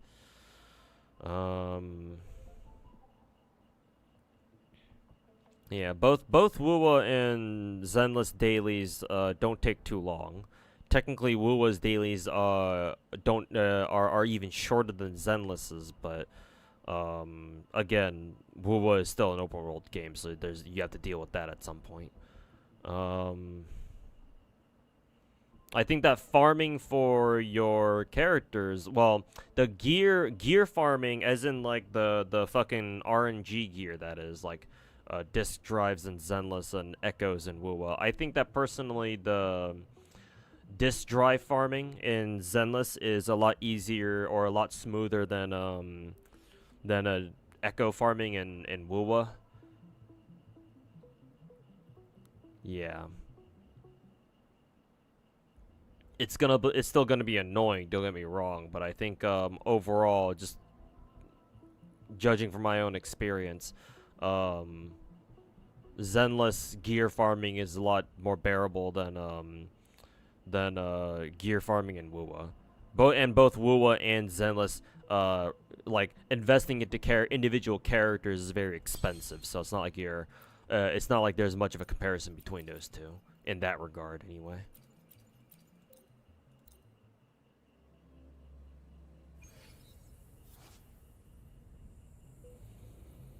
Trying to get away from raid Shadow Legends, you mean, where it's literally 5 to 6 hours a day to min-max? Yikes. Yeah, I don't think you should play that game. I actually didn't know that Raid Shadow Legends has grind quite that bad. Yeah, I don't know about that one, my dude. So yeah, I would, if Raid is really that grindy to just for min-max purposes, then shit, man. Probably I would say just drop that game like a fucking bad habit. And I would say try out Zenless. The problem with Zenless is that unless they've improved its early game, unless they've streamlined its early game, going through early game can be a bit of a drag. However, once you get it out of the way, then I think you should be in the clear.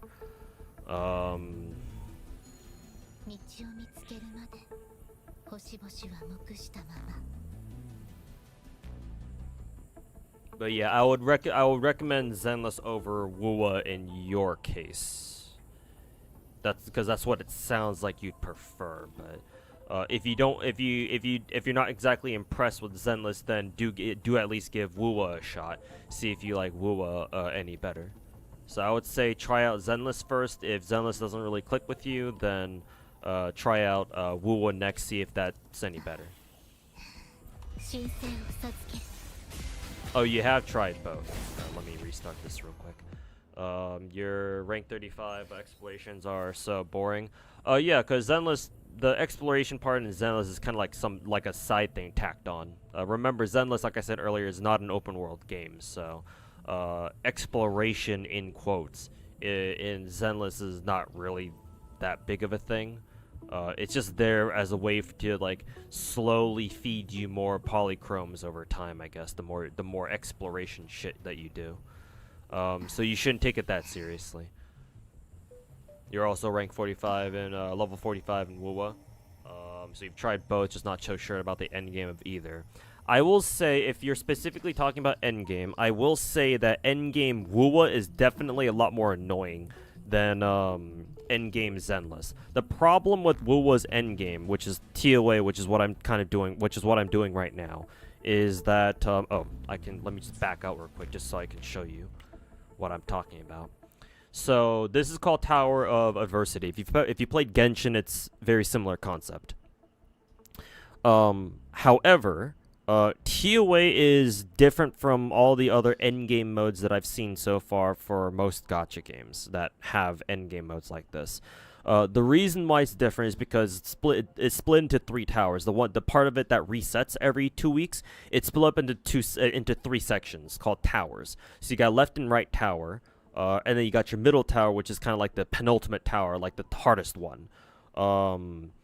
The left and right towers are kind of like your standard like Genshin floors, for example. Think like Genshin floors like 9 through 11, sort of like that. You have 4 floors of enemies you have to beat your way through, and then the final stage is the hardest one, and that's a kind of a challenge. However, both the left and right towers help you out a little bit by giving you like an elemental affinity. So, for example, for this cycle, left tower has a 30% electro damage bonus. So it encourages you to use electro characters, if you have any good ones, that is.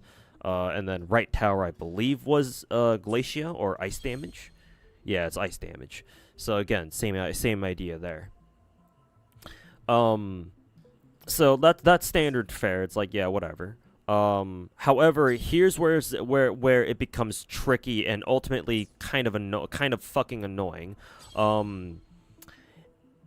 Every time you use your characters in one of these towers, it consumes like their stamina. So when you want to play TOA in Wuwa,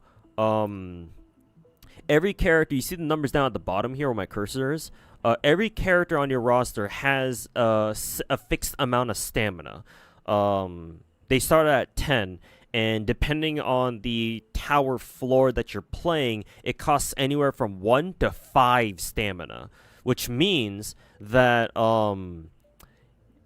you need to have enough characters to be able to go through all 3 floors, which means that in my experience, that requires you to have at least 3 or 4 separately built teams. Now, 2 of those teams don't need to be as strong as the other 2 teams. You just really need 2 teams that are like really, really strong, because ultimately those are the teams that you need to beat the middle tower, because the middle tower is the hardest one. And those 2 teams will also should also be able to take care of the 4th stage of the left and right towers, and those are pretty hard too. But you need 4 separate teams to do a TOA, basically, just to make it just to summarize TOA. Whereas in Genshin, for example, you only really need 2. And in Zenless, up until recently, before a recent update where we got this new endgame mode called Deadly Assault, where you need 3 separate teams.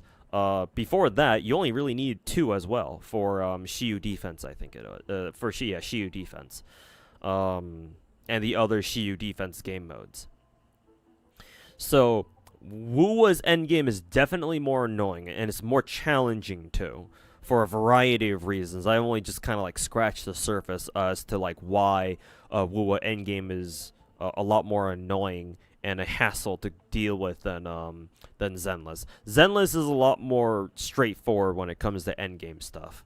Like if you've played Genshin or Star Rail, then going through Shiyu defense should be very familiar. Some things will be slightly different, of course, but for the most part, it's basically Spiral Abyss from Genshin or some shit like that. Again, though, even Zenless has recently included a brand new endgame mode called Deadly Assault, and you actually do need 3 separate teams there. But the caveat is that at least in Deadly Assault and Zenless, you don't need to full clear Deadly Assault. There's a total of 9 stars that you can get because there are 3 bosses that you have to fight, and a perfect clear is 3 stars. But you don't need to like perfect 9-star clear Deadly Assault to get the important stuff, because you only need to get 6 out of 9 stars in order to get all the polychromes, which is the gacha currency.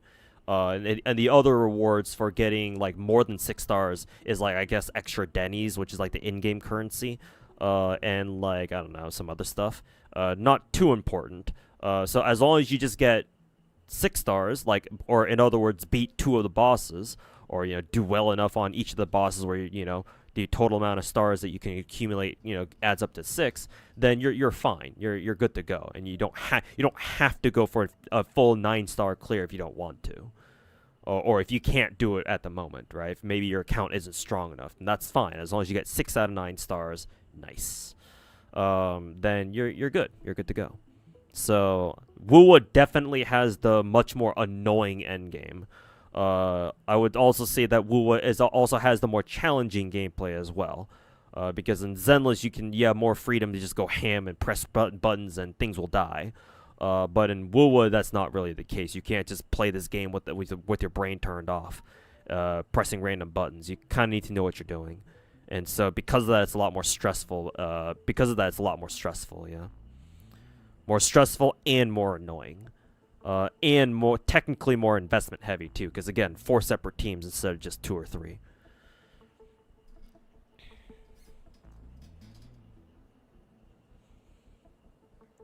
So yeah, Asen, that's why I would recommend Zenless, because Zenless's endgame is a lot less annoying to have to go through. Hey, Merry Christmas, Train Chaser. Hope you're enjoying your Christmas. Hopefully you're having a good Christmas so far. Is it worth maxing Miyabi dodge skill? Maybe. I'm doing it. Because you never know. You never know when you need to have your Miyabi come out and start dodge tanking for your team. It can happen. Maybe it's not immediately useful, but you never know. I would definitely say it's a low priority though. You definitely don't need to level up right away. But I would say that if you want to, have the most capable Miyabi possible, then yeah, you should eventually get around to leveling it up at least a decent amount.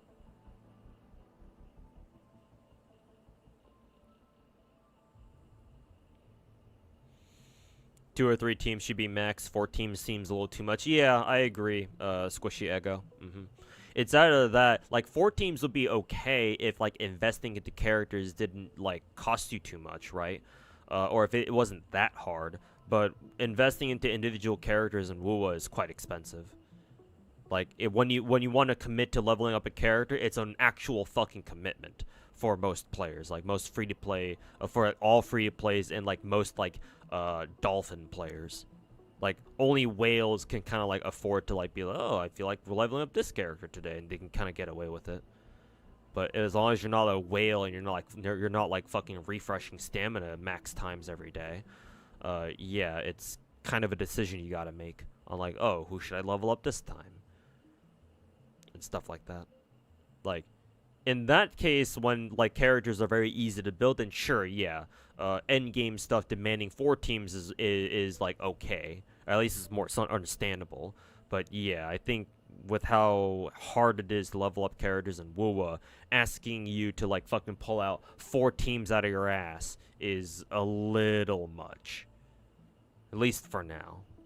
Maybe we'll see. We'll see how TOA develops over time, I guess.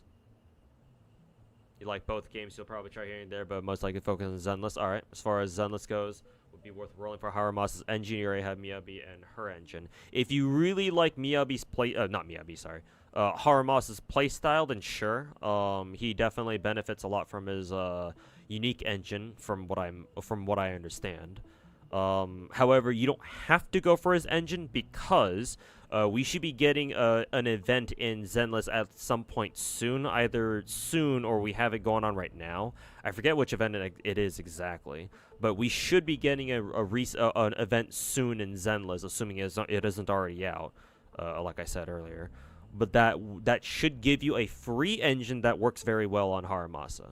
Obviously, it's not as good as his unique engine that you can roll from Gacha, but it's basically just for him, or it's basically tailor-made for him, and it's free. So, just keep that in mind. I would say if you're only mildly interested in Haramasa and you're like, oh, I think he's cool and whatnot, but you don't really feel that strongly about him, then just wait for that event to show up to grind that out and get him that 4-star, or sorry, A rank W engine that works on him. However, if you really like Haramasa, if you really like his playstyle, or if he's just like a husbando character, then sure, go ahead and go grab his W engine. He'll definitely benefit a lot from it. So whatever you feel like, whatever you feel like doing, you got options here. You're a low spender, don't really use them. Okay, that's fine then. Then yeah, that's completely fine. Haramasa is pretty good just on his own. And yeah, like I said, we should eventually get a event soon where you can just get him a 4-star, or sorry, A rank. It's gonna take me some time getting used to that. A rank engine that works very well on him. So you can just get him that engine instead, and just save for whoever's next. Astra Yao or whoever. Evelyn even. We're gonna get that event on the 27th. Okay, so very soon then, in like 2 days.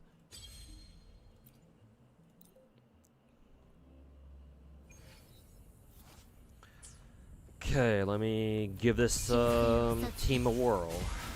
See if these girlies can do it this time.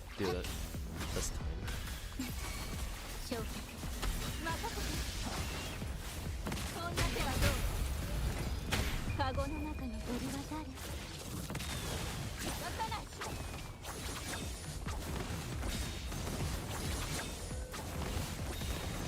時に静止も必要よ。神にも劣らぬ。私の出番のようだね。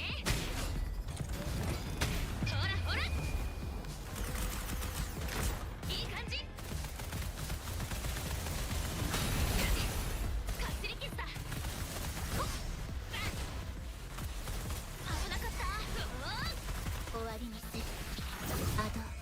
アスト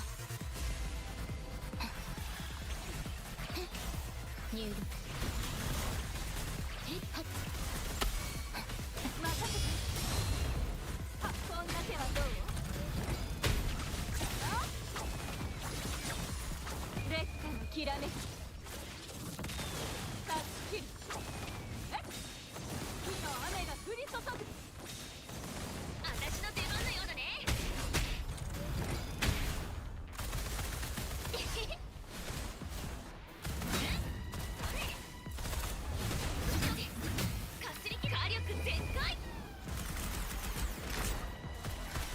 星の歌よ入力任せてそんな手はどう逃げ場などない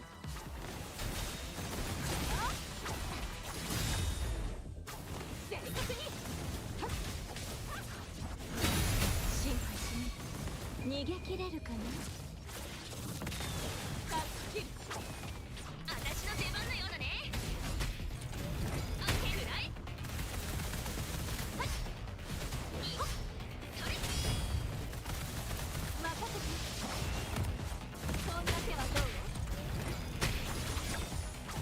正確に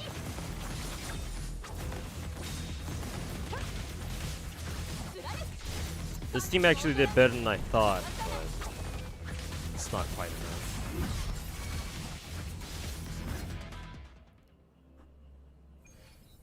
Maybe I should say fuck, who is it? Maybe I should say fuck, who is it? Chishia's, skill, and instead just rotate straight back into, Shorekeeper, maybe? 入力破壊任せてそんな手はどうカゴの中の鳥は誰あ注意健康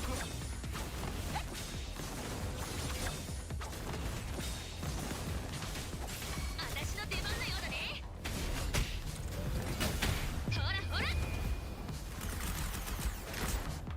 So I like that, where I just rotate straight back into Shorekeeper after I use, Chishia's ultimate like that. 任せてそんな手はどう神にも劣らぬタッチキル火の雨が降り注ぐ時には捨て石も必要だ逃げ切れるかな逃がさない昼夜健康使命よ焼き尽くせそんな手はどう私の出番のようだね変身いい感じ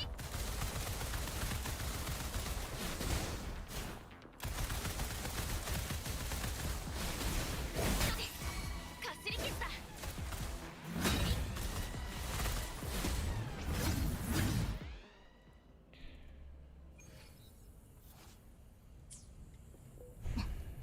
星の歌よ入力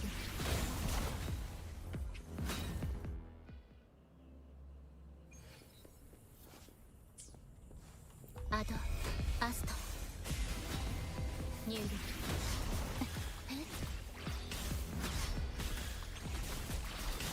消化任せてそんな手はどうカゴの中の鳥は誰タッチキル逃げ場などない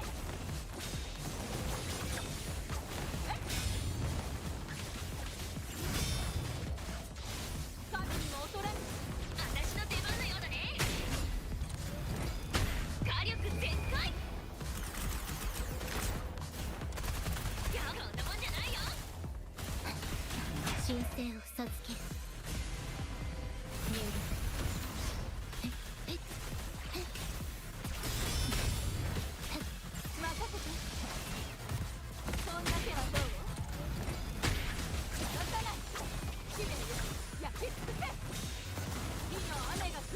逃げ切れるかな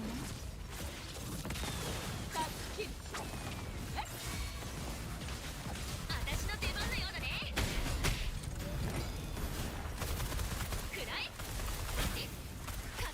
星の歌よ。入力。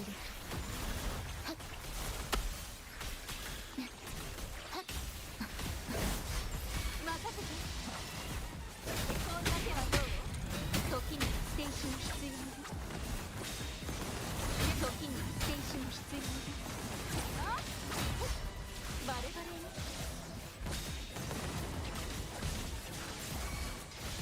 正確にカゴの中の鳥は誰？タッチ。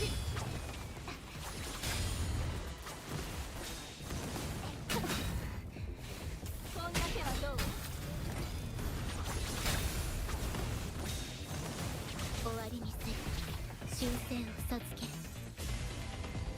入力。破壊。任せて。はっはっ。渡ない。あ、こんだけはどう？ Not quite. I kind of need the third character to be kind of useful and not just, you know, an alt swap.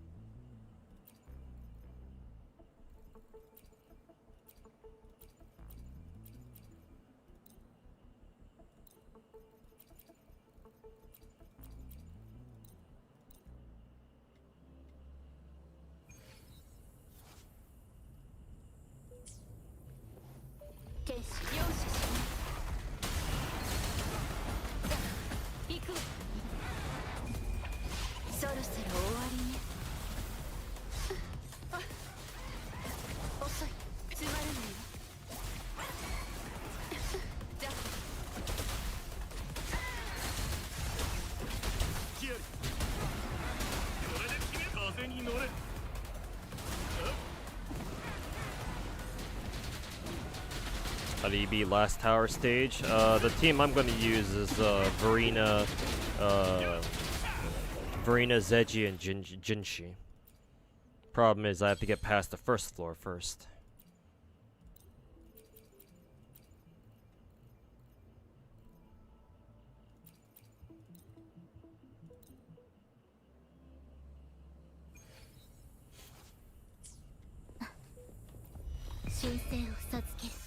Let me know, chat, if there's any maintenance in GFL2.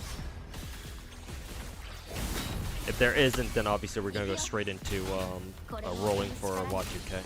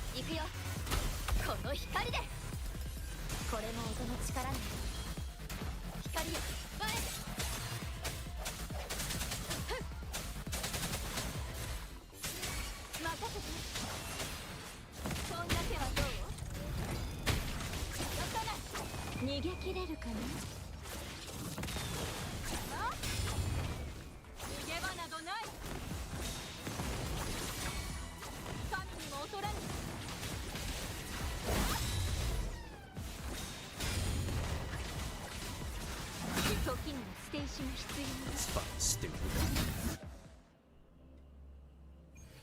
You don't like the timer scoring system at all? Yeah, it's pretty bullshit. Yeah, I've had enough of it in Genshin. Now the fact that we have to deal with it again in Wuwa is fucking retarded as fuck. I mean, technically Zenless also does it, but at least Zenless gives you, what, like 2.5 minutes, I think? It's nowhere near as bad as, say, Wuwa's is, where Wuwa's is only 2 minutes. Good fucking luck, dude. Yeah,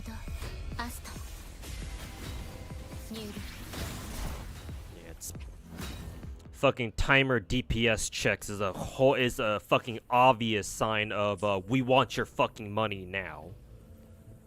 So fucking stupid. Fucking retarded even.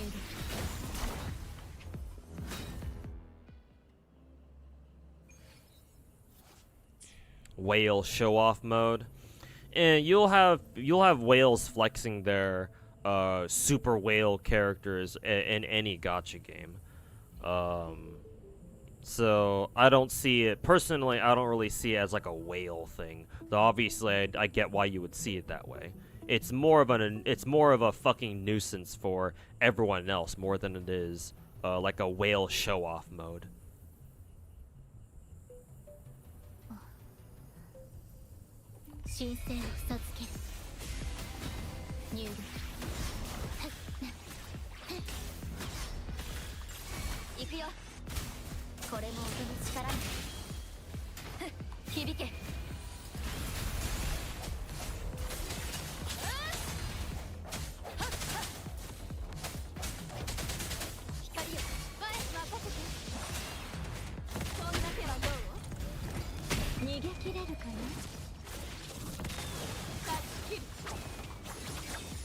You don't understand why lock rewards behind a timer? Easy money. It's a gacha game after all. Kuro game's gotta make some money.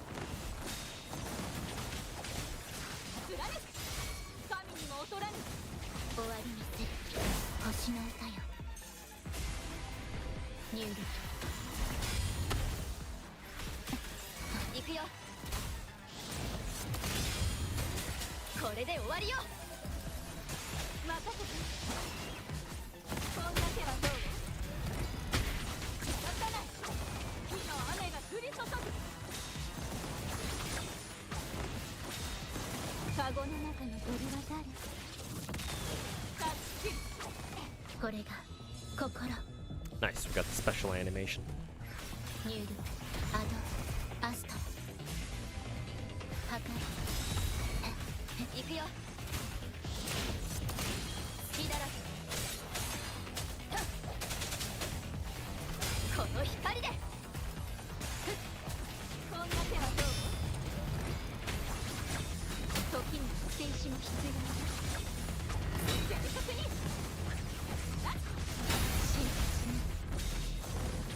Fuck you.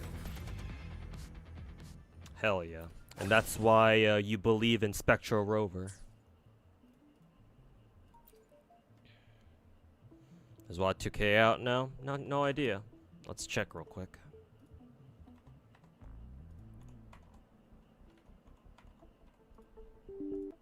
Special animation.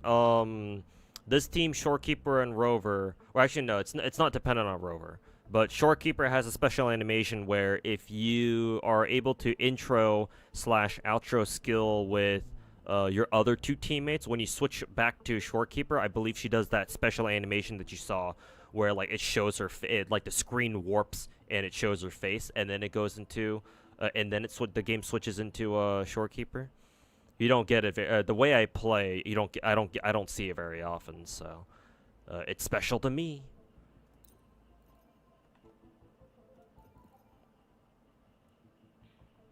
ドールズフロントライン2エクシリウム Just an empty recruit screen. It's just nothing there. Let me check real quick. サブリナ12だよまた Yeah, I can attest. It is indeed nothing but just a blank or it's not a blank screen per se, but yeah, Suomi's and Ulrit's banners are gone now, and there's no Y2K banner to replace them.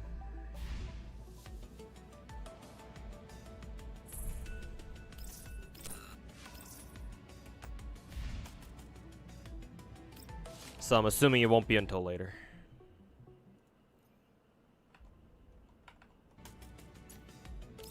Maybe at like reset or something.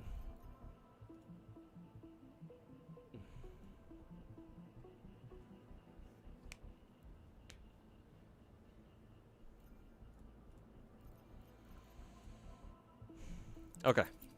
First side done. We go into second side with this team.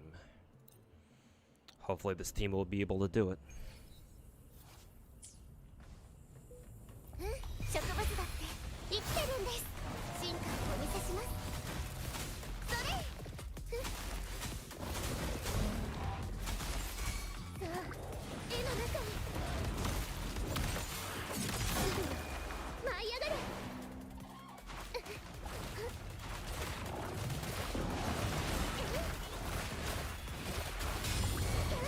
同心入れよ横島に取り払えよ海帰れ Nice, very good damage.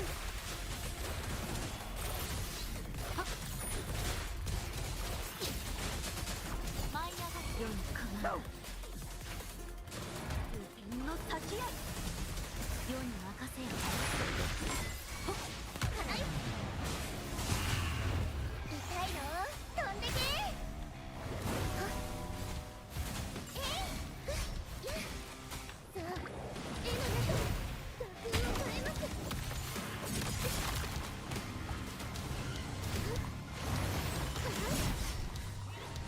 誰を先生兵士幽霊の力で太平を変えるために甘くなる光よ Nice, very good damage.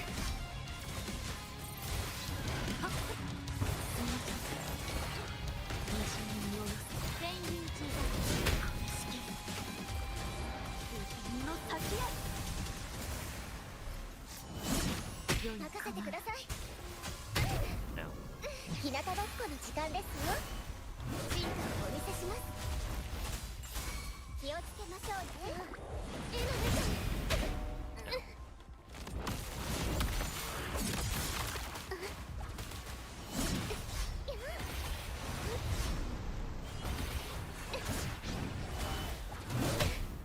ひらめきました同心入れよ舞い上がれ世にかなる海帰 It's already 3 minutes. I'll just finish it just for sake of completion. 横 But 島に取り払え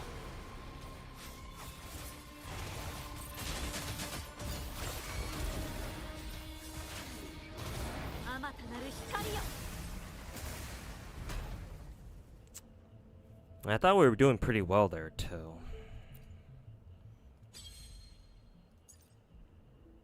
Guess we weren't doing well enough.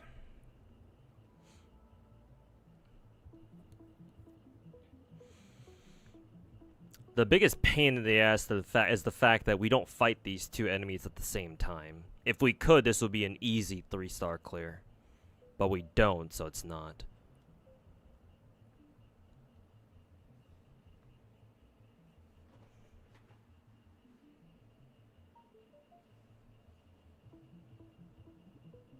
And the fact that they throw Havoc and Fusion at your ass at the same time. So that means that I can't use Chun-Li and I can't use Camellia. So it's like, what the fuck? Maybe instead of Jinshi, I could still use Camellia anyway, but like what sort of difference would that make exactly?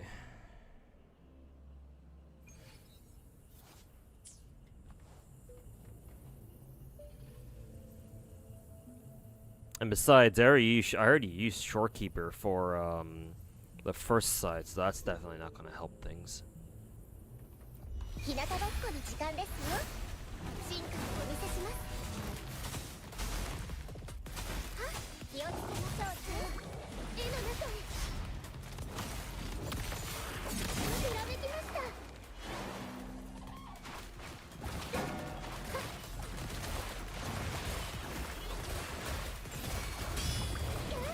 大抵の時。これ楽しそう。花の養分にしてあげる。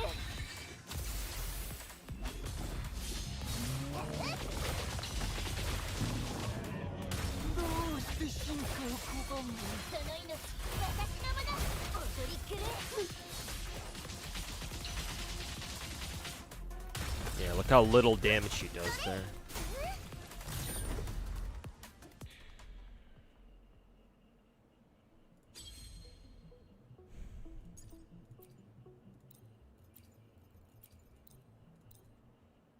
Well, Sanhua. It appears I have come back to you for assistance again. 植物だって生きてるんです。進化をお見せします。いや、私の後ろに古虫の手。その糧を解き放て。骨をも蝕む骨幹よ。同兵士。 Also, why did I bring Jinshi? Where the fuck did Jinshi come from? Oh, right, because I didn't swap her out, I guess.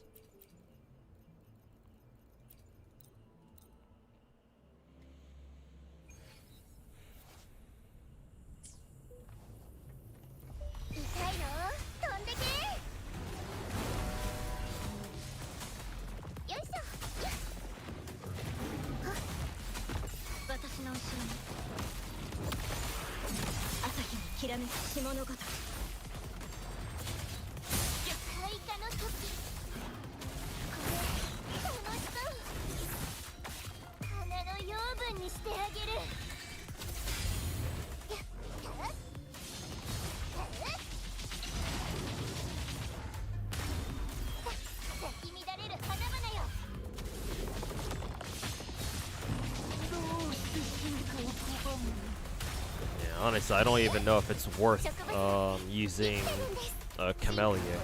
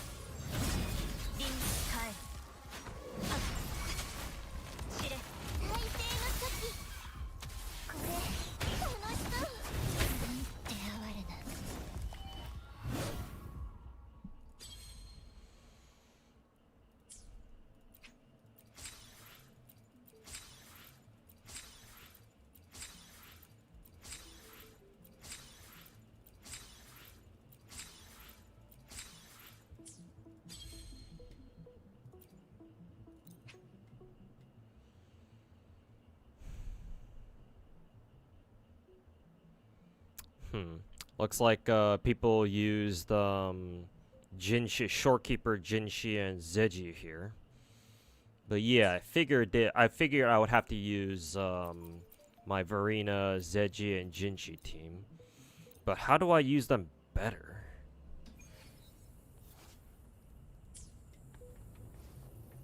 痛いの飛んでけさ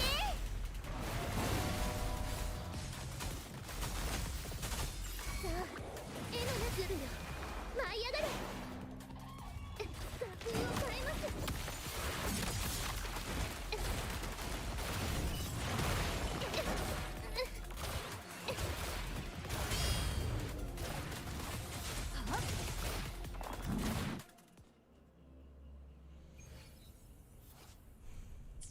There's no claim all button. Nope. 植物だって生きてるんです進化をお見せしますさあ絵のザリョ転生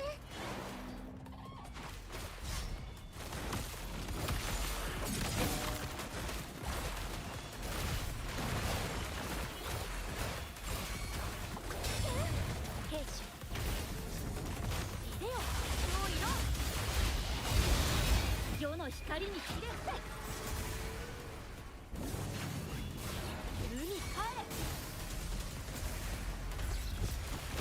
任せてください進化をお見せします日向ぼっこの時間ですよさあ絵の中へ画風を変えます This was actually a pretty quick clear here.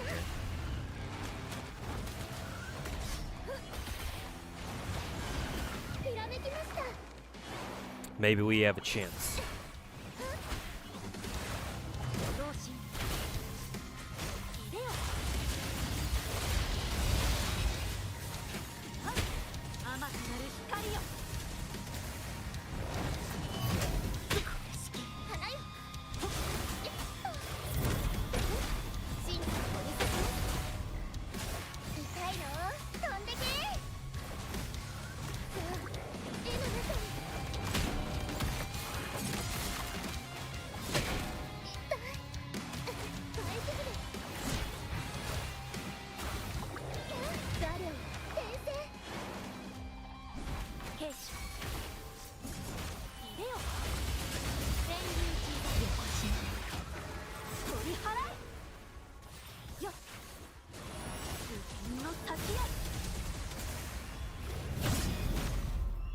任せてくださいやっ大丈夫気をつけましょうね植物だって生きてるんですはっ画風を変えますでよ幽輪の力です Okay, yeah. I was able to play better.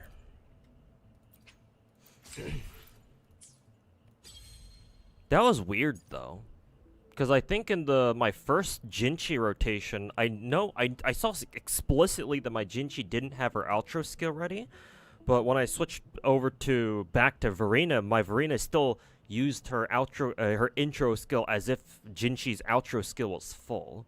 Was I just saying that wrong? That was kind of odd. But yeah, I figured that team would be able to do it. I don't know why I had so much trouble in the first time.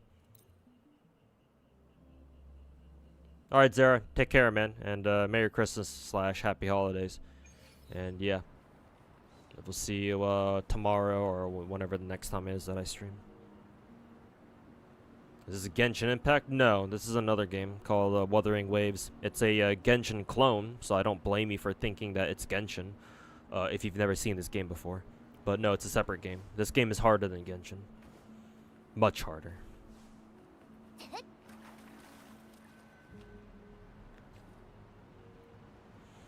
Maybe missed a crit or something? Maybe. I don't know. I don't know.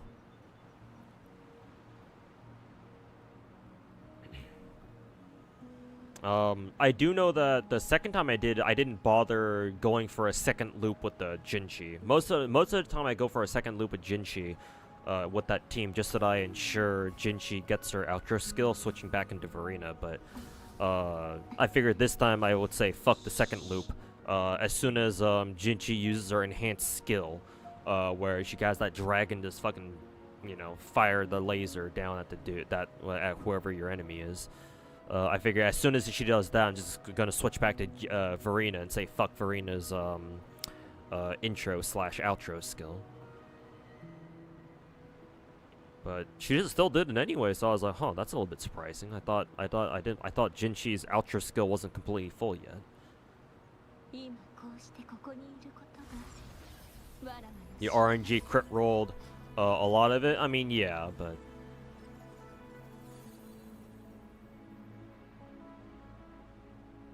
my Jinchi does have decent enough crit rate at the very least. Though to be fair, if I had Shorekeeper on that team instead of Verena, she would have done. She would have had more guaranteed crits. To be fair, I like running Verena on that team though, just because of the attack boost.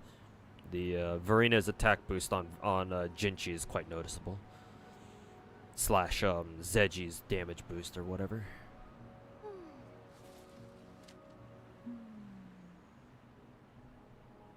Merry Christmas to you too, Cameron. Hope you're enjoying your Christmas. Definitely gonna try the game. Yeah, try it out. What was a good game? Might get a little bit frustrated with the end game though, but what gacha end game are people not frustrated with?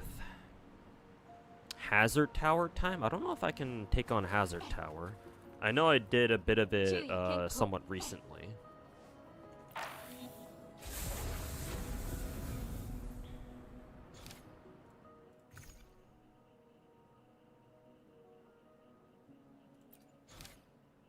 Was it Overdrive? Yeah, this one. Overdrive. This one is where you have to bring Arrow and Electro characters.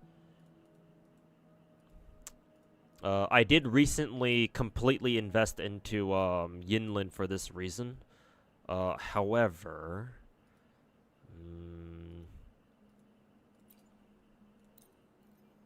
yeah, the problem here is that I've already used up all of both of my supports here. That's the issue. So Yinlin has to go in there with no supports whatsoever. That's kind of a stretch. I mean, I guess I could bring Yang Yang, I guess, but honestly, I feel like I should wait for the game to put out like a third support character of some kind, like a third dedicated support, like Shorekeeper or Verena, before I try the final Hazard Tower on the right here. Because I have a very invested Electro character, so she should be able to get me through it. Its problem is she just needs a good support to go with her too. Unless, of course, we already have one. I'm just kind of bugging out thinking that we don't have one. Maybe Baiji, perhaps, because she's also a healer / support. Maybe I gotta invest into a Baiji first. And go something like, I don't know, Baiji, Yinlin, and Shangli Yao, I guess. I don't know. So I definitely don't want to do it before my Baiji's completely invested into, so...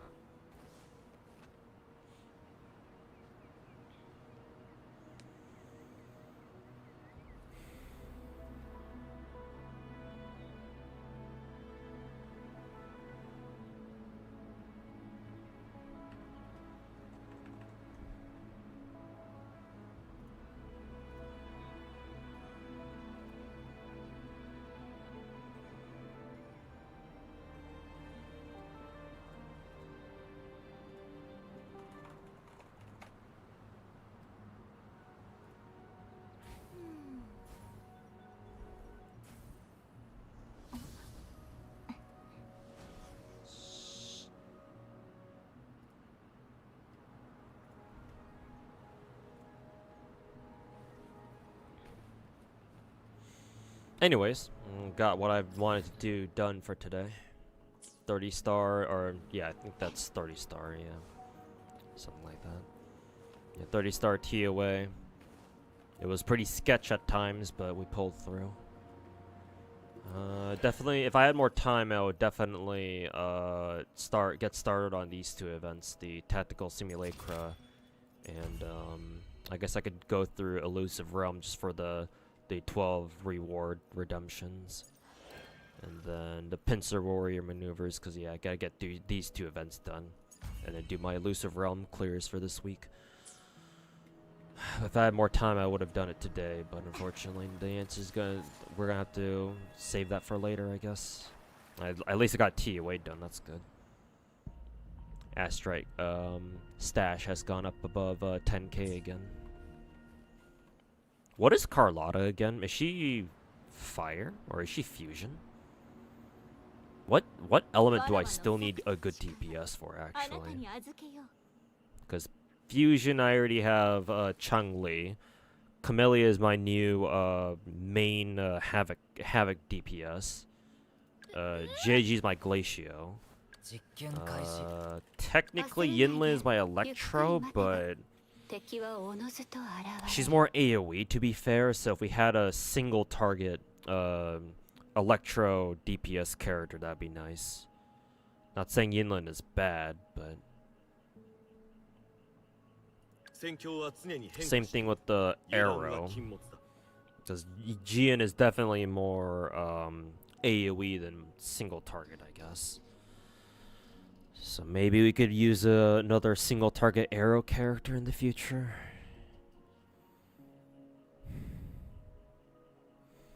Yeah, which element are... And I already have Jinshi and I guess technically Spectro Rover as Spectro DPSs. Yeah, which element am I missing? Whatever. Glacial? That's interesting. I guess that's not bad, considering not Gian. Zeji is an off-field, so still 2 different roles technically.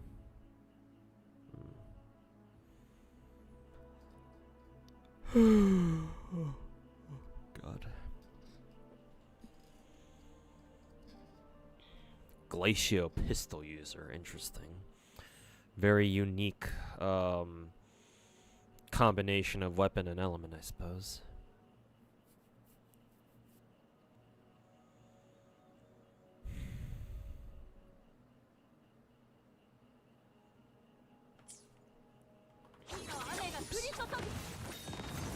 Fat-fingered Chun-Li's skill. Okay.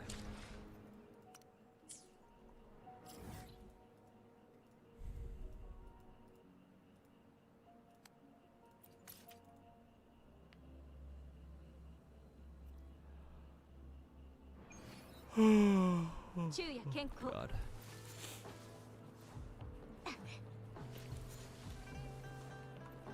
Okay. Alrighty, chat.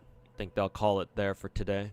I gotta prep to head out for Christmas dinner with the family, so gotta get prepped for that.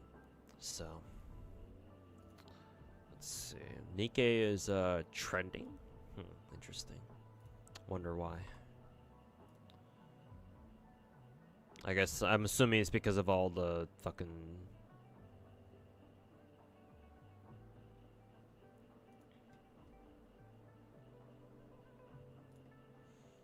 I'm assuming it's because of all the Christmas slash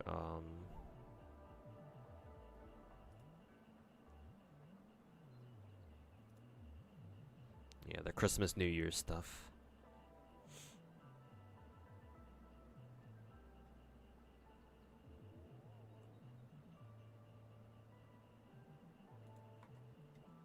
Anyways, let me find you somebody that I can send you guys over to. Ending stream a little bit earlier than usual, so this is going to be a little bit weird trying to find somebody to raid.